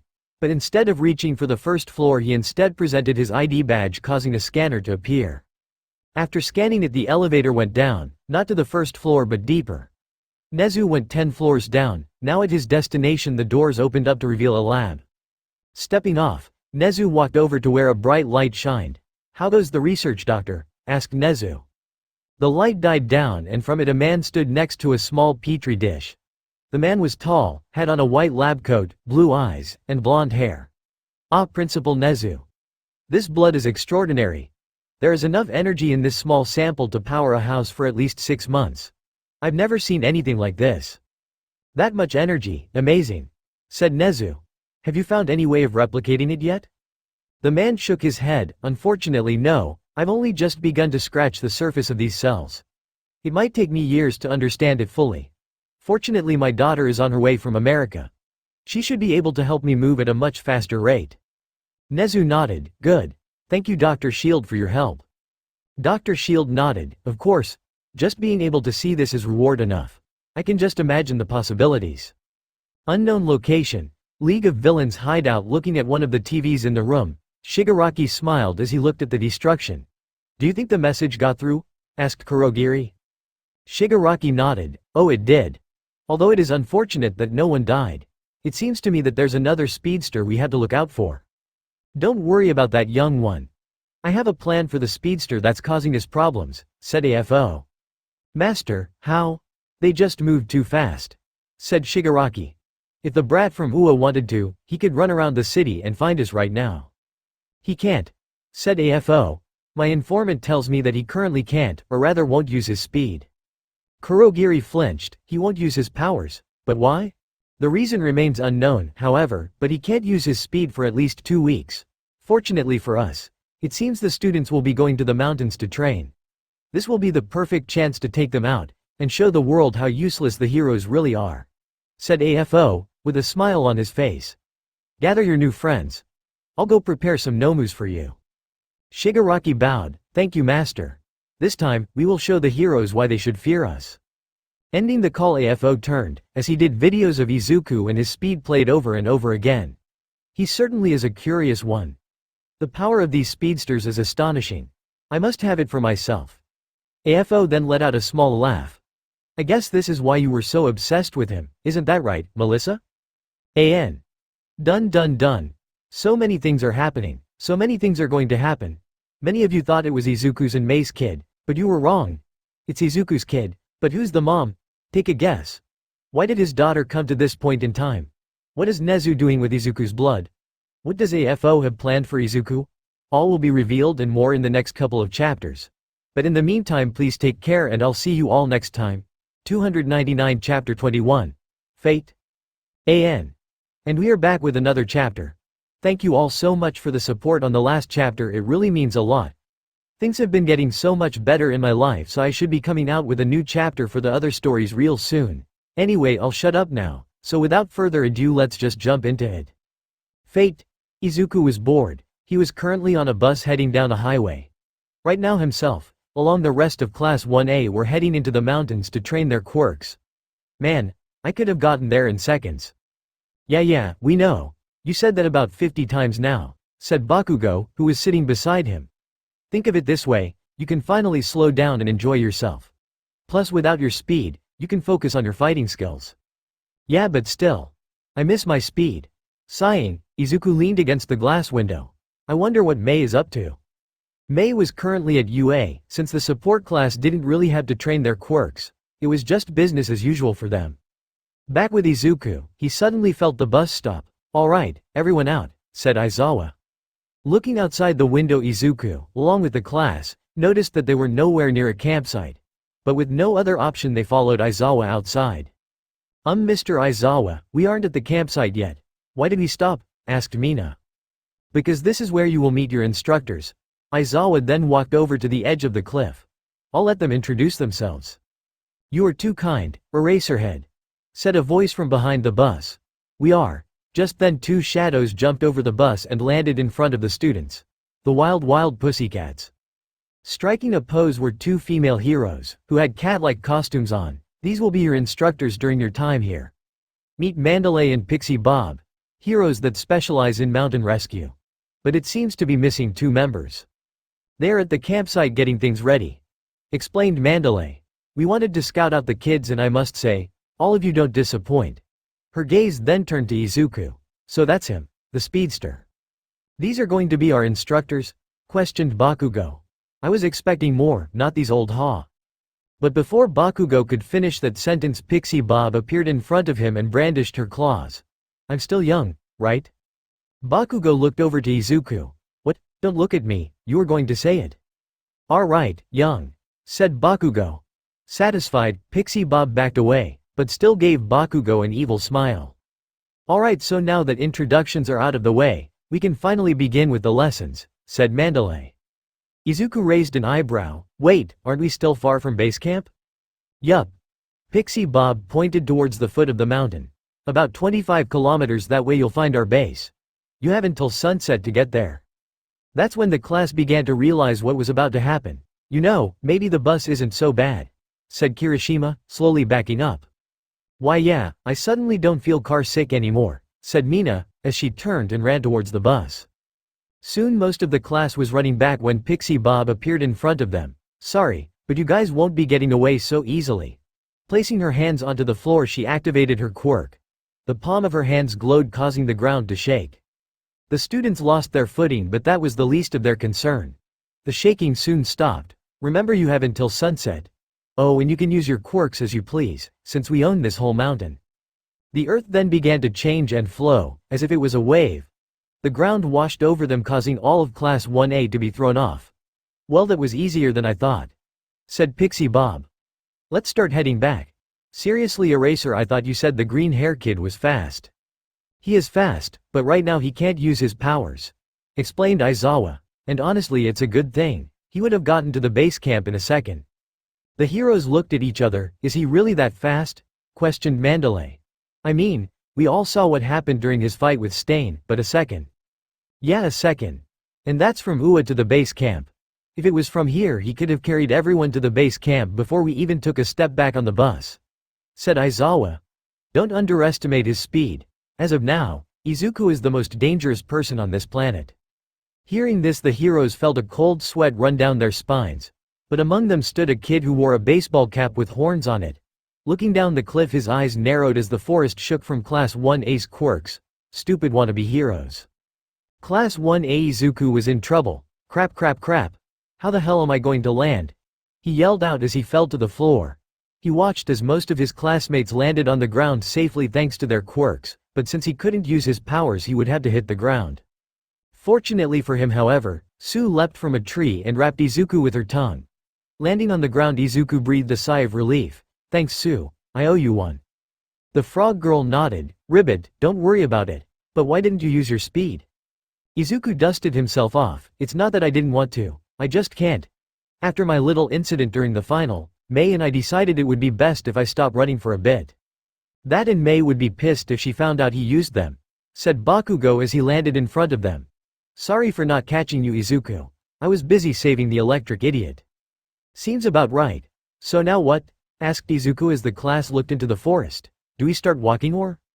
Just then Jiro heard something with the help of her earphone jacks. Wait, I hear something. Something is coming this way, something big. The class all got into fighting positions. How many? Asked Momo. I'm hearing 2, no, 4. Actually, we got several incoming, at least a dozen or so. Can't tell with the footsteps, said Jiro. Man, I really wish I could use my speed right about now, said Izuku, complaining. I could have been at the base camp in a flash. But as Izuku was talking, Jiro picked up on something. Incoming, Midoriya. Izuku looked into the forest, and just as his eyes focused on the trees, something came flying out. With wide eyes, Izuku managed to slide his head to the side, just as two stone spikes flew past and stabbed into the tree behind him. How the hell did you dodge that? Asked Kirishima. Did you use your speed? No, but it's thanks to my powers. I see things faster than normal people. It's still slower compared to when I run, but better than nothing, said Izuku. Now then, let's see what you guys can do about those. Pointing to the trees, the class all turned to find a stone T-Rex emerging, knocking down the trees. Bakugo smirked. Now this is how you start a training camp. Hey nerd, you're smart right? Make yourself useful and help us. Izuku nodded. Right. Alright, first bring them down. Go for their legs and then crush them. Sunset Mandalay looked at her watch. Looks like they won't be making it. They still have 5 minutes, they'll be here, said Aizawa. Maybe, but we did make it tougher this year, explained Mandalay. Do you honestly believe they'll make it, even without their speedster? Aizawa nodded. Yes. A few minutes had gone by and there were now 30 seconds left. But just as the time hit 10, Izuku appeared from the trees. Ha! See, I told you we'd make it. Stumbling and falling to their knees was the rest of Class 1A. Why, you damn nerd. You ran for most of that. Even without your speed you still have good stamina, said Bakugo. No kidding, said Mina. If he has this much stamina, I wonder what other things he can do without getting tired. Izuku blushed slightly. Anyway, we made it. Good job. You're the first class in 5 years to complete this trial in the set timeframe, explained Aizawa. I was wrong, Eraser. Seems to me like these kids are worthy, said Pixie Bob. She then turned her attention to the class. I get first dibs at them, especially this one. His quick thinking and reaction speed is amazing. Izuku was surprised when all of a sudden the hero showed up in front of him. Save it for when he's actually a hero, said Mandalay. Nice work on getting here on time, kids. As a reward we will prepare your dinner. Speaking of kids, who's the runt? Asked Bakugo, motioning to the kid. Izuku saw the boy and walked over to him. Hey Kachan, look, he has the same eyes as you. What the hell are you talking about? My eyes aren't that evil looking, protested Bakugo. Izuku turned his head towards Bakugo. No look, it's the... But as Izuku was talking the boy suckered punched Izuku in the groin. Immediately all of the boys felt his pain, as Izuku fell forward. Koda, yelled Mandalay. Stupid wannabe heroes. Scoffing, Koda walked away, as Izuku reeled in pain. Bakugo walked over to Izuku. Well, you shouldn't have been talking shit. Izuku groaned. Need a hand? And no, I'm good. Just give me a second. Just who is that kid anyway? Asked Izuku. That's Koda, my cousin. We are taking care of him for the time being, explained Mandalay. Sorry about him. I'll talk to him and make him apologize to you. Getting to his feet, Izuku breathed a sigh of relief. Yeah, you do that. I need to go sit down for a bit. Well, you can sit while you eat. Tonight we are having beef stew, said Pixie Bob. Just remember, tonight is the only time we cook for you. Tomorrow that will be your job. But before that, go get your luggage. Once you're done eating, hit the bath and relax. Tomorrow your real training starts, said Aizawa. The class all nodded and went to get their stuff. A short time later the boys went to take a bath. While in there, Izuku couldn't help but feel powerless. He'd only had his powers for a short while, but without it, he felt empty, helpless.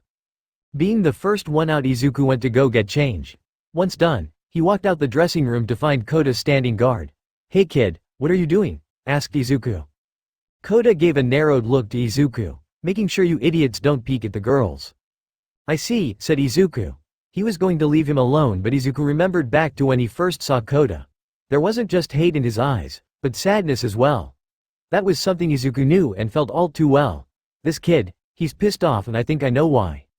So who did you lose? Izuku asked, much to Koda's surprise. That's none of your concern, said Koda. And how the hell do you know I lost someone? Because I had the same look you have on right now, said Izuku. I lost my parents. My mom was killed by someone who had, or will have a personal vendetta against me. My dad, he was killed not too long ago. Koda looked at Izuku. I've heard what you did, the city you destroyed. Yeah, I did that, and it shouldn't have happened, explained Izuku. Koda raised an eyebrow. Why, weren't you angry? Izuku nodded. Still am, but being pissed off isn't helping anyone, especially yourself. Shut up, you're just a wannabe hero. You'll never understand, said Koda. You're all just damned fools. With that, Koda walked away, leaving Izuku by himself. That anger is going to come back and bite you in the ass, kid. Izuku turned to leave as well, but just as he turned his back, a voice called out to him, Midoriya. Turning, Izuku found Mandalay. Got a minute? Next morning, dawn, the sun was barely rising when Aizawa woke everyone up. Ordering them to change into their gym uniform, he instructed them to wait outside. The morning air was cold, and most were still half asleep. Eyes open, everyone. Today is the official first day of your training camp. Here you will improve your quirks, and to help with that you first need to know where you stand. Catch. Catching what was thrown at him, Bakugo saw that it was the ball from the first day of class. Throw it again. This way we'll get an accurate comparison of your improvement since the beginning. Nodding, Bakugo stepped forward. Winding up, Bakugo used his explosion to launch the ball forward. Die. The class was hit with a strong wind pressure. Really, Kachan? Die? A few seconds later, Aizawa turned to the class. Improvement of 5 meters. Bakugo's eyes widened. This is what I was talking about. You may have fought villains before, but we've only focused mostly on your education rather than your quirks. That's the purpose of this camp. While you are here, you will train harder than you ever have before. So I hope you're ready. A few hours later, Class 1A and 1B were both now training their quirks with the help of the wild pussycats. However, Izuku wasn't with them. Instead, he was sitting down on a tree trunk with Aizawa staring at him. How are the therapy sessions coming along? Asked Aizawa. Izuku looked up. They are going fine. Just didn't expect Midnight to be a licensed therapist. Aizawa laughed. No one ever does. But underneath, she is a good teacher who cares about her students. Silence then fell over them as they ran out of things to say. After a few more moments, Izuku sighed. Go ahead, I know you want to ask. Fine. Do you know who the mystery speedster is? Asked Aizawa. Looking at the floor, Izuku nodded. Yes. Aizawa got up from his seat. Who? What's their name? I don't know, said Izuku. What? But you just told me that you know who the speedster is, said Aizawa, confused. I know, but I also don't know them, explained Izuku. When we were saved at the mall, I told you I was pulled out by the speedster, right? Well, I managed to yank a piece of hair. Thanks to May, we scanned it but found nothing in any of the hospital or police files. Izuku then looked at Aizawa dead in his eyes, but I had a hunch. Look, what I'm about to say is still not 100% confirmed, but the girl is my kid. Aizawa's eyes widened. What? How? There's only one way, time travel, said Izuku. They came from the future to either fix or rewrite the timeline. But if they do that, wouldn't they cause another event, like you did? Asked Aizawa. Maybe. Time travel is complicated. Honestly, I don't get it myself. When you travel back in time, you should technically create a new timeline. So you don't travel back to the timeline from which you came from. So if you try to fix something in the past, it won't affect your future. That's according to space-time rules. But you did just that. So what gives? Did this person get lucky? Asked Aizawa. Izuku shook his head. No, they know exactly what they're doing. If I managed to do it out of sheer dumb luck, I'm willing to bet this person figured out a way to do it. Then the reason why this person is here is to set things right. That's good, said Aizawa. It's not, said Izuku. They might do something to someone in Class 1A. If they do, I don't know if I'll be able to stop them. Aizawa took a moment to think, but if they were after someone from 1A, couldn't they have taken them down before this event happens? Like during the mall incident, she didn't harm anyone there. No, think of time as a two-way road. You could cross over to the other lane, but you run the risk of crashing. But in order to change something in the past, we usually go to a certain event in our past and change that. Time is most flexible when a major timeline event happens, explained Izuku. That's what I think anyway. Time abides by rules one instant, and other rules another instant. That's why I'll never mess with time again. Whatever, let's just get back to training. Izuku got up and began to walk back to the training area, but as he did, Aizawa thought of something. Wait, if this girl is from the future and time travel is a last resort, what the hell happens in the future for her to break that rule? I don't know, but whatever it is, I sure hope we are ready. With that, Izuku and Aizawa went back to training. Unknown location. The female speedster paced back and forth inside the warehouse. Why are you so nervous? Asked the robotic voice. Because, if I mess this up, there's no telling what would happen in the future, said the girl, nervous. You've gone over this several thousand times, you are ready. But that's not what's worrying you, is it? Questioned the robot voice. The girl stopped. Do you know why you were built, Clank? The robot, named Clank, floated over and stopped in front of the girl. I do. I was created to serve you in any way possible. And, to keep you safe. The girl laughed. So many times you've helped me out of a tight spot. But now I'm risking it all in order to change the past. Why aren't you stopping me? Clank floated behind the girl. Because we don't have a choice. It's either we risk it all, or we go back to the future and live out that hellhole. And I, for one, want to see you live to see 30. Now the question becomes, are you ready to do what it takes and take her down? The girl clenched her fists. Yes. Good, then get to it. Make sure she's actually building that thing first. If she is, then there's no choice, you'll have to kill her. She won't stop until it's completed, said Clank. You're right, this is the right thing to do. The girl took a deep breath and pulled her mask down. With lightning jumping off her body, the girl was ready. Let's go. In a flash of green and pink lightning, the girl took off into the night, ready to change her future. With Izuku walked over to where his class were, looking like he'd woken up from a nap, refreshed and untired, unlike his classmates, who looked like they were about to drop dead. You know, you guys should really work on your stamina. If you do, you just might be. But Izuku was cut off when Bakugo grabbed his shirt. Looking up, Bakugo glared at his friend. Not another word, got it? Izuku turned to his class and found them all giving him a glare. Got it. Alright everyone, listen up. As we said yesterday, we will be no longer making your food. You guys will be responsible for that. So here you go, all the ingredients you need, said Mandalay, presenting the class with the tools and food they'll need to make curry. The class got to work immediately. Working together they managed to make it and were already sitting down to eat. Man, that wasn't easy, said Kirishima. Tell me about it. I didn't know there were so many steps, said Kaminari. It would have gotten faster if you two idiots knew how to cook, yelled Bakugo. Honestly, the biggest surprise of the day was seeing Bakugo cook, said Mina. To think he knows how to cook. Right. It's surprising to see, but he is a really good cook, said Izuku with a spoonful of curry. It's just one of Kachan's redeeming qualities. What the hell was that? You damn nerd, yelled Bakugo. Say that again, I dare you. The class laughed as they enjoyed their food. But as Izuku was eating, he noticed someone was missing. Where's the kid? Oh, Kota? He's up in the mountains. He has a secret location he likes to visit from time to time, explained Mandalay. I just wish he'd come down to eat at least. Izuku then finished his plate and got up. I'll take him a plate. Really? Are you sure? Questioned Mandalay. Izuku nodded. Yeah, it's no problem. I'll bring a plate up for him. Are you sure? He did kind of punch you in the groin, said Toru. Trust me, I'm still well aware. But believe it or not, we have something in common. Besides, I can sneak up on him and scare him, said Izuku with an evil grin on his face. Hurry back, said Pixie Bob. We have a special event for you guys for later tonight. A short while later, Kota was seen overlooking the campsite. Stupid wannabe heroes. They don't know the first thing about being heroes. My parents were real heroes. That they were, said Izuku, walking up behind the kid. Kota turned around to see Izuku with a plate of food. Hungry? Guarantee it's good?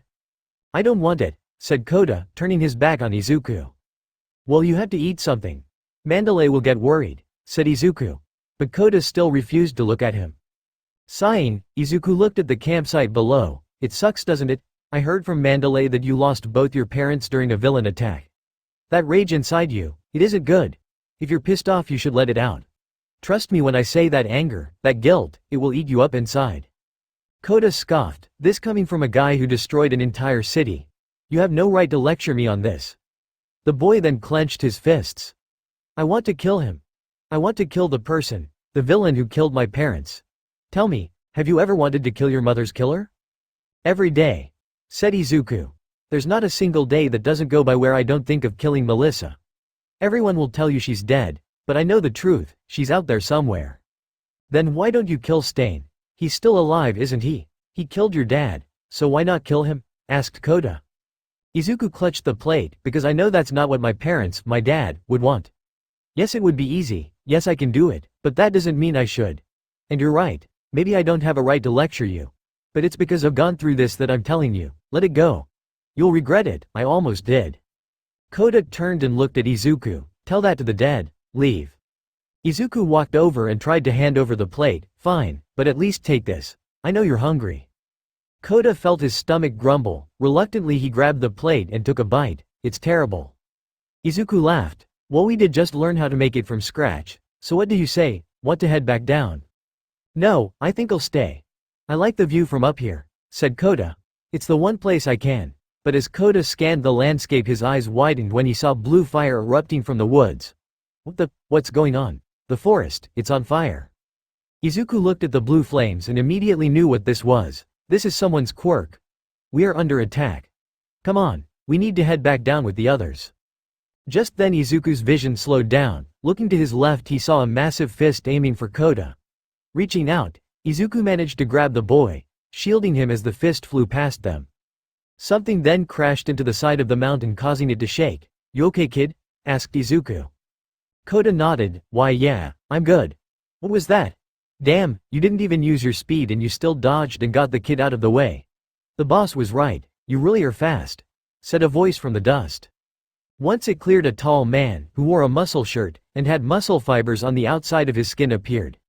Guess the boss wasn't exaggerating. You really are fast. Izuku got in front of Kota. Stay behind me. But it seems like the intel was right. You really won't use your speed, said the villain. How did you? Doesn't matter. Are you the one behind the forest fire? Asked Izuku. Stepping into the moonlight, the villain had a prosthetic eye with a scar over it. That was one of my associates. They have their part, and I have mine.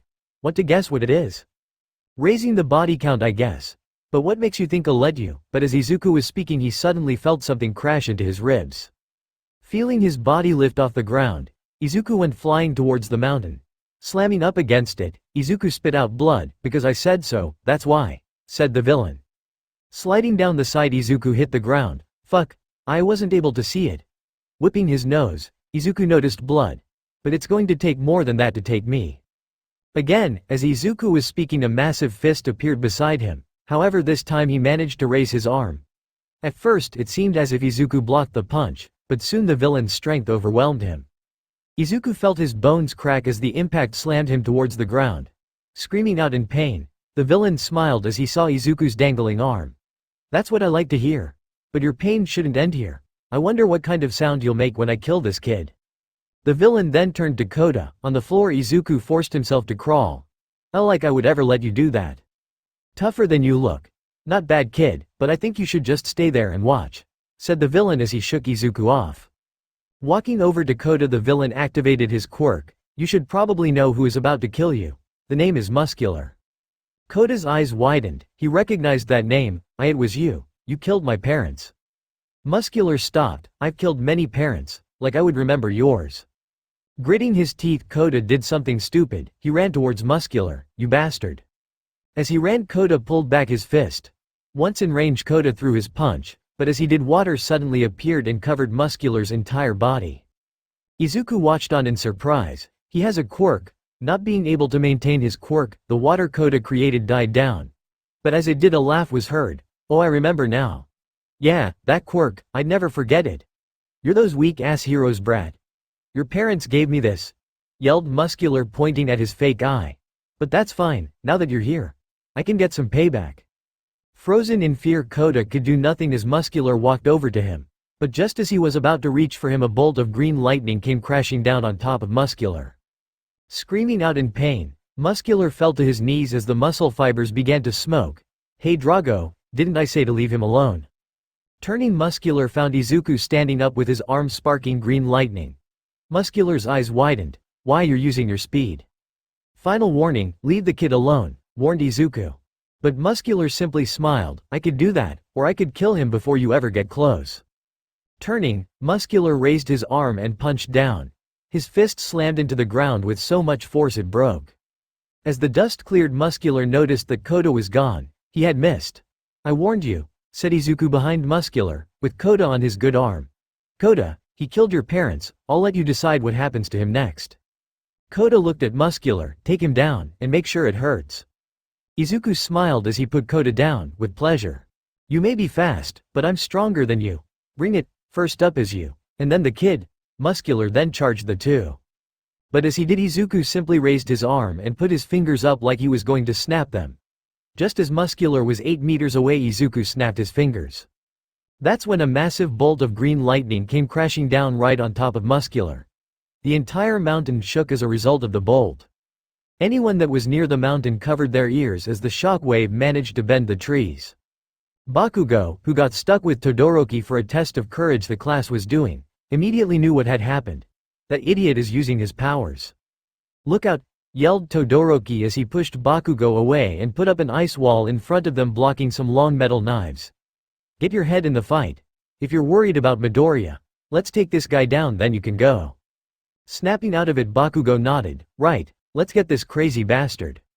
Back with Izuku, the area was covered with a thick cloud of dust. But it soon dissipated, revealing Muscular on the floor twitching. What did you do to me? Walking over, Izuku watched as small green sparks were seen on Muscular's body. I hit you with lightning. With the amount you just got hit with, it temporarily stopped the synapses in your brain from firing. Don't worry, I held back a bit so that you wouldn't die. However, whether or not you're paralyzed is not my problem. Muscular tried to move but found that his body wouldn't listen. Damn you, I'll kill you for this. No you won't, as of today you're done killing.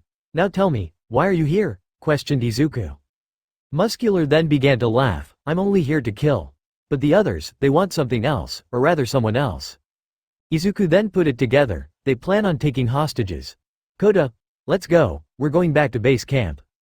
Running over, Izuku put Koda on his back, but as they were about to leave, Izuku looked at Muscular. Are you sure about this? Koda nodded. Yeah, I'm sure. He'll pay for what he did to my parents, but I'd rather see him rot in a prison. Your parents would be proud of you, kid, don't you ever forget that. In a flash, Izuku took off with Koda on his back. As Izuku ran down the mountain, he suddenly came upon Aizawa. Stopping in front of him, Izuku put Koda down. Oh Aizawa, thank goodness. Here, take the kid. I need to go make sure the others are safe. Aizawa was surprised at Izuku's sudden appearance but then noticed his arm dangling and blood running down his nose. What happened to you? Oh that, I fought a villain. He was trying to kill us so I acted. Explained Izuku. He's up on the mountain paralyzed so he shouldn't go anywhere.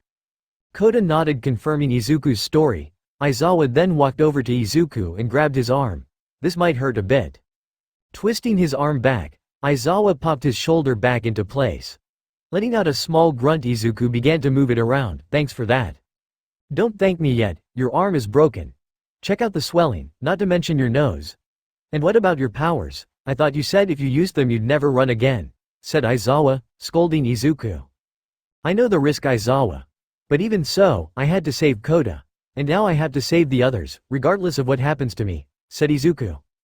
Aizawa sighed. I sure hope you don't regret this. The others are spread out around the forest. Find and rescue them. But before that, head over to the main group with Mandalay and deliver her this message. With Mandalay, Pixie Bob was down, Ragdoll was missing, and only herself and Tiger were left to protect the kids. We need backup, Mandalay yelled out as she dodged a sword. You're not getting away from me, hero, yelled a green lizard man who had on a mask that covered his eyes and an outfit that vaguely resembled Stain's, this world's Stain costume. This was the villain known as Spinner. God, you're so annoying, said Mandalay as Spinner kept up the pressure. Normally Tiger would back her up, but he was occupied fighting the individual that knocked Pixie Bob out cold.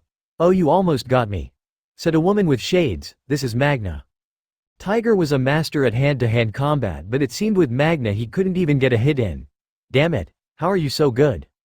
Magna gave a smile as she slapped away his punches. That's a secret. Hey Magna, finish this already so we can move on with the plan, yelled Spinner as he jumped into the air. Barely recovering from a dodge, Mandalay looked up to see Spinner bring down his sword. Mandalay knew she wouldn't be able to dodge, so she braced herself for the impact. A loud thunk was heard as the blade hit the ground, with Mandalay nowhere to be seen. Where did she go? Right here, said a voice behind the villain. Quickly turning around, Spinner saw Izuku standing beside Mandalay. He had gotten her out of the way. Spinner pointed the tip of his sword at Izuku. You're the one we are after. Izuku pointed at himself. Me? What did I do? You mean besides destroying a city? Don't know, the boss wants to have a chat, explained Spinner. Now come with me and no one. But as Spinner was speaking, a green flash of light caused him to blink, but in that time frame Izuku was gone and was now standing on the tip of Spinner's blade. No one what? Questioned Izuku. Surprised by what just happened, Spinner blinked a couple of times before it finally registered what just happened. Your speed, the boss said you wouldn't use it.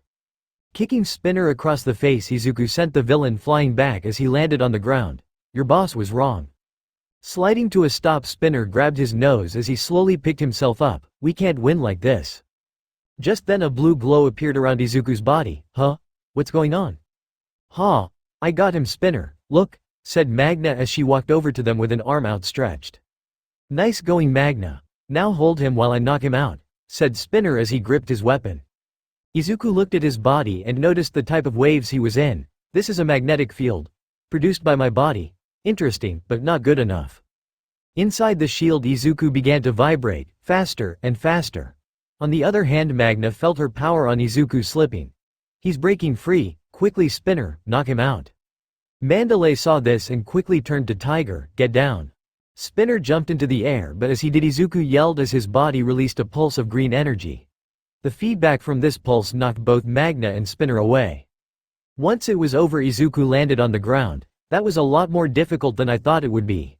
Emitting an imp is a lot more difficult than it seems. Midoriya! Yelled Mandalay. Where's Koda? He's with Aizawa. We ran into a villain on the way here but it's been taken care of. Explained Izuku. But right now you need to get a message out to every class. With Uraraka and Sue were currently in a standoff with Toga. What do we do now? Asked Uraraka. Ribbit, we have no choice but to fight. We might get in trouble but there's no way around it, said Sue as prepared herself.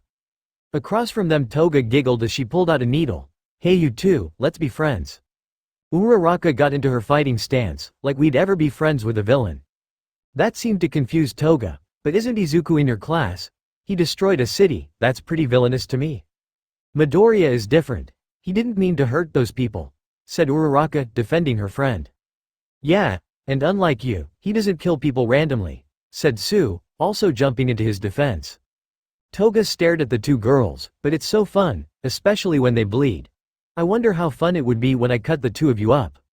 Running towards them Toga held out her needle. Sue leapt into the air but as she did a knife came flying over her head. It managed to catch her hair and pinned her against a tree unable to move. Sue! Yelled Uraraka, turning to see if she was okay. Sue struggled to move but was fine. I'm stuck, look out. Uraraka turned back only to find Toga's blade inches from her face. Reacting fast enough, Uraraka managed to grab Toga's wrist and pull her down. She then grabbed the back of her neck and using the momentum Uraraka pinned Toga to the ground. Did you really think you could catch me off guard? Think again, said Uraraka, twisting Toga's arm back. Any normal person would have groaned in pain, but not Toga. Slightly turning her head she looked directly into Uraraka's eyes. Your scent, your blood, it's just like mine. You're in love, aren't you? Let me guess. It's the little speedster. Uraraka blushed slightly. Bingo. I liked Stain, he was perfect. Look at us, two girls in love, but both unable to confess. Uraraka was about to say something, but in the moment she loosened her grip on Toga. Seeing a chance Toga swung her head back and smashed Uraraka's nose so hard that it forced her off. Quickly getting up Toga then stabbed a needle into Uraraka's shoulder, and began to take her blood. Uraraka groaned in pain as she felt the needle pierce her skin. Toga had almost filled an entire vial when a flash of green lightning crashed into her, sending her flying in a tree. Holding her shoulder, Uraraka got up to see Izuku standing in front of her. Midoriya. Turning, he smiled. Sorry I'm late you two alright? Uraraka nodded, just hanging out. Could use some help, said Sue. Izuku nodded and in a flash he helped her off the tree. Thanks. Don't mention it. Now, who the hell was that? Questioned Izuku. Appearing from the trees Toga appeared with blood running down her forehead. The name is Toga. You, be my boyfriend.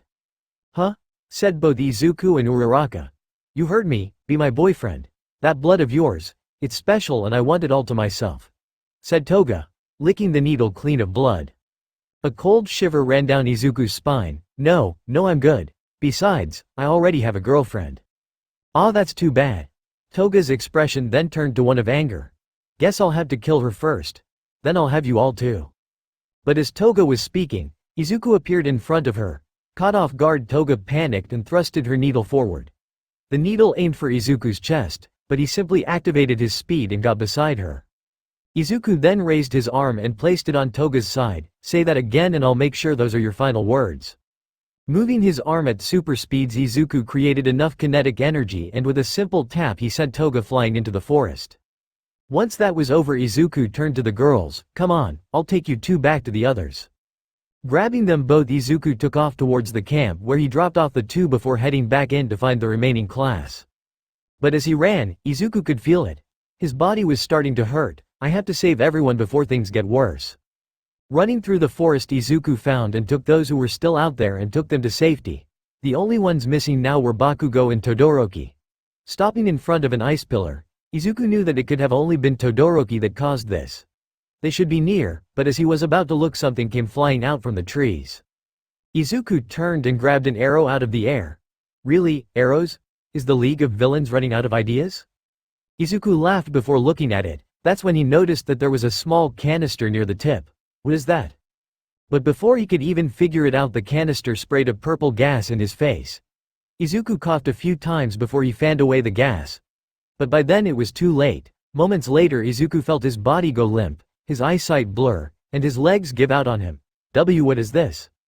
Appearing from the forest were two men. One seemed like he was just a kid around Izuku's age. And the other had blue flames on his hands. Sleep-inducing gas. We know your body will burn through it quickly, but in that time frame you're just as slow as the rest of us.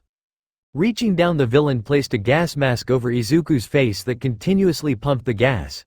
Izuku tried to burn through the gas with his speed, but since he was hit within before, there was little he could do. Soon Izuku's eyes began to shut as the gas knocked him out. That's that. Come on, let's get him back to the boss before he wakes up. They'll know what to do with him, said one of the villains. Just then a portal opened up, but just as they were going to walk through, an explosion hit the kid and knocked him through a tree. Let him go, yelled Bakugo as he landed in front of the villain holding Izuku. Raising his arm, Bakugo fired off a massive explosion at the villain's feet.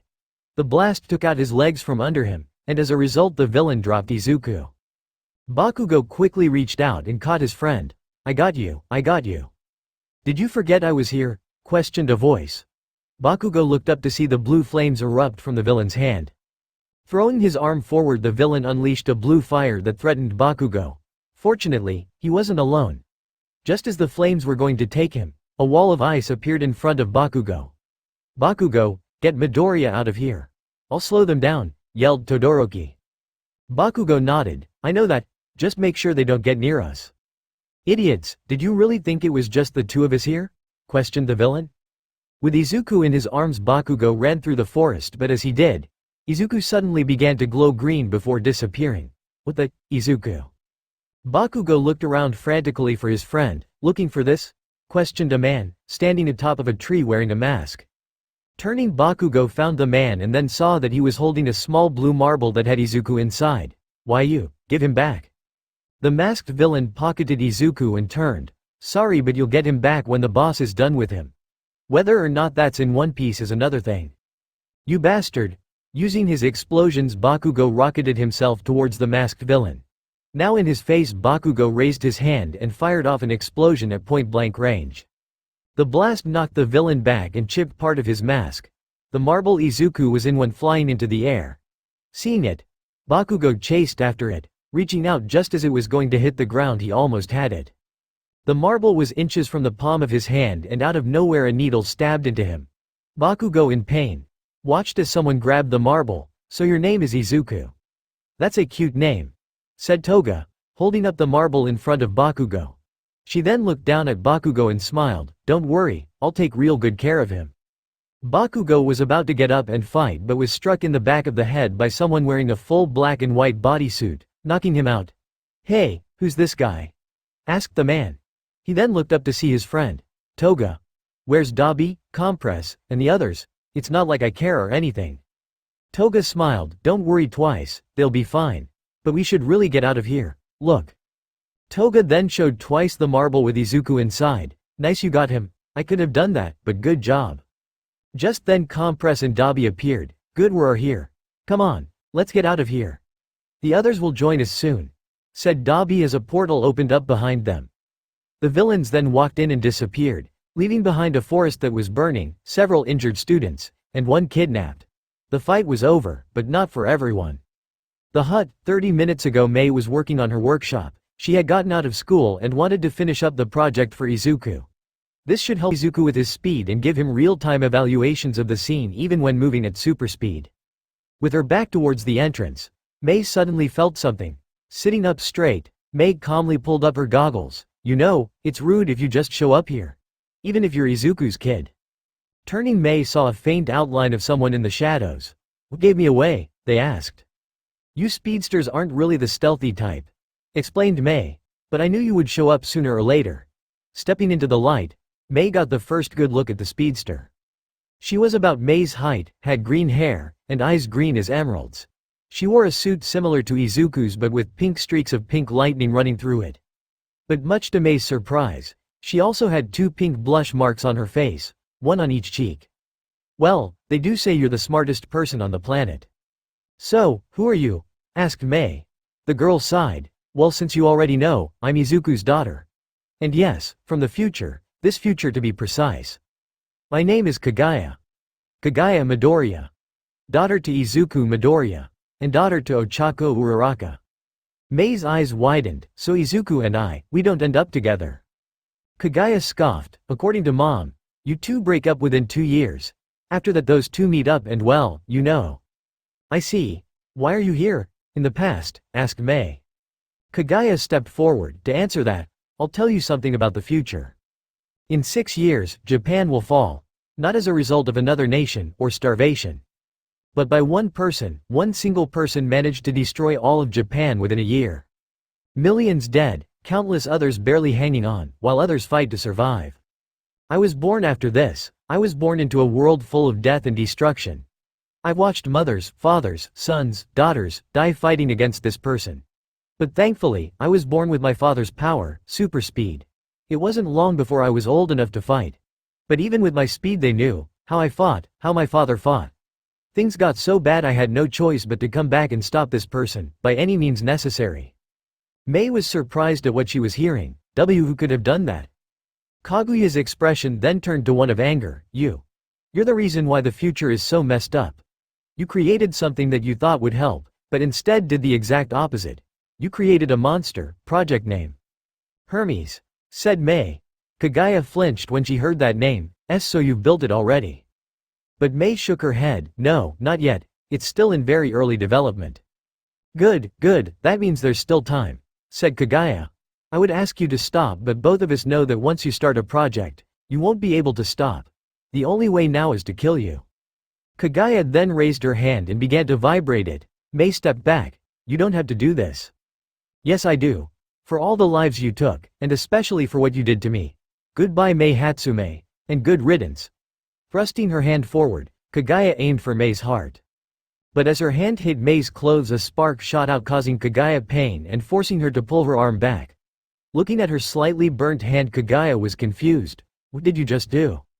Mei smiled. It worked. It actually worked, after Izuku's fight with Melissa, and his turn towards the dark side. I created specialized clothes that have bioelectric currents running through them, harmless except for when it's in contact with super speed. I'll never let another speedster harm me again. I should have known you'd have something up your sleeve, said Kaguya. You're always 2 steps ahead. 3 actually. Mei then reached into her pocket and pressed a button on a remote. Suddenly the vents opened up and out spewed a blue fog. It wasn't long before the fog covered the entire hut. Kaguya looked around and noticed that she could see her breath. Lowering the temperature to slow me down, huh? Nice plan, but not smart enough. Spinning in place, Kaguya created a tornado that blew the roof off the hut. With the fog now gone, Kaguya could now see clearly, but much to her surprise Mei was gone. Damn it, where did she go? Underneath one of the workbenches Mei hid from Kaguya. This place she was in was underground. After Melissa's attack, Izuku asked Mei to create a sort of bunker. It would serve as a safe haven, if anything were to happen. Sitting down on the floor, Mei frantically pulled out her phone. Come on. Mei desperately tried to find Izuku's contact info. Finding it, Mei was just about to push the button when a hand came down right in front of her face. Damn it. Soon the hand began to vibrate even after, causing the entire bunker to shake. Seeing what she was doing, Mei ducked for cover. As the roof to the bunker was ripped to shreds. Found you. Kaguya then stepped down into the bunker as the dust was settling. With pink and green sparks around her, Kaguya pushed through. Give up, Mei, you can't beat me. The bunker she was in was small. It was only 2 rooms and only had 1 entrance and 1 exit. Losing her phone from the explosion, Mei no longer had a way to call for help. But she was not helpless, there was still one thing in the bunker that could help. Unfortunately, May never got the chance to get it when something shocked her from the back, knocking her out. "Why didn't you let me kill her?" questioned Kaguya. "Clank floated over with a built-in taser, because she's more useful to us alive. Think about it, the more information we gather the better. If this fails we can at least go back with the knowledge on how to stop her." "We don't need it. We'll end this here and now," said Kaguya, looking at May's unconscious body. "No, it's better this way," said Clank. "Trust me. You'll get your pound of flesh, but right now that explosion is going to bring unwanted attention. Not to mention she could have alerted him." Kaguya was disappointed. "I know, you want to kill her. But wait off on that for a second. Once I get the information out of her, you can do as you please." Just then sirens were heard off in the distance, alerting Kaguya that the police and heroes were on the way. Walking over to May, she picked her up. "As long as I get to kill her it's fine." In a flash, Kaguya was gone along with Clank and May. Dun dun dun, both Izuku and May are in trouble, again. But this time Izuku's own daughter from the future is the trouble. Find out what she has planned for May. Izuku is also in trouble, but why would AFO want Izuku? Take a guess and find out later. In the meantime, stay safe and I'll see you all next time. 299 Chapter 22, Faith. And we are back with another chapter. Sorry this was supposed to come out last week but something happened and I couldn't get it out. But, hopefully to make up for that I made it an extra long chapter. So without further ado let's just jump into it. "Faith, is he awake?" asked a voice. Izuku slowly opened his eyes to find himself staring at a metal plate. Where am I?" The speedster then looked down and found that he was strapped into a device. There was a metal strap that kept him in place and something attached to the back of his head. But most surprisingly, Izuku was running on a treadmill. "Ah, look who's finally awake," said Shigaraki, standing beside the device. Izuku's eyes widened. "You? What is this?" Shigaraki grinned. "You are currently in a device that sucks up all of your energy when you run. The more you run, the more power we take." "You're stealing my energy?" questioned Izuku. "Why? For what?" "For me," said a loud booming voice. Turning, Izuku found a tall man wearing a suit. He had on a mask that covered his face. "Izuku Midoriya, we finally meet face to face." "And who are you supposed to be?" "Discount Darth Vader," joked Izuku. AFO let out a small laugh. "A jokester I see. Well, no matter, I doubt you'll be able to keep up this charade for very long. The more time you spend there, the stronger I'll become." "Oh yeah? What's stopping me from phasing out of here?" Izuku then tried to do just that, but as soon as he began to vibrate his body, a powerful electrical shock coursed through his body. A few seconds later the electrocution stopped. "What's wrong, kid? Can't do it. That's because I thought of everything. You won't be able to phase out thanks to that thing on your head. Vibrate or move at any frequency besides this one, and a powerful electrical current will be discharged from the thing on your head," explained AFO.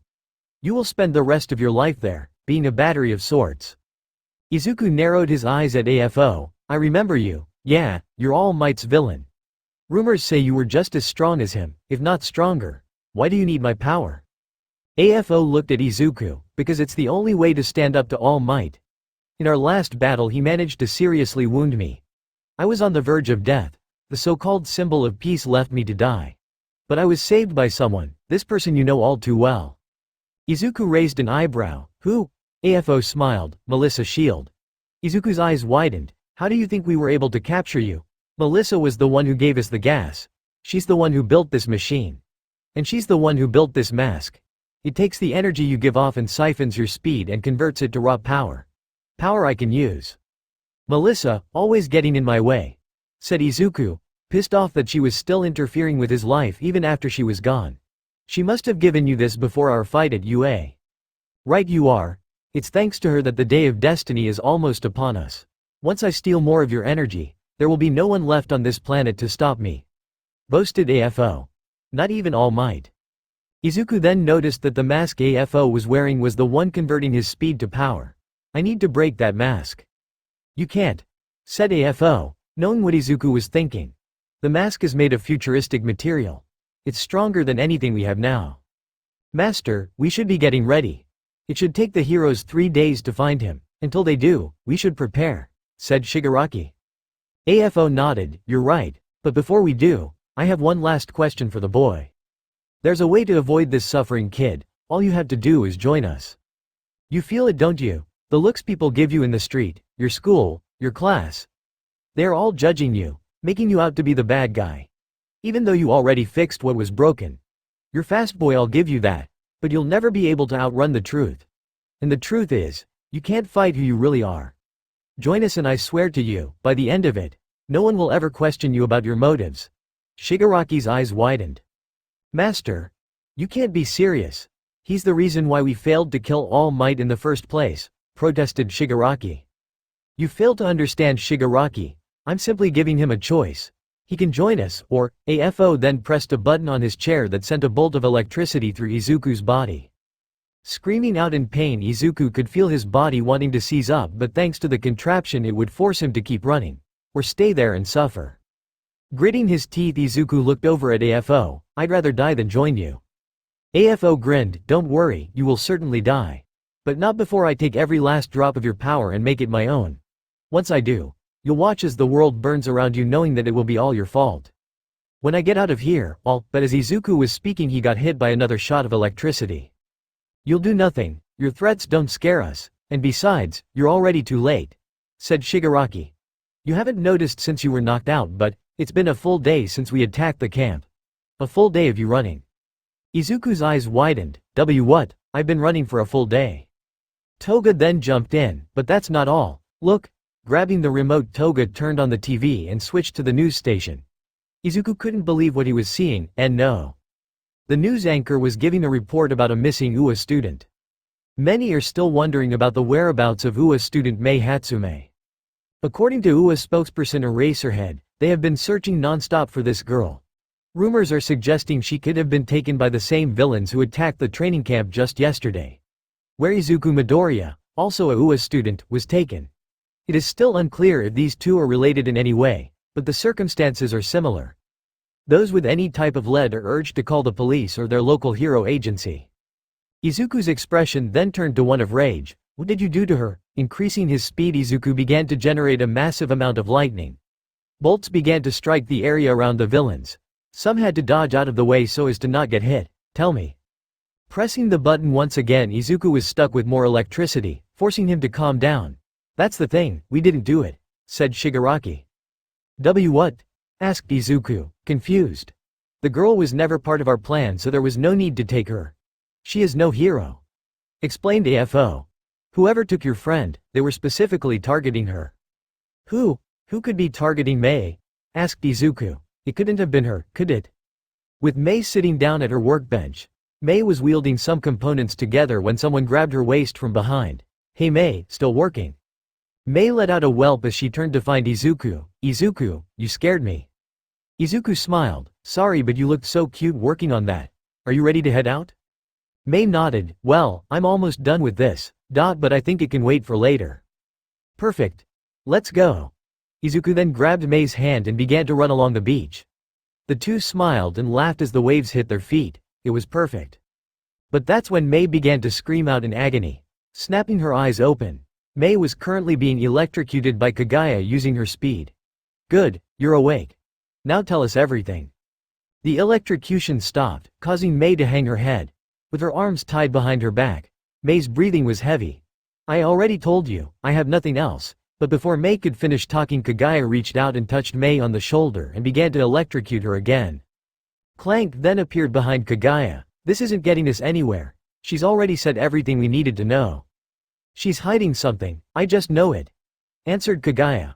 Weren't you the one to suggest we take her anyway? So why are you trying to stop me?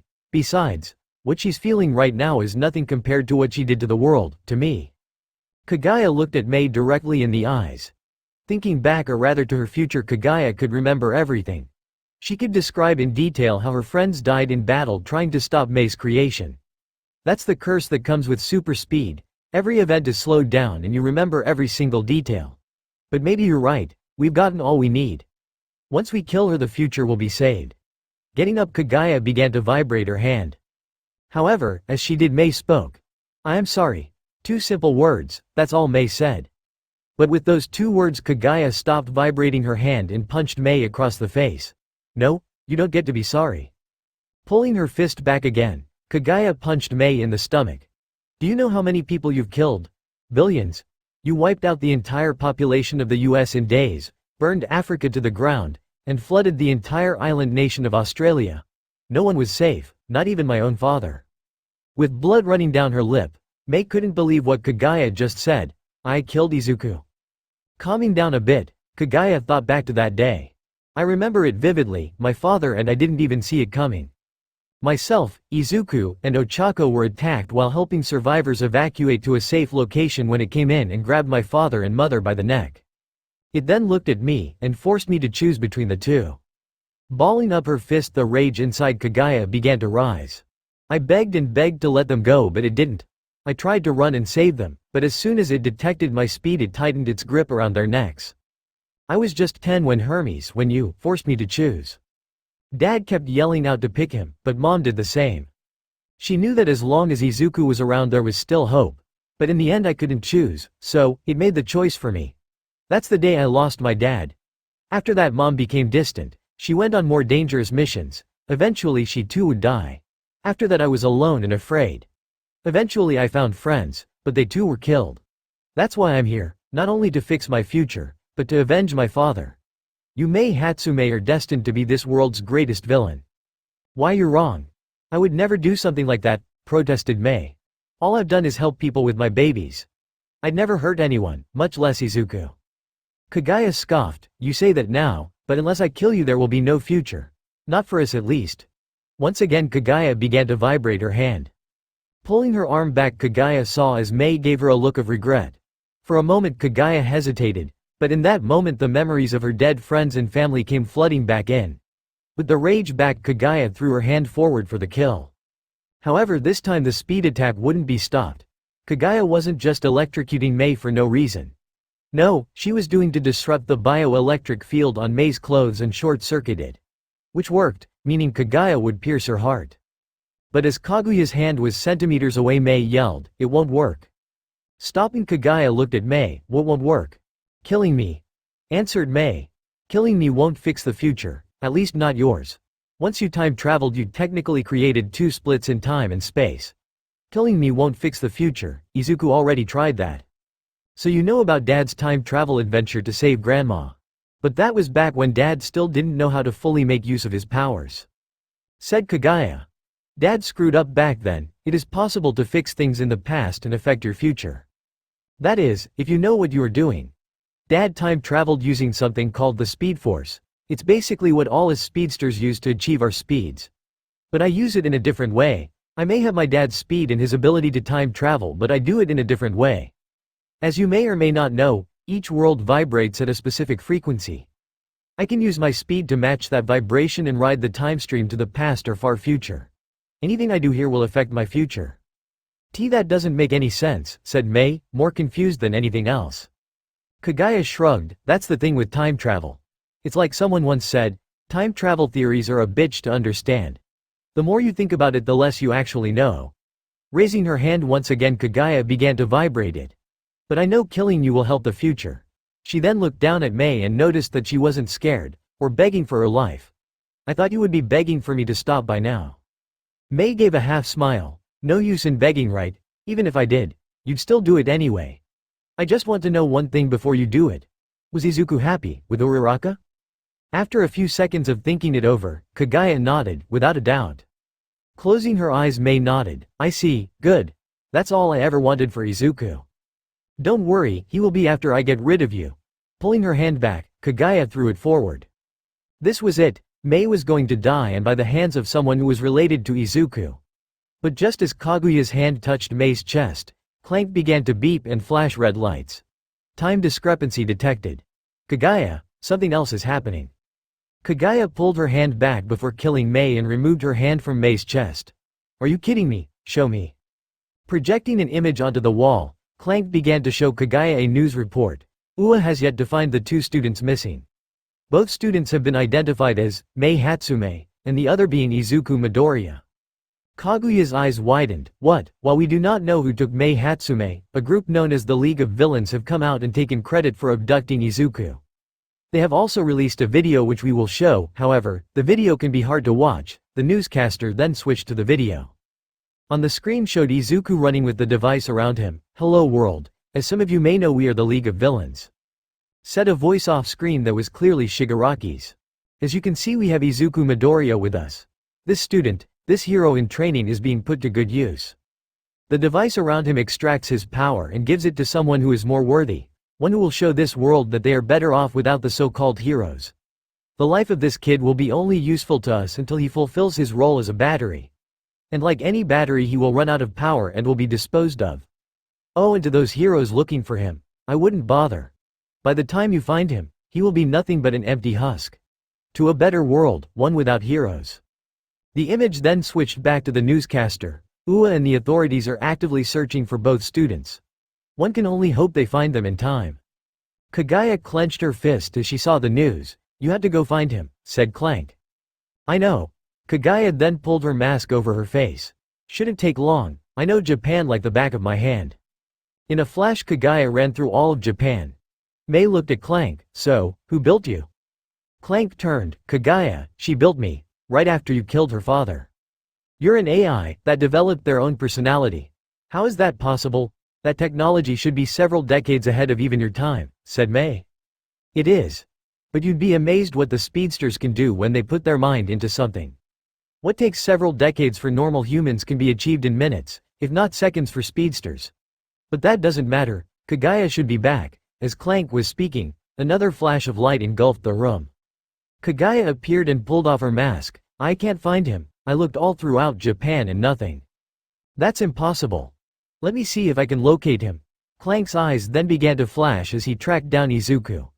After a few seconds, his eyes returned to normal. "Location unknown.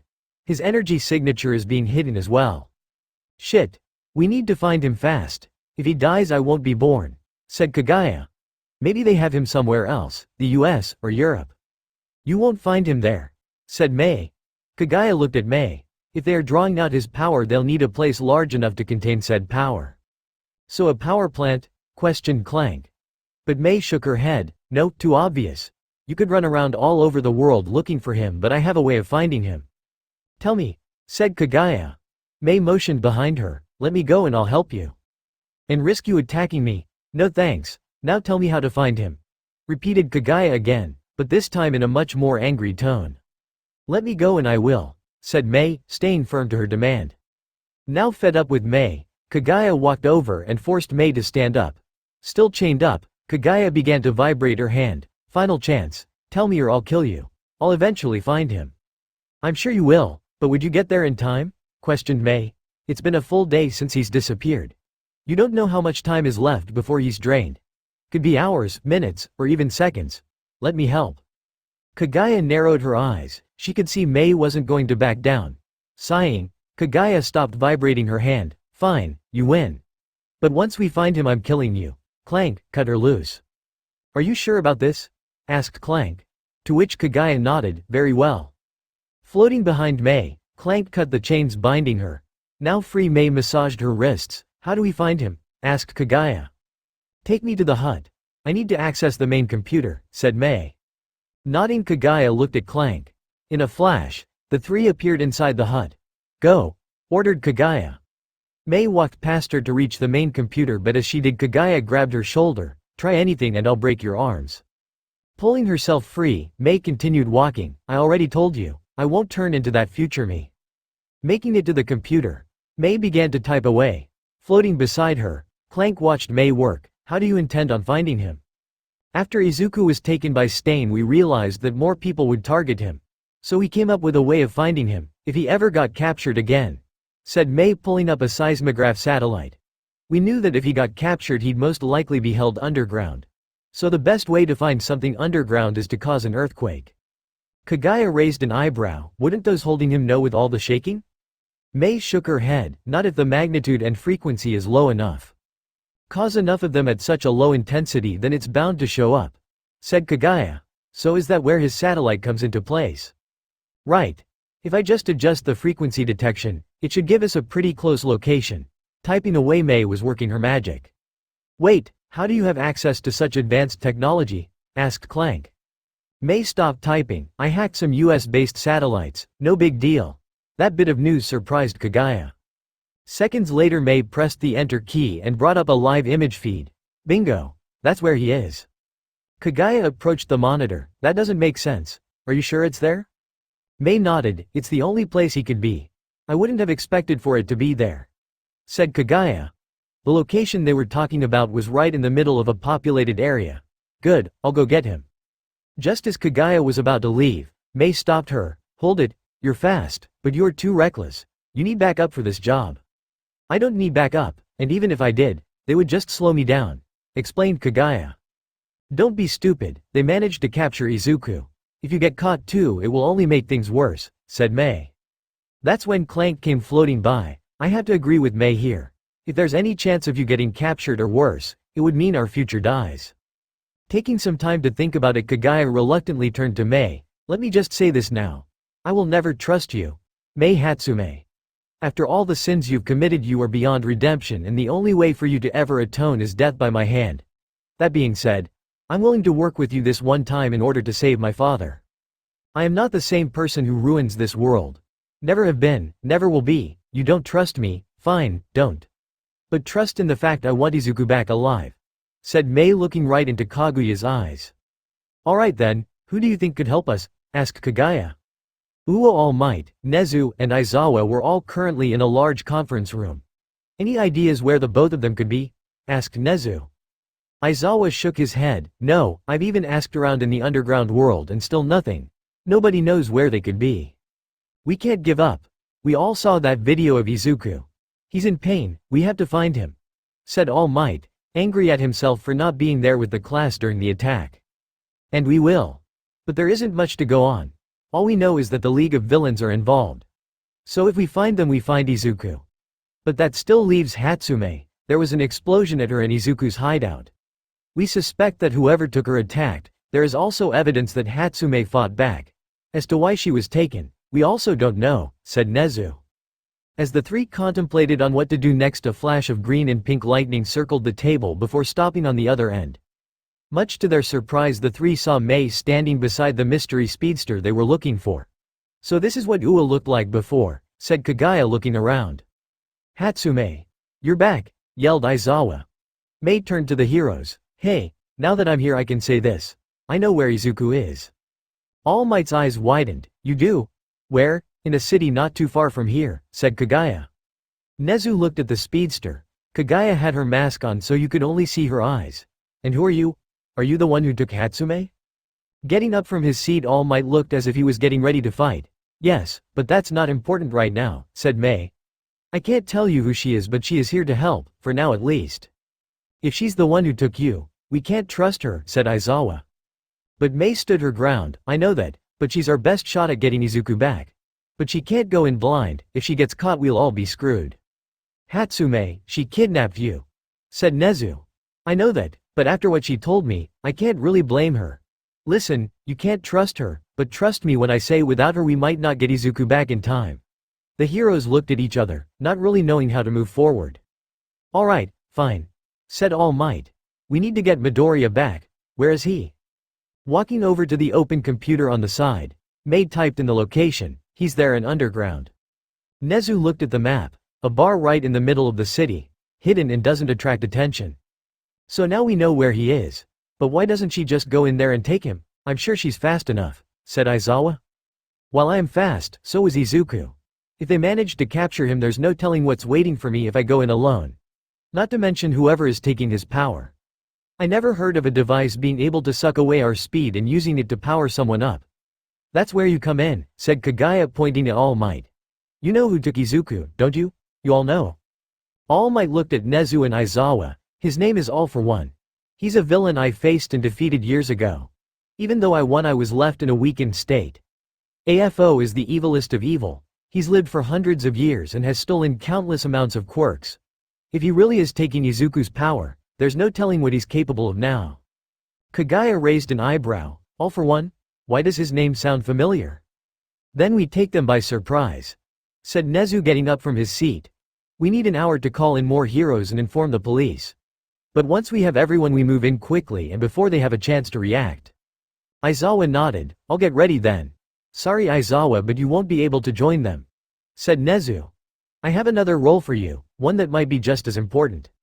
I'm coming with you, said Mei. All Might looked at Mei puzzled. No, it's too dangerous. That thing on Izuku is sucking up his power. I've never seen anything like that, but I do know how Izuku's power works. You need me there to get him out, said Mei. She's right, said Kagaya. She is the most familiar with our speed. If anyone has any chance of getting him out, it's her. Once you guys attack, I'll run through and find him. Sounds like a plan. Get ready, we have a fight on our hands, said Nezu. With that, Mei and Kagaya went back to the hut so that Mei could get what she needed. All Might rested up to make sure he wouldn't power down during the fight, while Aizawa put on a suit. 1 hour later, 7:30 p.m. The room was loud. People talked to each other. The sound of cameras clicking filled the air. A press conference had been announced by Ua in order to give updates as to what was going on. As the news reporters waited, Aizawa, Nezu, and Vlad were standing behind a curtain. Are you sure this is going to work? Asked Aizawa. Nezu nodded. It will. They don't know we know yet. They will be watching the broadcast and we'll use that time to strike. This press conference won't end well for us. You know that, right, Nezu? Said Vlad. I know, but this helps our chances of getting Midoriya out of there. Besides, I always have a backup plan. The three then appeared from the curtain and took a seat in front of the reporters. Thank you all for coming. We understand that all of you have questions for us, so let us begin. Unknown location. 7:31 Shigaraki was sitting down at the bar looking up at the TV that showed the live interview with Ua.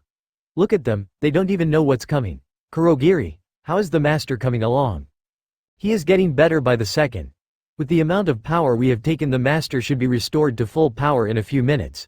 After that, any power drawn will only further power him, explained Kurogiri. Good, then our plan will soon be truly starting. Shigaraki then looked over to the booth to find Toga slumped over and twice trying to comfort her. What's wrong with her? She's sad that she hasn't gotten any of his blood yet, said Twice, patting Toga on the head. It's not fair. I wanted to get his blood before, but you guys didn't let me, said Toga, pouting. Shigaraki sighed. You can have some after we take all of his power. He'll live long enough for you to take what you need. Instantly Toga sat up. Really? Yay, I can't wait. Dabi then appeared from another room. So what's next after this? Shigaraki was about to answer, but the TV turned black and the words AFO appeared. We take over the world. But in order to do that, one man must be eliminated, All Might. The people see him as a symbol, a beacon of hope. But what happens when the people see their champion defeated? They'll lose hope. Finished Shigaraki. The people will watch as the heroes they idolize fall. As Shigaraki was speaking, there was a sudden knock at the door. Pizza delivery. The villains looked at each other wondering why or who ordered the pizza. But as Spinner, who was leaning up against the wall, pushed off the building, began to shake. Detroit, smash! Yelled All Might as he broke down the brick wall with a single punch. Spinner was thrown to the ground while the others shielded themselves from the bricks. But before the dust could even settle, wooden vines came from the hole in the wall and wrapped every single one of the villains up. Villains captured, yelled Kamui Woods. Dabi looked at the wooden vines and laughed. Wood, really? It's like you guys aren't even taking this seriously. Blue flames sparked off of Dabi, but before he could burn anything, a yellow streak appeared and knocked both Dabi and Kurogiri out cold. It's you that hasn't taken this seriously, said a short old man wearing a yellow and white hero costume. Sliding back, the old man landed next to All Might. Good work, Gran Torino. You still have it in your old age. I may be old, but I can still teach you a lesson or two about respecting your elders, yelled Gran Torino. Enough. He then reached and touched his earpiece. We're clear, send them in. Gran Torino didn't even have time to let go of the earpiece when a flash of green and pink shot by him and into the building. When you said fast, you weren't kidding. That makes 3 people that have been or are faster than me, said All Might. The hero then turned his gaze towards Shigaraki. It's over, villains. Why? Because we are here. Struggling, the villains couldn't break free from Kamui's quirk. How? The broadcast is still going on. Not to mention you shouldn't have any idea where we were, protested Shigaraki. It's just a ruse, said Gran Torino. We used the conference to distract you. As to how we found you, we had a bit of help. Shigaraki's eyes widened. That light, another speedster. Correct, but that should be the least of your concern. Your reign of villainy is over, and we will save Midoriya, said All Might. Now where is AFO? Did someone say my name? Asked AFO from the TV screen. Hello, All Might. It's been quite a while. Not long enough, I suppose. So what say you, care to fight this out? Or are you going to hide behind a screen? Mocked All Might. While you're at it, release the boy. AFO then began to laugh. Come now, All Might. You should know me by now. I'm always 3 steps ahead of you, now more literally. But for the boy, that I cannot do. Or rather, I would recommend against it. But enough about him. I need to make sure the future stays bright. Snapping his fingers, AFO activated one of his quirks. As he did, black sludge came spewing out of every captured villain's mouth. Surprised at first, All Might looked at all the villains. What's going on? Gran Torino then saw one of the villains disappear. They're teleporting away. But how? That guy should be knocked out. One by one the villains disappeared through the sludge, and in their place appeared Nomus. Careful, Torino. These things aren't pushovers. The old man nodded. I know, I read the report. We are going to need some backup here, detective. Radioed the hero. The police and some heroes, including Endeavor, the number 2 hero, were waiting down below. But help wouldn't come, not because they didn't want to, but for the reason Nomus were also attacking them. No one can help you now, All Might. But if you really want to end this, look towards the sky. Turning, All Might stared into the night sky, only to see a massive bolt of crimson-red lightning light up the sky. That came from Camino Ward, said Gran Torino. Oh no, the other heroes. They were there investigating a warehouse. He then turned to All Might. Go, we'll catch up. Nodding, All Might crouched down, and with all his strength he jumped into the night sky. Down below, going through wall after wall, Kaguya searched for her father. He was here somewhere and she was going to find him. After searching the final floor, Kaguya stopped in front of a large steel door that was behind a wall of alcohol bottles. I can't punch through that. It seems to be wired up to something. Whatever it is, I can get through, said Mei, jumping off from Kaguya's arms. Walking over to a panel on the side, Mei cracked it open and began to work on it. It shouldn't take more than 5 minutes. But Kaguya couldn't wait that long, no time. Walking over, she began to vibrate her hand, and as Mei was working she thrusted it towards the panel. Phasing into it, Kaguya began to scramble the wiring. Sparks flew off the panel, but the door ultimately opened up. Mei looked at Kaguya. You could have given me a warning. Pulling her hand back, Kaguya shrugged. Look out. Let's just go in. Walking through the doors, the 2 girls were surprised to find that it opened up to a much larger area. The hallway was long and wide, with massive tubes filled with water and something floating inside. Whoa, what is this? Kaguya walked over to one of the tubes. Nomus, but these aren't like the ones in the future. They look so primitive. Hey, over here. I found him, yelled Mei from down the hall. In a flash, Kaguya caught up. Dad. Izuku, who was running on the machine, looked over to find Mei and Kaguya standing there. Mei, oh thank goodness. I thought I'd never see you again. Hey, you wouldn't happen to have some food on you? I haven't eaten anything since yesterday and I'm starving. Mei giggled. No, sorry about that. But tell you what, once we get you out of here I'll buy you all the food you want.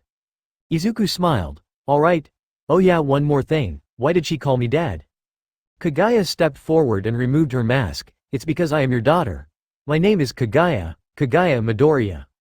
Whoa, I was not expecting that. You even have my eyes. Izuku then shook his head. We'll talk later, you 2 have to get me out of here. He's going after All Might. If he gets any more of my... As Izuku spoke, a powerful electrical current coursed through him. Izuku screamed out in pain, causing him to drop his head. Phasing out isn't an option, and neither is overloading it. You have to think of a way to get me out. Mei nodded and ran towards the back of the machine and ripped off a panel. Inside she found futuristic components. It's taking Izuku's energy and wirelessly transmitting it through something. Kaguya took a closer look. I haven't seen this in the future either. This tech is beyond this in my time. It's Melissa. She gave it to All for One while she was still here, explained Izuku. Melissa, damn it. I have to somehow disrupt the flow of energy between the receiver. Maybe I can trick it into thinking it's already siphoned Izuku's energy or block it and cause it to build up. Pulling down her goggles, Mei took her tools out and got to work. This might take a while. As Mei got to work, Kaguya stood guard. As she did, Clank suddenly appeared and floated beside her. Kaguya, it's as we feared. Kaguya's eyes widened. What's going on? Asked Izuku. Right now All Might and the villain, AFO, are fighting. But as it stands now, All Might is going to die, said Kaguya. Izuku couldn't believe it, no, rather he refused to believe it. There's no way, All Might is the strongest hero around. While that may have been the case before, thanks to your power AFO has gained power that surpasses that of All Might, explained Clank.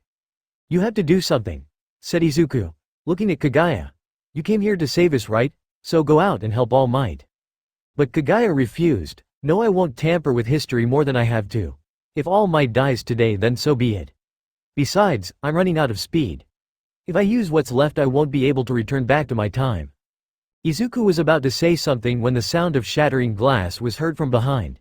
Mei and Kagaya looked back to see several Nomus getting up and roaring as glass from the pods scattered across the floor. Shit. Looks like we woke them up, said Kagaya as she pulled down her mask again. Mei tapped a wristwatch she had on. Damn it. There's no time.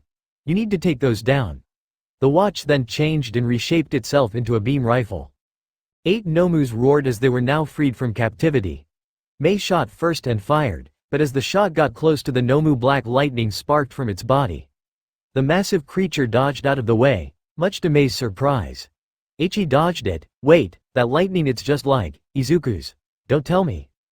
Before Mei could even finish that sentence, the Nomu appeared in front of her with its fist drawn. The Nomu threw down its fist, causing a loud crack noise to echo through the lab.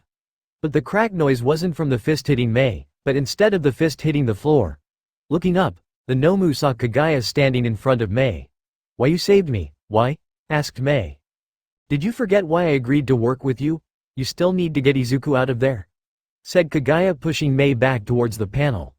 Get back to work, I'll deal with these guys. Clank then floated up into Kaguya's face. You can't. You're already running on fumes. You'll run out of speed. With green and pink lightning jumping off her body, Kagaya clenched her fist. I already did the math. I have exactly 15 minutes left of speed in me. I won't even take one with these guys. The Nomus snarled as they charged. Kagaya took a heavy step forward and ran. Managing to tackle one to the ground, Kagaya quickly grabbed its neck and snapped it. Turning to look at the others, she noticed that they ignored her and were heading towards Mei. Appearing behind one, Kagaya broke the legs of the beast, causing it to fall to the ground in pain. But just as it was lifting its head, Kagaya phased her hand into its head and popped it. I'm the only one that's going to kill Mei. The Nomus were inches away from grabbing Mei, when from behind the sound of piercing was heard. Green and pink lightning filled the air as one by one the Nomus fell dead with holes on their backs. Izuku was shocked to see Kagaya kill so easily. Are you almost done? Asked Kagaya with blood dripping down her right hand. Mei looked behind her to see Kagaya, blood dripping down onto the floor and her eyes shining green. It scared her. Almost done. Mei then tried to remove a piece, but a spark flashed, burning Mei slightly. Damn it, oh forget this. Kagaya then watched as Mei grabbed the motherboard inside. Wait, what are you doing? Mei didn't even answer when she ripped out the motherboard, wires and all. Sparks came flying out from the panel, but it seemed as if it worked. The device slowed down before finally coming to a complete stop. Izuku fell to his knees, his body weak from all the electrocutions. Izuku. Getting up, Mei jumped onto the machine and ran to his side. Kagaya quickly joined them. You had no idea what you were doing, did you? No, not a clue. But I knew that a baby that sophisticated had to be delicate, so I ripped it out, explained Mei. It could have blown up. At least give me a warning first before you do something stupid, said Kagaya. Mei shrugged. Look out. Kagaya smirked, as that was a callback to what she did to Mei earlier. Wait, couldn't that have been dangerous? Asked Izuku. My power was flowing through that, it could have blown up. Mei nodded casually, without a doubt, but it worked out so it's fine. Kagaya was surprised. The future Mei was careful with every move she made. Just when you thought you'd finally got the jump on her, bam! Mei was already 3 moves ahead. Clank then appeared and scanned Izuku's body. It seems that the machine has taken quite a bit of your power. But don't worry, your connection to it is strong and is replenishing as we speak. Your wounds are minor and should heal in a bit. Izuku blinked a couple of times at Clank. Hey Mei, am I seeing this right, or is that a floating ball? No, you're seeing that right, said Mei. Apparently it's an AI with its own personality. Whoa, crazy. Izuku got to his feet and turned towards Kagaya as she removed her mask once again. He saw her emerald-colored eyes that resembled his. He saw the 2 pink blush patches on her cheek like Uraraka. He saw her long green hair tied in a ponytail. Why, you look so much like me, but you have Uraraka's face, and your hairstyle, it's just like Mom's. You really are my daughter. Izuku then looked at Kaguya's hands. Walking over to her, he grabbed one and lifted it. He could see calluses and scars on the back of her hand. Her hero costume was dirty and worn out, The future hasn't been kind to you, has it? Kaguya's eyes softened as she nodded silently. I see. Izuku let go of Kaguya's hands and wrapped her in a hug. I'm so sorry. Tears began to water in Kaguya's eyes as Izuku held her. It has been years since she'd gotten a hug from her dad. The last time she did was the morning of his death. Kaguya hugged her father back. No, I'm sorry. I couldn't save you, I could have. But Izuku cut her off. What's done is done, there's nothing you can do about it now. Hearing those words, Kaguya broke the hug and wiped her tears away. Actually, Dad, that's why I'm here. I'm here to fix my future. Fix? Kaguya, there is no fixing the past. I know, I've tried and ended up breaking the time barrier and destroyed a world, explained Izuku. That was your mistake, but all I have to do is get rid of one person. One person in my future, this future is saved, said Kaguya, her expression turning serious. Seeing this, Izuku's body tensed up. Who? Lifting up her hand, Kaguya pointed right at Mei. Her. Izuku's eyes widened. As I told her, she is the reason why the future is terrible. She kills billions with her creation. She kills my friends, my mom, and she kills you. Mei Hatsume becomes the world's greatest villain. The news shocked Izuku to the point he had to take a step back. Izuku then hung his head. Why, you're kidding, right? Because man, is that unbelievable, said Izuku, lifting his head up and laughing. I mean, come on, it's Mei. Sure, her babies sometimes blow up, but they do good. You're wrong, yelled Kaguya, shutting Izuku up. Mei will become the greatest threat to this planet. It's predestined. And nothing will stop me from fixing my world.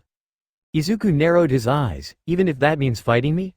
I don't want to fight you, Dad, but I will if you get in my way, said Kaguya, her eyes sparking green and pink. The future must be corrected. Izuku's eyes then sparked green. Futures change, Kaguya, and I won't let you touch her. Without saying a word, Kaguya ran at Izuku and punched him across the face, sending him flying towards one of the broken tubes. You leave me no choice then, father. She then turned to Mei. Time to end this. Kaguya then began to vibrate her hand. She then ran towards Mei at full speed. Thrusting her hand forward, Kaguya was inches from killing Mei, when a loud krakoom echoed through the bar. In a flash, Izuku appeared and speared Kaguya in the ribs, pushing her away from Mei. I won't stand by and watch you kill her. Getting up, Kaguya grabbed her ribs in pain. So be it. I can't kill you, but I'll make sure you stay out of the way long enough. Kaguya then began to power up, her green and pink lightning striking down inside the building. Mei, get out of here. I'll find a way to stop her, said Izuku, as he too began to charge up, his green lightning mingling with hers. Seeing that there was nothing else to do, Mei ran back upstairs, leaving only Izuku and Kaguya. Father versus daughter, present versus future, hatred versus perseverance. In a split second the two took off and outside, leaving only a trail of lightning behind them. The two ripped through the earth, destroying buildings and roads as they went along. Kaguya was ahead, causing all of the destruction, but just one step behind was Izuku, rebuilding everything as he passed. You're going to kill someone, yelled Izuku, chasing after Kaguya. Not if you save them. I know you, Dad. You save people, it's what you do. So why are you stopping me from saving everyone? Asked Kaguya as they reached the ocean. Taking one life will save billions, tell me it's not worth it. Hearing that, Izuku thought back to when he talked to his mom as her world was ending. Gritting his teeth, Izuku pushed himself and managed to catch up to Kaguya. It's not that simple. Grabbing her arm, Izuku threw Kaguya. Crashing into the water, Kaguya's body bounced off like a stone. While in the air, she managed to reposition herself and slide across the water before popping back up and continuing to run. It is, and you know it, yelled Kaguya. Izuku gave chase. We can find another way. The two ran across the North American continent. Loud booms could be heard as they ran across the US, which caused the military to be put on full alert. In one of the military bases, a general was on the phone with the president. Sir, we have them, but we need your permission to fire. The general then nodded. Yes, sir, it will be done. Hanging up the phone, the general turned to his men. We have the green light, fire. Turning two keys, the men initiated the launch of a nuclear warhead. The missile rocketed into the sky at supersonic speeds. With Izuku and Kaguya, they were running across the Great Plains of the US. There is no other way, yelled Kaguya, running through a wheat field. Mei Hatsume has to die. Mei hasn't done anything wrong, and as long as I'm around she won't do anything to harm the world, yelled Izuku, running side by side with Kaguya. Nothing wrong, swinging her arm. Kagaya smacked Izuku across the face. If you only know what she's done, know what she will do, you'd want to kill her too. With blood running down his lip, Izuku pushed on. I will stop you. Kagaya scoffed, you'll have to kill me for that to happen. The two were so entrenched in their own conversation that they didn't notice the nuclear warhead about to hit. But at the very last second the two speedsters saw it and jumped out of the way. With one on each side they quickly ran around it and began to dismantle it. The nuclear warhead dropped onto the floor along with the rest of the components all neatly placed so that they could rebuild it. See, even other countries are trying to stop us, said Izuku. Stop running, before I make you stop. Never, answered Kagaya. I'm done playing these games with you. If you won't listen to reason, then I'll just have to stop holding back. I've raced against you in the future, and all those times I won. Circling the earth a few more times, the two ultimately made it back to Japan. Mei was currently running through the streets avoiding the heroes and Nomu's fighting. As she ran past an alley, she suddenly felt someone grab her and pull her into the alley. Startled, Mei fought back and punched whoever it was in the face. OWW. What the heck was that for? Asked a voice in the dark. Mei stopped. Wait, that voice. Just then a light shined, illuminating the alley just enough to see. Bakugo? What are you doing here? We're here too, said another voice. The light then pointed behind Bakugo, only to reveal Kirishima, Todoroki, Momo, and Uraraka. You're Izuku's classmates. How did you know he was here? Asked Mei, surprised. My dad is Endeavor, said Todoroki. He was acting strange, so I decided to follow him. When I saw that he'd been called out here, I gave them a call. I hate to break the explanation, but we should really get out of here, said Momo, holding the light. What about Midoriya? He's still here, isn't he? Asked Uraraka, worried. He was, said Mei, but he took off after the other speedster. Why? Asked Bakugo. It's a long story and too complicated to explain at the moment, said Mei. Kirishima then pointed up. Then maybe you could explain, but as he was talking a flash of green and pink lightning blinded the students. Blinded momentarily, the four slowly began to regain their sight, only to see that Mei was gone. Mei didn't even see it coming, but she could feel someone grab her. Coming to a stop, she noticed Izuku standing in front of her. Don't do this, Kagaya, she heard Izuku say in a panicked voice. Mei turned her head to find Kagaya standing behind her with her hand vibrating. But she also noticed something strange in the sky. I think I finally understand why you can't kill her. You love her, and it's your love for her that is blinding you. You can't see her for what she really is, a monster. But I know, and don't worry, you'll thank me for this one day. But before Kagaya could even move, Mei yelled, what did you two do? The sudden yell caused both Izuku and Kagaya to flinch. Mei, what are you talking about? Asked Izuku. Look at the sky. The two speedsters looked up to see the once night sky illuminated by what appeared to be a storm of green lightning splitting the sky in various places. It looks like you two ionized the air. Kagaya let go of Mei as she stared into the sky. That's not ionized air, I actually don't know that is. Clank. Appearing out of thin air, Clank floated beside Kagaya. Analyze. Clank's eyes began to blink as he scanned the sky. Conclusion, time and space have ripped apart, caused by both of you clashing. The interclashing of speedster power has destabilized the fabric of our reality. How? This didn't happen when I fought Melissa or Stain, said Izuku. He then pointed at Kagaya. This is your fault. But before he could say anything else, something came running at them. The two speedsters suddenly felt a grasp on their necks. Before they could find out what was going on, the two were thrown to the dirt. Dazed, Izuku looked around to find that they were now outside and in a destroyed part of the city. Heroes laid face down on the ground unconscious. What? I see why Melissa was so interested in you, boy, said a voice behind the two speedsters. This power, it's astonishing. The tensing of my muscles, the feeling of blood rushing throughout my body, it's ecstasy. Turning, Izuku's eyes widened as he saw something he didn't think would happen. AFO standing with black lightning sparking off of his body.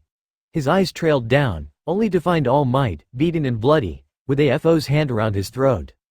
Thanks to you, boy, I now have the power to kill All Might, boasted AFO as he tightened his grip around All Might's throat. And as an added bonus, you two broke the sky. Izuku's eyes began to spark green as he narrowed them at AFO. Get your hands off of him before I make you. AFO laughed. Oh, was that a threat, boy? Well then, why don't you give it your best shot? In a flash, Izuku ran at AFO. He was midway between himself and the villain, when a flash of black light met him. Looking up, Izuku saw AFO looking down at him. Looks like this kid needs some discipline. Raising his hand, Izuku saw AFO's massive fist heading towards him. Reacting fast enough, Izuku ducked under the hit. He thought he cleared it, but as he did, Izuku was then hit with a powerful gust of wind. It felt as if a train had hit Izuku, causing him to fly backwards and towards a collapsed building. But just as he was about to crash into the debris, a streak of green and pink caught him. Stopping at a safe distance, Izuku was let go and fell to his knees, gasping for air. I've heard of him, he's AFO, isn't he? Izuku regained enough air to speak. Why yeah, so he's still alive in the future? Kagaya shook his head. No, he died a while back. But from what Mom told me, he looks different, a lot different. Whatever, right now you need my help to take this guy down. Seems to me like your power gave him super speed and buffed his quirks by a lot. I didn't know we could do that, said Izuku, getting to his feet. There's a lot we don't know about our speed, said Kagaya, activating her speed. I'll help you, just like old times, or rather new times for you. Izuku laughed as he too activated his speed. After we beat him, what will you do? Kagaya smirked. We'll just have to wait and see. Try not to slow me down, old man. Izuku scoffed. Who are you calling old? I'm your age. AFO smiled underneath his mask. I guess I'll save the best for last. The villain lifted All Might into the air before tossing him aside like a used rag. Sliding to a stop, the number 1 hero began to deflate and returned to his skinny form, exposing his secret to the world. Press conference. Nezu's eyes widened as he watched the events unfolding in front of him. The principal then turned to Aizawa. Call Dr. Shield. Tell him to send it over. I thought it wasn't ready, said Aizawa. It's not, nowhere near complete. But we don't have a choice now, said Nezu as he watched All Might being tossed. All Might needs it. Done. So much is going on. Who will come out on top? Izuku and Kagaya or AFO with his newfound super speed? Who's faster, Izuku or Kagaya? What does Nezu have planned? Find out next time. In the meantime, stay safe. 299 Chapter 23, Dynamic. And we are back with another chapter. Thank you all so much for the support on the last chapter, it really means a lot. I was going to upload last week but life got in the way, so as a way to make it up to you all I made this chapter a bit longer than usual. So without further ado, let's just jump into it. Dynamic. The air crackled with lightning as the now 3 speedsters faced off. Izuku and Kagaya versus All for One, each looking at the opposing side, daring the other to move. In the end, a piece of broken wall collapsing caused them to move. In a flash, the 3 speedsters met in the middle. Izuku and Kagaya pulled their fists back, but before they could get a hit in, AFO activated one of his quirks. From the palm of his hand, and shards of ice came flying at the two. Seeing it coming, they both stopped and jumped back. They managed to dodge some of the ice, but the sheer amount AFO had conjured up was too much. Eventually, cuts began to appear on both speedsters as the ice sliced their skin and tore up their costumes. We can't keep going like this, yelled Izuku. Plan B then, yelled Kagaya. What the hell is Plan B? Asked Izuku. But before he could get an answer, Kagaya began to run. With no other option, Izuku followed suit and noticed that they were running circles around AFO, creating a vortex. Figuring it out, Izuku quickly adapted to Kaguya's movements and ran side by side with her. AFO kept firing the ice shards at the two but now couldn't seem to hit them. Too focused on hitting them, AFO failed to notice the vortex around him, which now turned into an ice storm. You two are up to something, but whatever it is, it won't work. Stopping, AFO raised his hand into the air. Dim at first, a light began to shine. It then grew until a ball of black energy appeared about the size of a fridge. But before he could do anything with it, the 2 speedsters turned towards AFO. Running at full speed, the two managed to punch the villain across the face, staggering him back but doing no real damage. That was your plan? Useless. Now let me show you what real power is. AFO was about to slam the energy ball into the ground when he was suddenly hit by the same shards of ice he had fired moments ago. Izuku and Kagaya had created a funnel with their speed. The ice shards flew at AFO. Some missed, while others stabbed into his shoulder. One shard managed to stab into AFO's wrist, causing him to deactivate his quirk. Now shielding himself, AFO activated another quirk. This one let out an energy pulse that shattered the remaining shards of ice along with those stabbed into him. Standing up straight, AFO closed his eyes and began to heal rapidly. Not bad, but it's going to take a lot more than that too. As AFO was speaking, two streaks of light appeared and punched him across the face simultaneously. The force behind them was so strong that AFO slid back a couple of meters. Digging his feet into the ground, AFO clenched his teeth, but before he could even look up, two more simultaneous punches landed. Over and over again the punches came from every direction as Izuku and Kagaya timed their attacks so perfectly that their movements were now in perfect sync with no room for error. AFO then fell to his knees, forced there by the two speedsters' punches. While on the ground, AFO smiled. "Fine, if that's how you want to play." The villain then slammed his hands into the ground. "Let's play." The ground then began to shake violently before lifting up into the ground in a similar manner as an explosion. Izuku and Kagaya didn't have enough time to react when they were suddenly thrown into the air. But as they flew, AFO made his move, stretching out his hands with the help of a quirk. AFO grabbed the both of them by the neck. Lifting them higher into the ground, the two speedsters could do nothing as AFO slammed them back down. "You should have stayed out of my way." AFO's hands then changed, increasing in mass and with spikes coming out of them. The villain brought them down atop of the two speedsters. Both yelled out in pain as the impact rocked their bodies. The ground beneath them began to crack as the hits kept coming, over and over again. Kagaya clenched her fist as the blows kept coming, but soon her pain was overshadowed by another emotion: anger.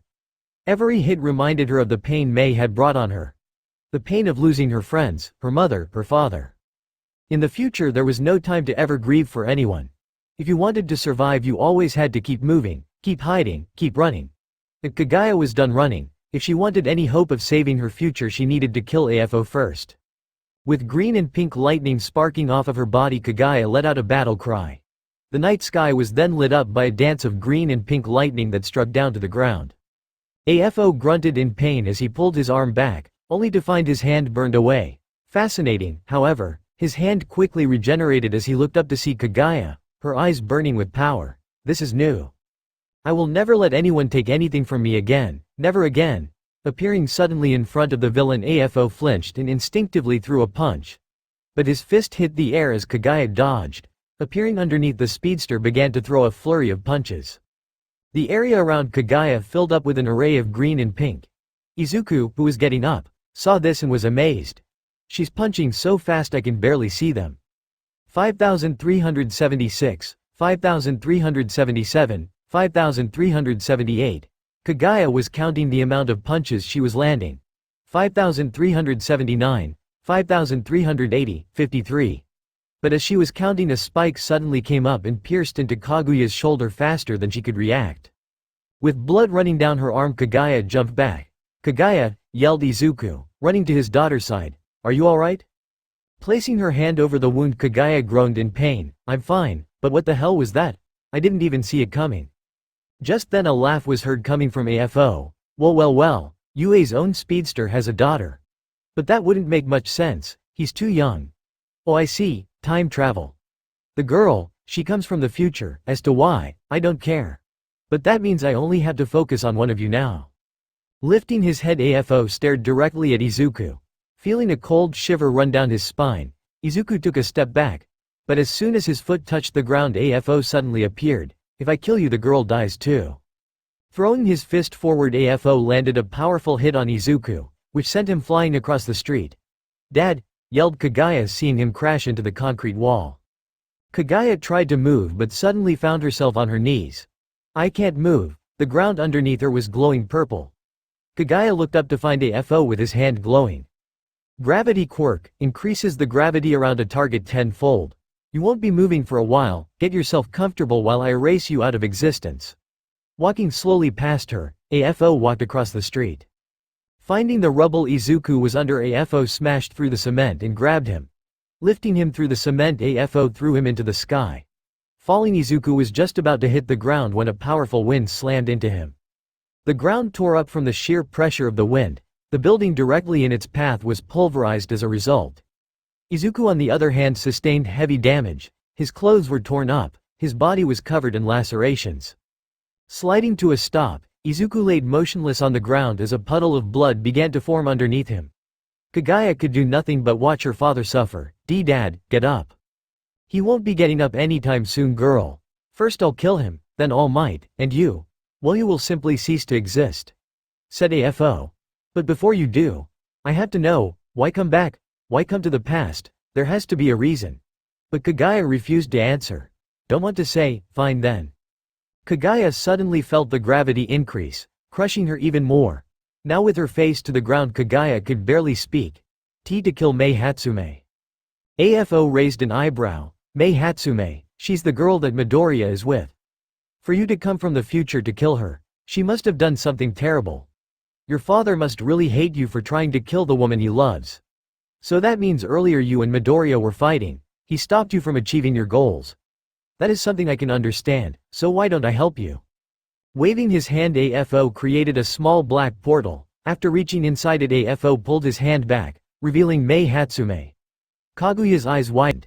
Let me go, yelled Mei as she tried to break from his grasp.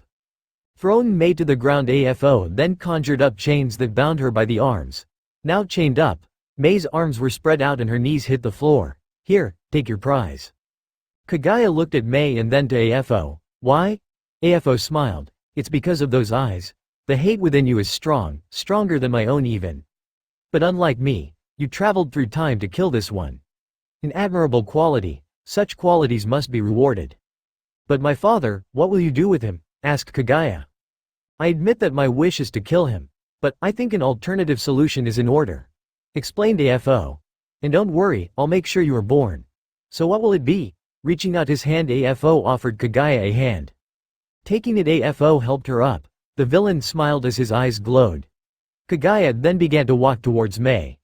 There wasn't going to be another chance like this again. Izuku was down and there was no one left to stop her. Mei was still struggling when Kagaya stopped in front of her. Looking up, Mei's eyes met Kaguya's, but that's when she noticed something was wrong. Kaguya's normal green shine behind her eyes was gone. Why you? What did you do to Kagaya? Yelled Mei at AFO. AFO laughed. I set her mind free. The moment I touched her hand, I invaded her mind. Now the only thing on her mind is killing you. Once she is done, she'll become the perfect weapon. A mindless zombie with the power of a god at my beck and call. Lifting her hand, Kagaya began to vibrate it. There was plenty Kagaya wanted to say to Mei, but now she couldn't. Without hesitation, Kagaya threw her hand down. Mei closed her eyes knowing that Izuku wouldn't be able to save her this time. However, just as Kaguya's hand pierced Mei, a streak of yellow light appeared and knocked Kagaya away. Sorry about this, but I can't allow you to kill this girl, said a voice through a ray of yellow light. What is this? This shouldn't be possible, said AFO, his voice filled with fear. The light dissipated and much to everyone's surprise stood All Might. He was now in his buff form and yellow lightning jumping off of his body. All Might, you have Izuku's speed. How? All Might turned and smiled at Mei. Sorry, but there's no time to explain. Grabbing the chains, the number one hero snapped them, freeing Mei. Get as far away from here as you can. Kagaya will get back up soon.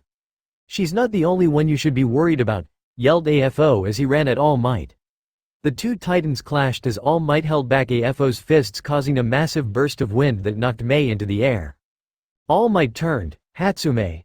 The hero was about to go catch her, but before he could, AFO headbutted the hero. Just as Mei was about to hit the ground, a flash of green appeared, catching her out of the air. You really need some of your babies, don't you? Holding her was Izuku, his face scratched up and blood running down his lip. And you can really use a hero costume. Luckily for you, I have just that. Jumping out of his arms, Mei reached into her pocket and pulled out Izuku's rein. Tossing it over, Izuku caught the rein. Bakugo got it from the hut and managed to pass it to me before I got pulled here, explained Mei. Izuku smiled as he slid on the rein. I owe both of you big time. Just then a loud thundering sound was heard. Looking over, Izuku and Mei watched as Kagaya got up from the rubble. Her eyes, what happened? I don't know, when she grabbed the villain's hand it's like she became possessed or something. Now the only thing she thinks about is killing me, explained Mei. AFO, Izuku then looked over to All Might and found him running around just as fast as him. I don't know how, but All Might has my speed, so he should be able to take on AFO. But I need to stop Kagaya, by any means necessary. Mei's eyes widened. Izuku, you don't mean, but before Mei could say anything else, Kagaya charged. Responding, Izuku ran at Kagaya as he did. Izuku forced the suit out of the rain. Spinning around, Izuku put it on while running and crashed into Kagaya. Their lightning sparked in every direction as Kagaya tried to get to Mei. Now that Kagaya was just focusing on Mei, It made her movements easier to read, which Izuku took full advantage of. But he knew that with his injuries there was no way he could keep protecting Mei for very long. In the middle, Mei watched as the two speedsters circled around her, trapped. She had nowhere to go. However, in that moment Mei suddenly felt herself being picked up. "Sorry about this, but we need to move fast," said Izuku. "Where are we going?" asked Mei. "I don't know, but this is all I can think of for now," said Izuku as he looked behind to find Kaguya right behind him. "We need a way to stop her. Any ideas?" Mei thought about it. "I may have one idea, but we need someone else in order for this to work. But they have to agree first." Izuku looked at Mei. "Who? I'll tell you after you gain some distance." Nodding, Izuku pushed himself and began to run faster. "With Bakugo, where did she go?" asked Bakugo, looking around for Mei. Uraraka, Todoroki, Momo, and Kirishima were coming back from checking the streets. "Nothing, she's nowhere to be found," said Kirishima. "That portal, it was similar to the one the villains used at the USJ," explained Momo. "So does that mean Mei was taken by the League?" asked Uraraka. "Maybe, but the portal wasn't the same," said Todoroki. "This might be someone new." Uraraka flinched just as Bakugo was about to say something when a flash of green ran past them. The group looked around and noticed that Uraraka was gone. Was that Izuku? That's when another streak of green and pink light ran past them. Had to be. That pink light was the other speedster. "Why did Midoriya take Uraraka?" asked Kirishima. "Don't know, but he must have a good reason to," explained Bakugo. "Come on, let's see if we can get out of here." With Izuku, Uraraka was very confused. Looking around, she could see what appeared to be streetlights zooming past her. What? Where am I?" "Sorry about this, Uraraka, but we really need your help right now," said Izuku as he looked straight ahead. "Midoriya, what's going on?" asked Uraraka, noticing that she was being carried with one arm. "A lot actually," said Mei. "But to keep it short, we are currently being chased by someone named Kaguya, who is from the future and yours and Izuku's daughter. She traveled back in time in order to kill me and fix her future that I apparently will ruin. At first she was helping Izuku with taking down AFO, who now has Izuku's speed. But she fell under some sort of mind control and has lost all reason and only wants to kill me. But lucky for us, All Might appears to have Izuku's speed as well, somehow, and is dealing with AFO as we speak. So now that the playing field is all scrambled up, we need to find a way to immobilize her just long enough to take her down." Uraraka was stunned. Wait, she's my daughter, from the future? My and Izuku's kid? Kind of missing the big point, but yeah, she's our kid, said Izuku. Look, there's no time to get into more detail. Will you help us or not? Without hesitation, Uraraka nodded. What do you need? Izuku looked down at Uraraka. We need a hostage. With a 1-second window, Izuku took full advantage of the distance between them. They ran throughout Japan. 30 seconds had passed and presently Izuku was running up a tall building. As they ran, Kaguya pulled her fist back and began to vibrate it. Throwing it forward, she created a blast of air. The air hit Izuku in the leg just as he was about to reach the top. Arg! He screamed as he tripped and landed on the roof of the building. Mei, who was in his arms, was thrown to the side. Kaguya then jumped over the side and landed in front of her target. Mei was facing down at the roof, so in order to see, Kaguya flipped over the body only to find a mannequin. Kaguya looked around. You looking for Mei? Asked Izuku while on the floor. She's not here. With Kaguya's back turned, Izuku took this chance to get up and put Kaguya in a rear headlock. She's over there. Kaguya looked over to the opposite building to find Mei, but much to her surprise she also had Uraraka. Kaguya tried to break free from Izuku's grasp to kill Mei, but Izuku held on. I still don't get what is going on with you, but I know the best way to snap someone out of something is to threaten their parents. Mei on the other building then began to walk towards the edge of the building with Uraraka in front. Are you sure this is going to work? Asked Uraraka. If she's anything like Izuku, family is not to be messed with. If it doesn't, Izuku will save you, I hope, said Mei, reaching the ledge. Ready? Uraraka reluctantly nodded. If I survive, you two owe me big time. Sorry about this. Mei then pushed Uraraka off the building. Kaguya's eyes followed Uraraka down as she fell from the building. But her gaze soon then looked back at Mei. Izuku saw this and tightened his grip. If she dies, you die as well. But Kaguya still had her gaze fixed on Mei just as Uraraka made it halfway down. Come on, don't focus on Mei. Focus on your mom. She'll die, and you will have failed her, just like you did before. Hearing those words, Kaguya suddenly began to vibrate, forcing herself free from Izuku's grasp. Izuku feared the worst. Shit. In a flash the young speedster went to catch Uraraka. Kagaya was running up the building and angled herself away from Uraraka. But as she ran past her, Uraraka's scream reached her ears. In that moment memories of her mother flooded Kaguya's mind. Especially on the day she found out Uraraka had died. It was the day she felt truly alone, and the day she felt the most guilt. She could have gone with her on the mission. She could have been there with her, but she wasn't. Kagaya couldn't save her father or mother, but she was damned if she'd let it happen again. The entire building was then engulfed in a ray of green and pink light. On the roof Mei shielded her eyes, and once she could see again she found Uraraka and Mei standing on the building. Uraraka looked around and noticed she was safe. Mom, standing right beside her was Kagaya. Getting the first real look at her own daughter, Uraraka reached out and touched Kaguya's face. You have my blush marks. Feeling Uraraka's warm hands on her face caused Kaguya's eyes to water. One of the few things I got from you, Mom. Izuku then appeared from the edge of the building and stopped in front of Mei. Are you back to normal? He asked. Wiping away a tear, Kagaya nodded. Yeah, I'm good. You do know that was stupid, right? What would have happened if I didn't snap out of it? She would have died. I would have saved her. Besides, she could have saved herself. Explained Izuku. Gravity quirk, remember? Kagaya looked at Uraraka, who nodded. I was never really in danger of dying, but I'm glad you snapped out of it. So what now? Asked Mei. Kagaya turned. My objective hasn't changed. Once AFO is taken care of I will kill you. Izuku flinched. But for now, I'll keep my word and help you. And maybe you two can do something about the sky. Said Mei, pointing at the sky. Izuku and Kagaya looked up. Right, it looks like it's getting worse. Observed Izuku. Once we take down AFO we'll fix that, somehow. But as Izuku spoke, a wave of green energy from the sky washed over the entire world, shaking it to its core. That wasn't good, said Uraraka. Kagaya thought about it. Clank said it was a tear in the fabric of space and time. We basically do that when we time travel, but it's never resulted in this. Did we rip it while we were running? Just then a massive tornado appeared in the middle of the next city over, followed by the glow of lights. All Might. Come on Kagaya. Let's finish this. In a flash, Izuku took off towards the tornado. Kagaya stayed behind and looked at Uraraka, who nodded. Go, I'll be here when you finish it. I assume you have a lot you want to talk about, and I have so many questions to ask. Now go, help your father. Running down the building, Kagaya ran after Izuku. Back on the roof it was now only Mei and Uraraka. So, we should talk, said Uraraka. With All Might, the #1 hero had never experienced anything like this before. He could perceive events in less time than it takes to blink. He could react to attacks normally he wouldn't have been able to dodge, but most importantly, he was keeping up with AFO, for now at least. All Might could feel it, the speed, it was slipping. With each punch the hero could feel his fist slowing down.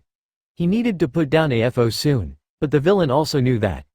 Catching All Might's fist, the villain pulled him in close. What's wrong, hero? Slowing down already? All Might grunted as AFO pushed down and forced the hero to his knees. You failed your master, and now you'll fail the world. AFO then kneaded All Might in the chest, which sent him flying back. Sliding to a stop, All Might's eyes widened when he looked up. You call yourself the #1 hero, but you couldn't even save your master or her grandson. Now, you'll watch everyone die, just like you did your master. Transforming his entire arm, AFO activated every quirk he had and turned his arm into the ultimate weapon. Grandson? What are you on about? Nana did have any kids, much less grandchildren, argued All Might, getting to his feet. AFO smiled. She never told you, did she? Oh, that's just great. Then listen up, All Might. The name of her grandson is Tenko Shimura, or as you know him by, Tamura Shigaraki. All Might was in pure shock. Why you lie? Believe what you want, but know that I speak the truth. That makes two people you should have cared about ruined. A loud boom was heard as All Might managed to get in a hit at AFO's face. All Might gritted his teeth as he waited for the dust to clear, but before it did a voice was heard. Struck a nerve, did I? Well, that's too bad. That punch didn't have any power behind it. Not to mention, you are all out of speed. AFO had taken no damage from that hit, and to make matters worse, the yellow lightning that came off of All Might began to disappear. However you achieved your speed, it seems as if it was just temporary. Me on the other hand, the lightning around the villain began to increase. I've only begun to tap into mine. Is that right? Asked a voice behind AFO. The villain turned only to be met by a fist to the face by Izuku. The mask around AFO's face then began to crack. That speed is mine. yelled Izuku as he slid to a stop in front of All Might. Midoriya, it's good to see you my boy, said All Might as the left side of his body began to deflate. But if you're here, what happened to the other? Izuku smiled as he pointed behind him, she's getting a running start. Suddenly a flash of green and pink screamed past the two, crashing into the villain. Staggering back, AFO was forced to his knees. Kagaya then appeared beside Izuku. That was payback for taking over my mind. AFO laughed. I didn't force you to do anything, girl. I simply made you act on what you wanted the most. I simply opened your mind. Kagaya narrowed her eyes. No one forces me to do something, no one. Say what you want, but look around you. This city is ruined, several people are dead or dying. AFO then pointed at All Might. Your symbol of peace doesn't have the strength to challenge me.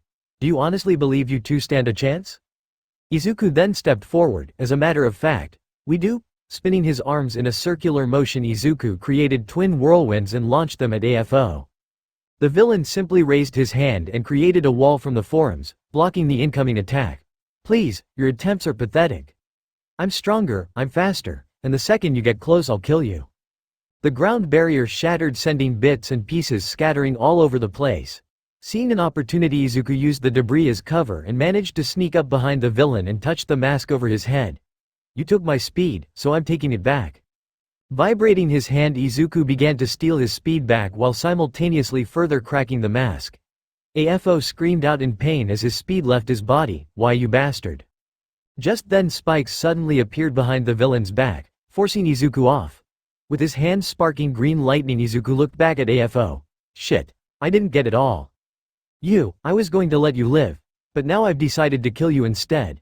AFO lunged at Izuku. But just as he was about to grab him, Izuku disappeared. Come on, I just took a bit of my speed back. Don't tell me this is the best you can do now. Taunted Izuku, appearing behind AFO. AFO swung his arm, causing the ground to rip apart, which sent chunks of rock and debris flying towards Izuku. Smiling, Izuku activated his speed and managed to dodge every single object thrown at him. Now running at the villain, Izuku pulled his fist back and managed to hit AFO in the chest, but to no one's surprise it did little damage. An object that is moving fast does do more damage, but it would do no good if the thing you are punching is stronger. Looking down, AFO smiled at Izuku. You may have speed, but you lack the power to put me down for good. Raising his fist, AFO tried to hit Izuku, but Kagaya came in and grabbed Izuku as the punch broke the ground. As much as I hate to admit it, he's right, said Kagaya, holding Izuku up. We need someone a lot stronger than us to put him down. Let me handle that, said All Might, now in his skinny form. The two speedsters looked at the hero. No, you are too weak now. I do have something that can bring him down for good. It's a technique that I've been working on to take down my world's May. Izuku nodded. Do it. We don't have much of a choice now. Wait, yelled All Might. Please, it has to be me. If this is going to mean anything after it's done, it has to be. I still have one last good punch in me. Reaching out, Izuku offered All Might a hand. Alright All Might, you get one chance. Taking his hand, All Might got to his feet. Thank you. Kagaya sighed. Fine, we'll pin him down. Once you see an opening you take it. Just as the two speedsters were about to take off, the ground beneath them began to shake again. Looking up into the sky, they watched the tiers in the sky open up wider. Then came the gravitational shifts. Chunks of the road, buildings, were ripped out of the ground and sucked into the rips. Things are getting worse by the second, said Izuku, watching lightning strike around the city and beyond. I've already seen this world fall into ruin. I won't see it happen again, said Kagaya, charging her lightning. Let's go, Dad. Taking off, Kagaya ran at AFO. Izuku quickly followed. So how are we going to do this? Asked Izuku, running beside her. Simple, we run.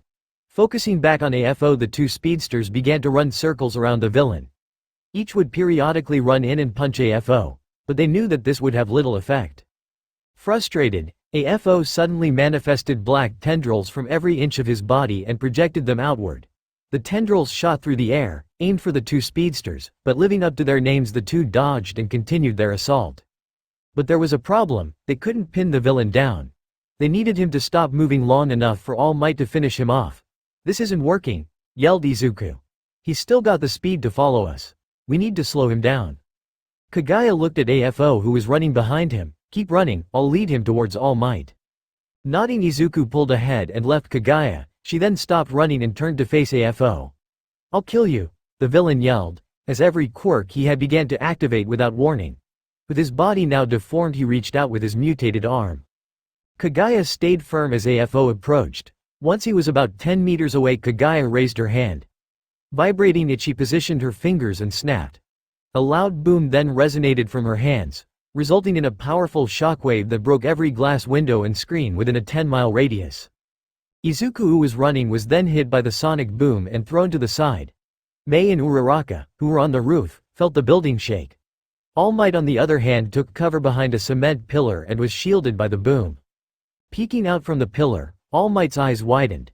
AFO was on his knees, blood dripping from his ears, and staying completely still. Kaguya was breathing heavily as a result of her attack. Turning her back on the villain, she began to look for All Might. This should stun him long enough. Now, where is? But Kaguya was speaking. A piercing sound was heard. Kaguya looked down only to find a black tendril coming out the left side of her chest and coming from her back. Why, you should have taken that chance to kill me, said AFO. That was a nice attack. I can barely feel my legs and I can barely hear anything at all. It also feels as if my insides are all scrambled up. But I'll soon recover, and you'll be dead. Raising his arm into the air, AFO then flung Kaguya, tossing her aside like she was nothing. Kaguya! Yelled Izuku, catching her before hitting the ground. Blood poured down Kaguya's chest. Dad. Don't worry, kid, I got you. Taking off with Kaguya in his arms, Izuku went to find anyone who could help. Coming to an abrupt stop, Izuku found Mei and Uraraka on the street. Guys, I need help, said Izuku. Uraraka and Mei turned to find a bleeding Kaguya in his arms. What happened? Putting her down gently, Izuku looked at his daughter. After that boom she created, AFO caught her off guard and Mei pushed past Uraraka and kneeled down in front of Kaguya. She's losing too much blood. We have to stop the bleeding.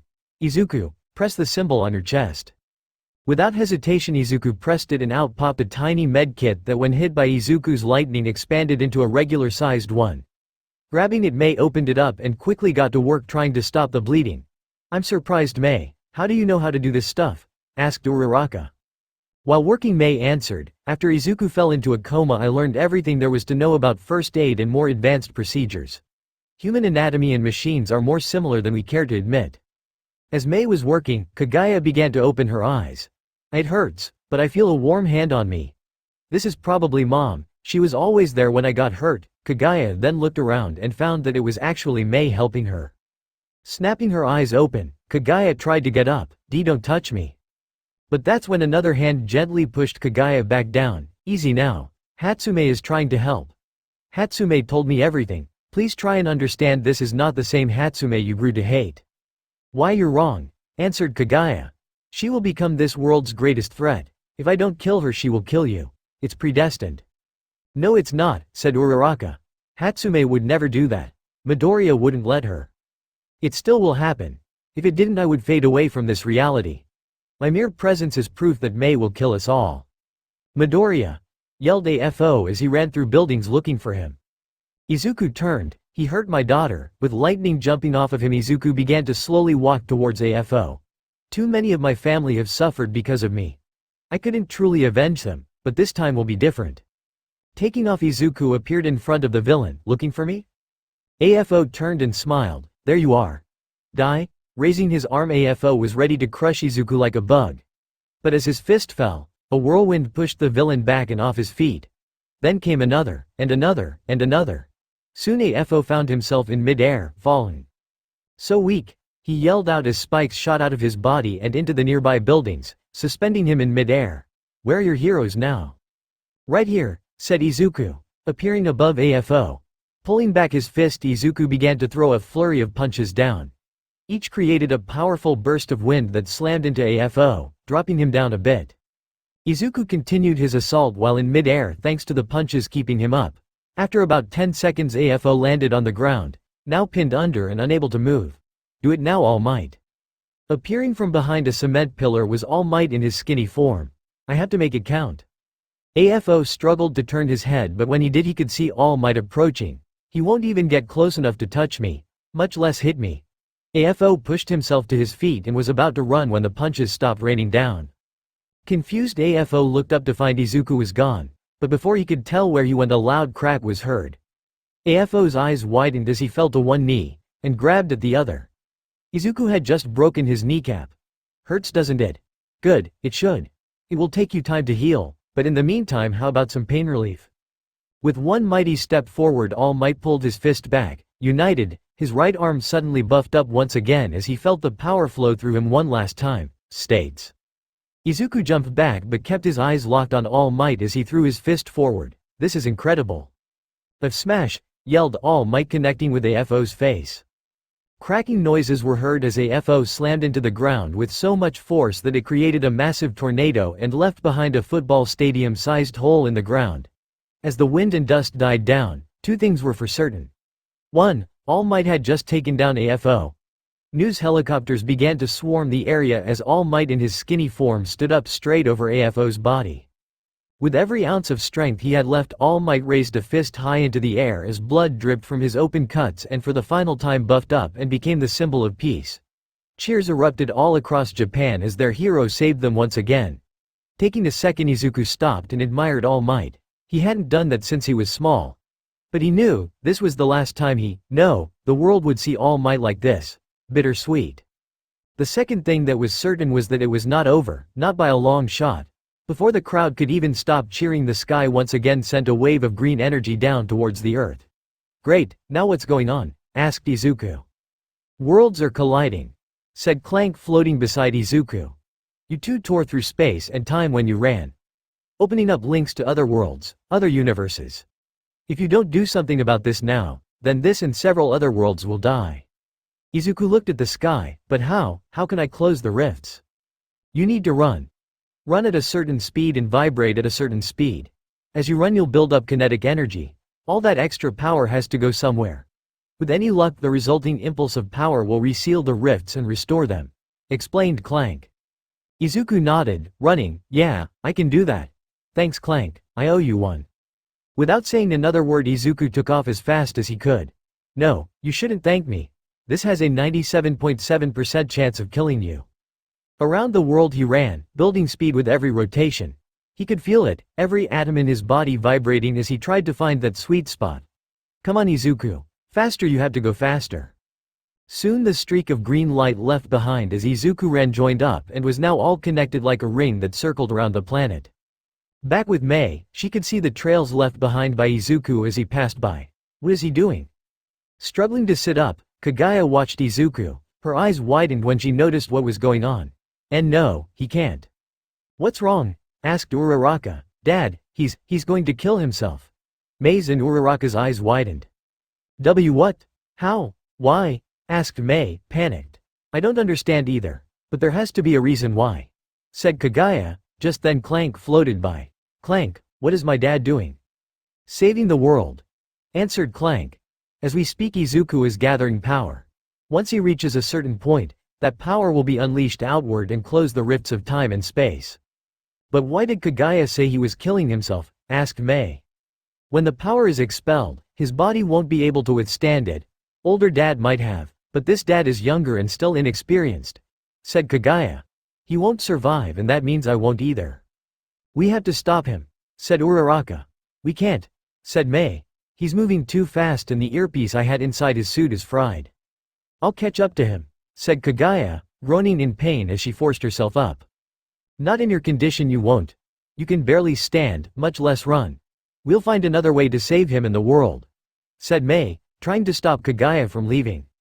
There is no other way, yelled Kaguya. I'm the only one who can stop him. As for the pain, I can block it by slowing down the pain synapses going to my brain. And then what? When you catch up to Midoriya, then what? Asked Uraraka. The world is still good to die if we don't do anything. I know. Kaguya then looked at Uraraka. I never got to tell you this before you died, Mom. I love you, Mom. Thank you for raising me and thank you for all the memories we share. You'll become an amazing hero in the future and a more amazing mother. I know you will. Tears began to run down Uraraka's face. My beautiful daughter. She then hugged Kaguya tight. I don't know what will happen in the future, but I'll make damn sure to be the best hero I can. Mei realized what she was doing and feared that Kaguya would kill her. Relax, I won't kill you, said Kaguya. I've realized that killing you won't affect the timeline how I want it to. Not with all this going on. But know that one day you will turn against humanity. And Izuku will be there to stop me if I ever do," said Mei. "I won't become or create that monster. And for what it's worth, I'm sorry." Kagaya smirked. "Tell that to the dead." She then turned to Clank. "I'll miss you, little buddy." Clank gave a smile. "Looks like I won't be able to fulfill my prime objective." Reaching out, she grabbed Clank and pressed him up against her forehead. "No, you did your job. Initiate Protocol 67. Suddenly Clank began to reshape itself. It compressed down into a small metal ball that had lights streaking down it. Grabbing Clank, Kagaya took off after Izuku. Izuku could feel it, the power growing inside him. "I'm almost there, just a bit faster." As Izuku focused on his speed, a voice called out to him, "Dad." Turning, Izuku was surprised to find Kagaya running towards him. "Kagaya, what are you doing here? You're injured," said Izuku, surprised that his daughter was here. Kagaya grabbed her shoulder as blood stained the gauze pads that Mei applied. "Trust me, I'm well aware." "Look, Dad, you have to stop, you'll die if you don't." Izuku smiled. "I know, but as long as the world is saved, I don't care. I'll gladly give my life in order to save it. Sorry, but that means you'll probably won't be born." "It's fine, Dad, and I'm sorry. I can't let you do that." Pulling out Clank from her pocket, Kagaya threw it at Izuku. The metal ball flew by Izuku and got right in his path. Izuku was going to sidestep it, but that's when it began to glow. It then exploded and let out a light that fell over Izuku. Suddenly Izuku found himself frozen in place mid-stride over a small island on the edge of the beach. It's a temporal grenade. It slows down time around an area for everyone but the user. Specifically designed to freeze a speedster in place momentarily. Don't worry, it will soon wear off and you'll regain your speed again. But in the meantime, I'll be the one saving the world, for once. Don't do this, said Izuku, his voice slow and strained from trying to fight the temporal grenade's effects. I won't let you do this. Kagaya smiled. It's fine, Dad, really? Remember I said that we've raced before and I won? I knew you'd let me win. You were always faster, and I also knew you were holding back for my sake, even now. This is goodbye, Dad. Just promise me that you won't let my future come to pass. Izuku watched as Kagaya took off, and no, I can't let her do this. I have to stop her, but what could he do? The device that Kagaya was using was stopping him from moving. If he wanted any hope in stopping her, Izuku needed to get it off. That's when something unexpected happened. From the ocean, a stream of pressurized water hit the device on his chest. The device then began to spark, and before long it stopped working altogether. With his speed now fully back, Izuku looked around to find what exactly had happened. What was that? That water wasn't normal. Looking off into the ocean, Izuku narrowed his eyes and faintly could see the outline of someone in the water and what appeared to be a pitchfork. What is that? But before he could investigate, a blinding light streaked by. Kagaya, without a second thought, Izuku chased after her. Now vibrating and running at the right speed, Kagaya could feel it. A burning sensation was welling up inside her as her cells began to burst. Uraraka could only see the streaks of light as they passed, signaling that Kagaya was still with her. Kagaya let out a sigh of relief, her body appearing no longer solid, but a beam of pure light. Well, this is it for me. I'm sorry everyone, for not being able to fulfill my promise. If we're lucky, our future won't come to be and we won't have to suffer. Looks like this time you guys will be the ones waiting for me. But just as she was about to release the energy, a voice was heard. Kagaya, stop. Kagaya turned and was shocked to find Izuku. Dad, how did you? You have to stop, I won't let you kill yourself. Despite everything, you're still my daughter, yelled Izuku, just one step behind. Kagaya smiled. Thanks for worrying about me, Dad, but it's fine. It's either dying like this or dying by Mei's hands. And I for one refuse to let her win. Izuku reached out to grab Kagaya, but she simply sped up. Kagaya, stop. We can find another way. I never told you how Mom died, did I? Kagaya looked ahead. She died while on a mission to save a small colony survivors. No more than 3 people. The risk was too high, but Mom went anyway. She asked me to go too, but I refused. The risks outweighed the rewards. So I asked her, why are you risking it all? Why fight for so few people? You could die. Mom answered, it's simple really. We fight so others don't have to. And if we die, well, it better be for those who can't. And right now this is one fight you can't be a part of. This is my fight. You're wrong. Your fight doesn't have to end here. Stop running, begged Izuku. Sorry, Dad. I was never really good at doing what I was told. Looking at her hand, Kagaya noticed that her skin was disintegrating. Hey Dad, I heard about your hero name, it's lame. But you go by another later on, Izuku Midoriya, the Flash, the fastest man alive. Izuku stretched out an arm. Kagaya, for the final time Kagaya looked back at Izuku with tears in her eyes. Just promise me you never let my future happen. Also, stop holding back. I know you think this speed of ours is a curse, but it's not. Every second you think like that is a second you could have spent saving someone. Oh, and take care of. But before Kagaya could finish her sentence, the energy inside her suddenly bursted out. The shockwave was massive. Izuku, who was basically at the epicenter, was hit by it in full force and was thrown back, splashing hard into the sea. Izuku began to sink as he could hardly see or hear. Blood trails rose to the surface as Izuku sank, but all he could think of was Kagaya. I promise you, Kagaya, I'll never let that future happen. Closing his eyes, Izuku sank deeper into the water, but unaware at the time something was circling around him. Izuku, Izuku, Izuku. Someone was calling for the speedster. Come on Izuku, get up. Where the hell are the heroes? Another voice chimed in. They should be en route. Here, we can at least help his chances at survival, said a female voice. How did he end up here? Doesn't matter, we need to get him help now. He was in the water too long. Slowly opening his eyes, Izuku's vision was blurry. Izuku, come on, stay with us. Izuku was currently being dragged Bakugo out of the water. He looked around slowly to see the girls. Kagaya is all Izuku got out before falling unconscious. Unknown location. Opening their eyes, Shigaraki saw the blank gray wall of a warehouse. Where are we? We are at one of the master's old hideouts, explained Kurogiri. You don't remember? I remember the speedster and us taking his speed. Then, there was another. She stopped us and freed Midoriya. After that the heroes came. But the master saved us. Shigaraki's eyes widened. Master? He was fighting All Might. Did he win? Tell me he won. But Kurogiri shook his head. Master was defeated and taken into custody. The female speedster is gone and All Might is badly injured, and the boy still lives. Shigaraki's blood boiled. He's alive. I'll kill him, I'll fucking kill him. And I'm sure you will, said Kurogiri. But we can't do this alone anymore. We'll need help. I know just the people for the job, said Shigaraki, grinning from ear to ear. Done. Kagaya is gone. Another member of the Midoriya family dead. How many more of his family had to die in front of him? The world is saved, but could there have been some unwanted visitors as a result of the rifts? Other villains? Other heroes? Who was Kagaya talking about right before she died? Find out next time. In the meantime, stay safe.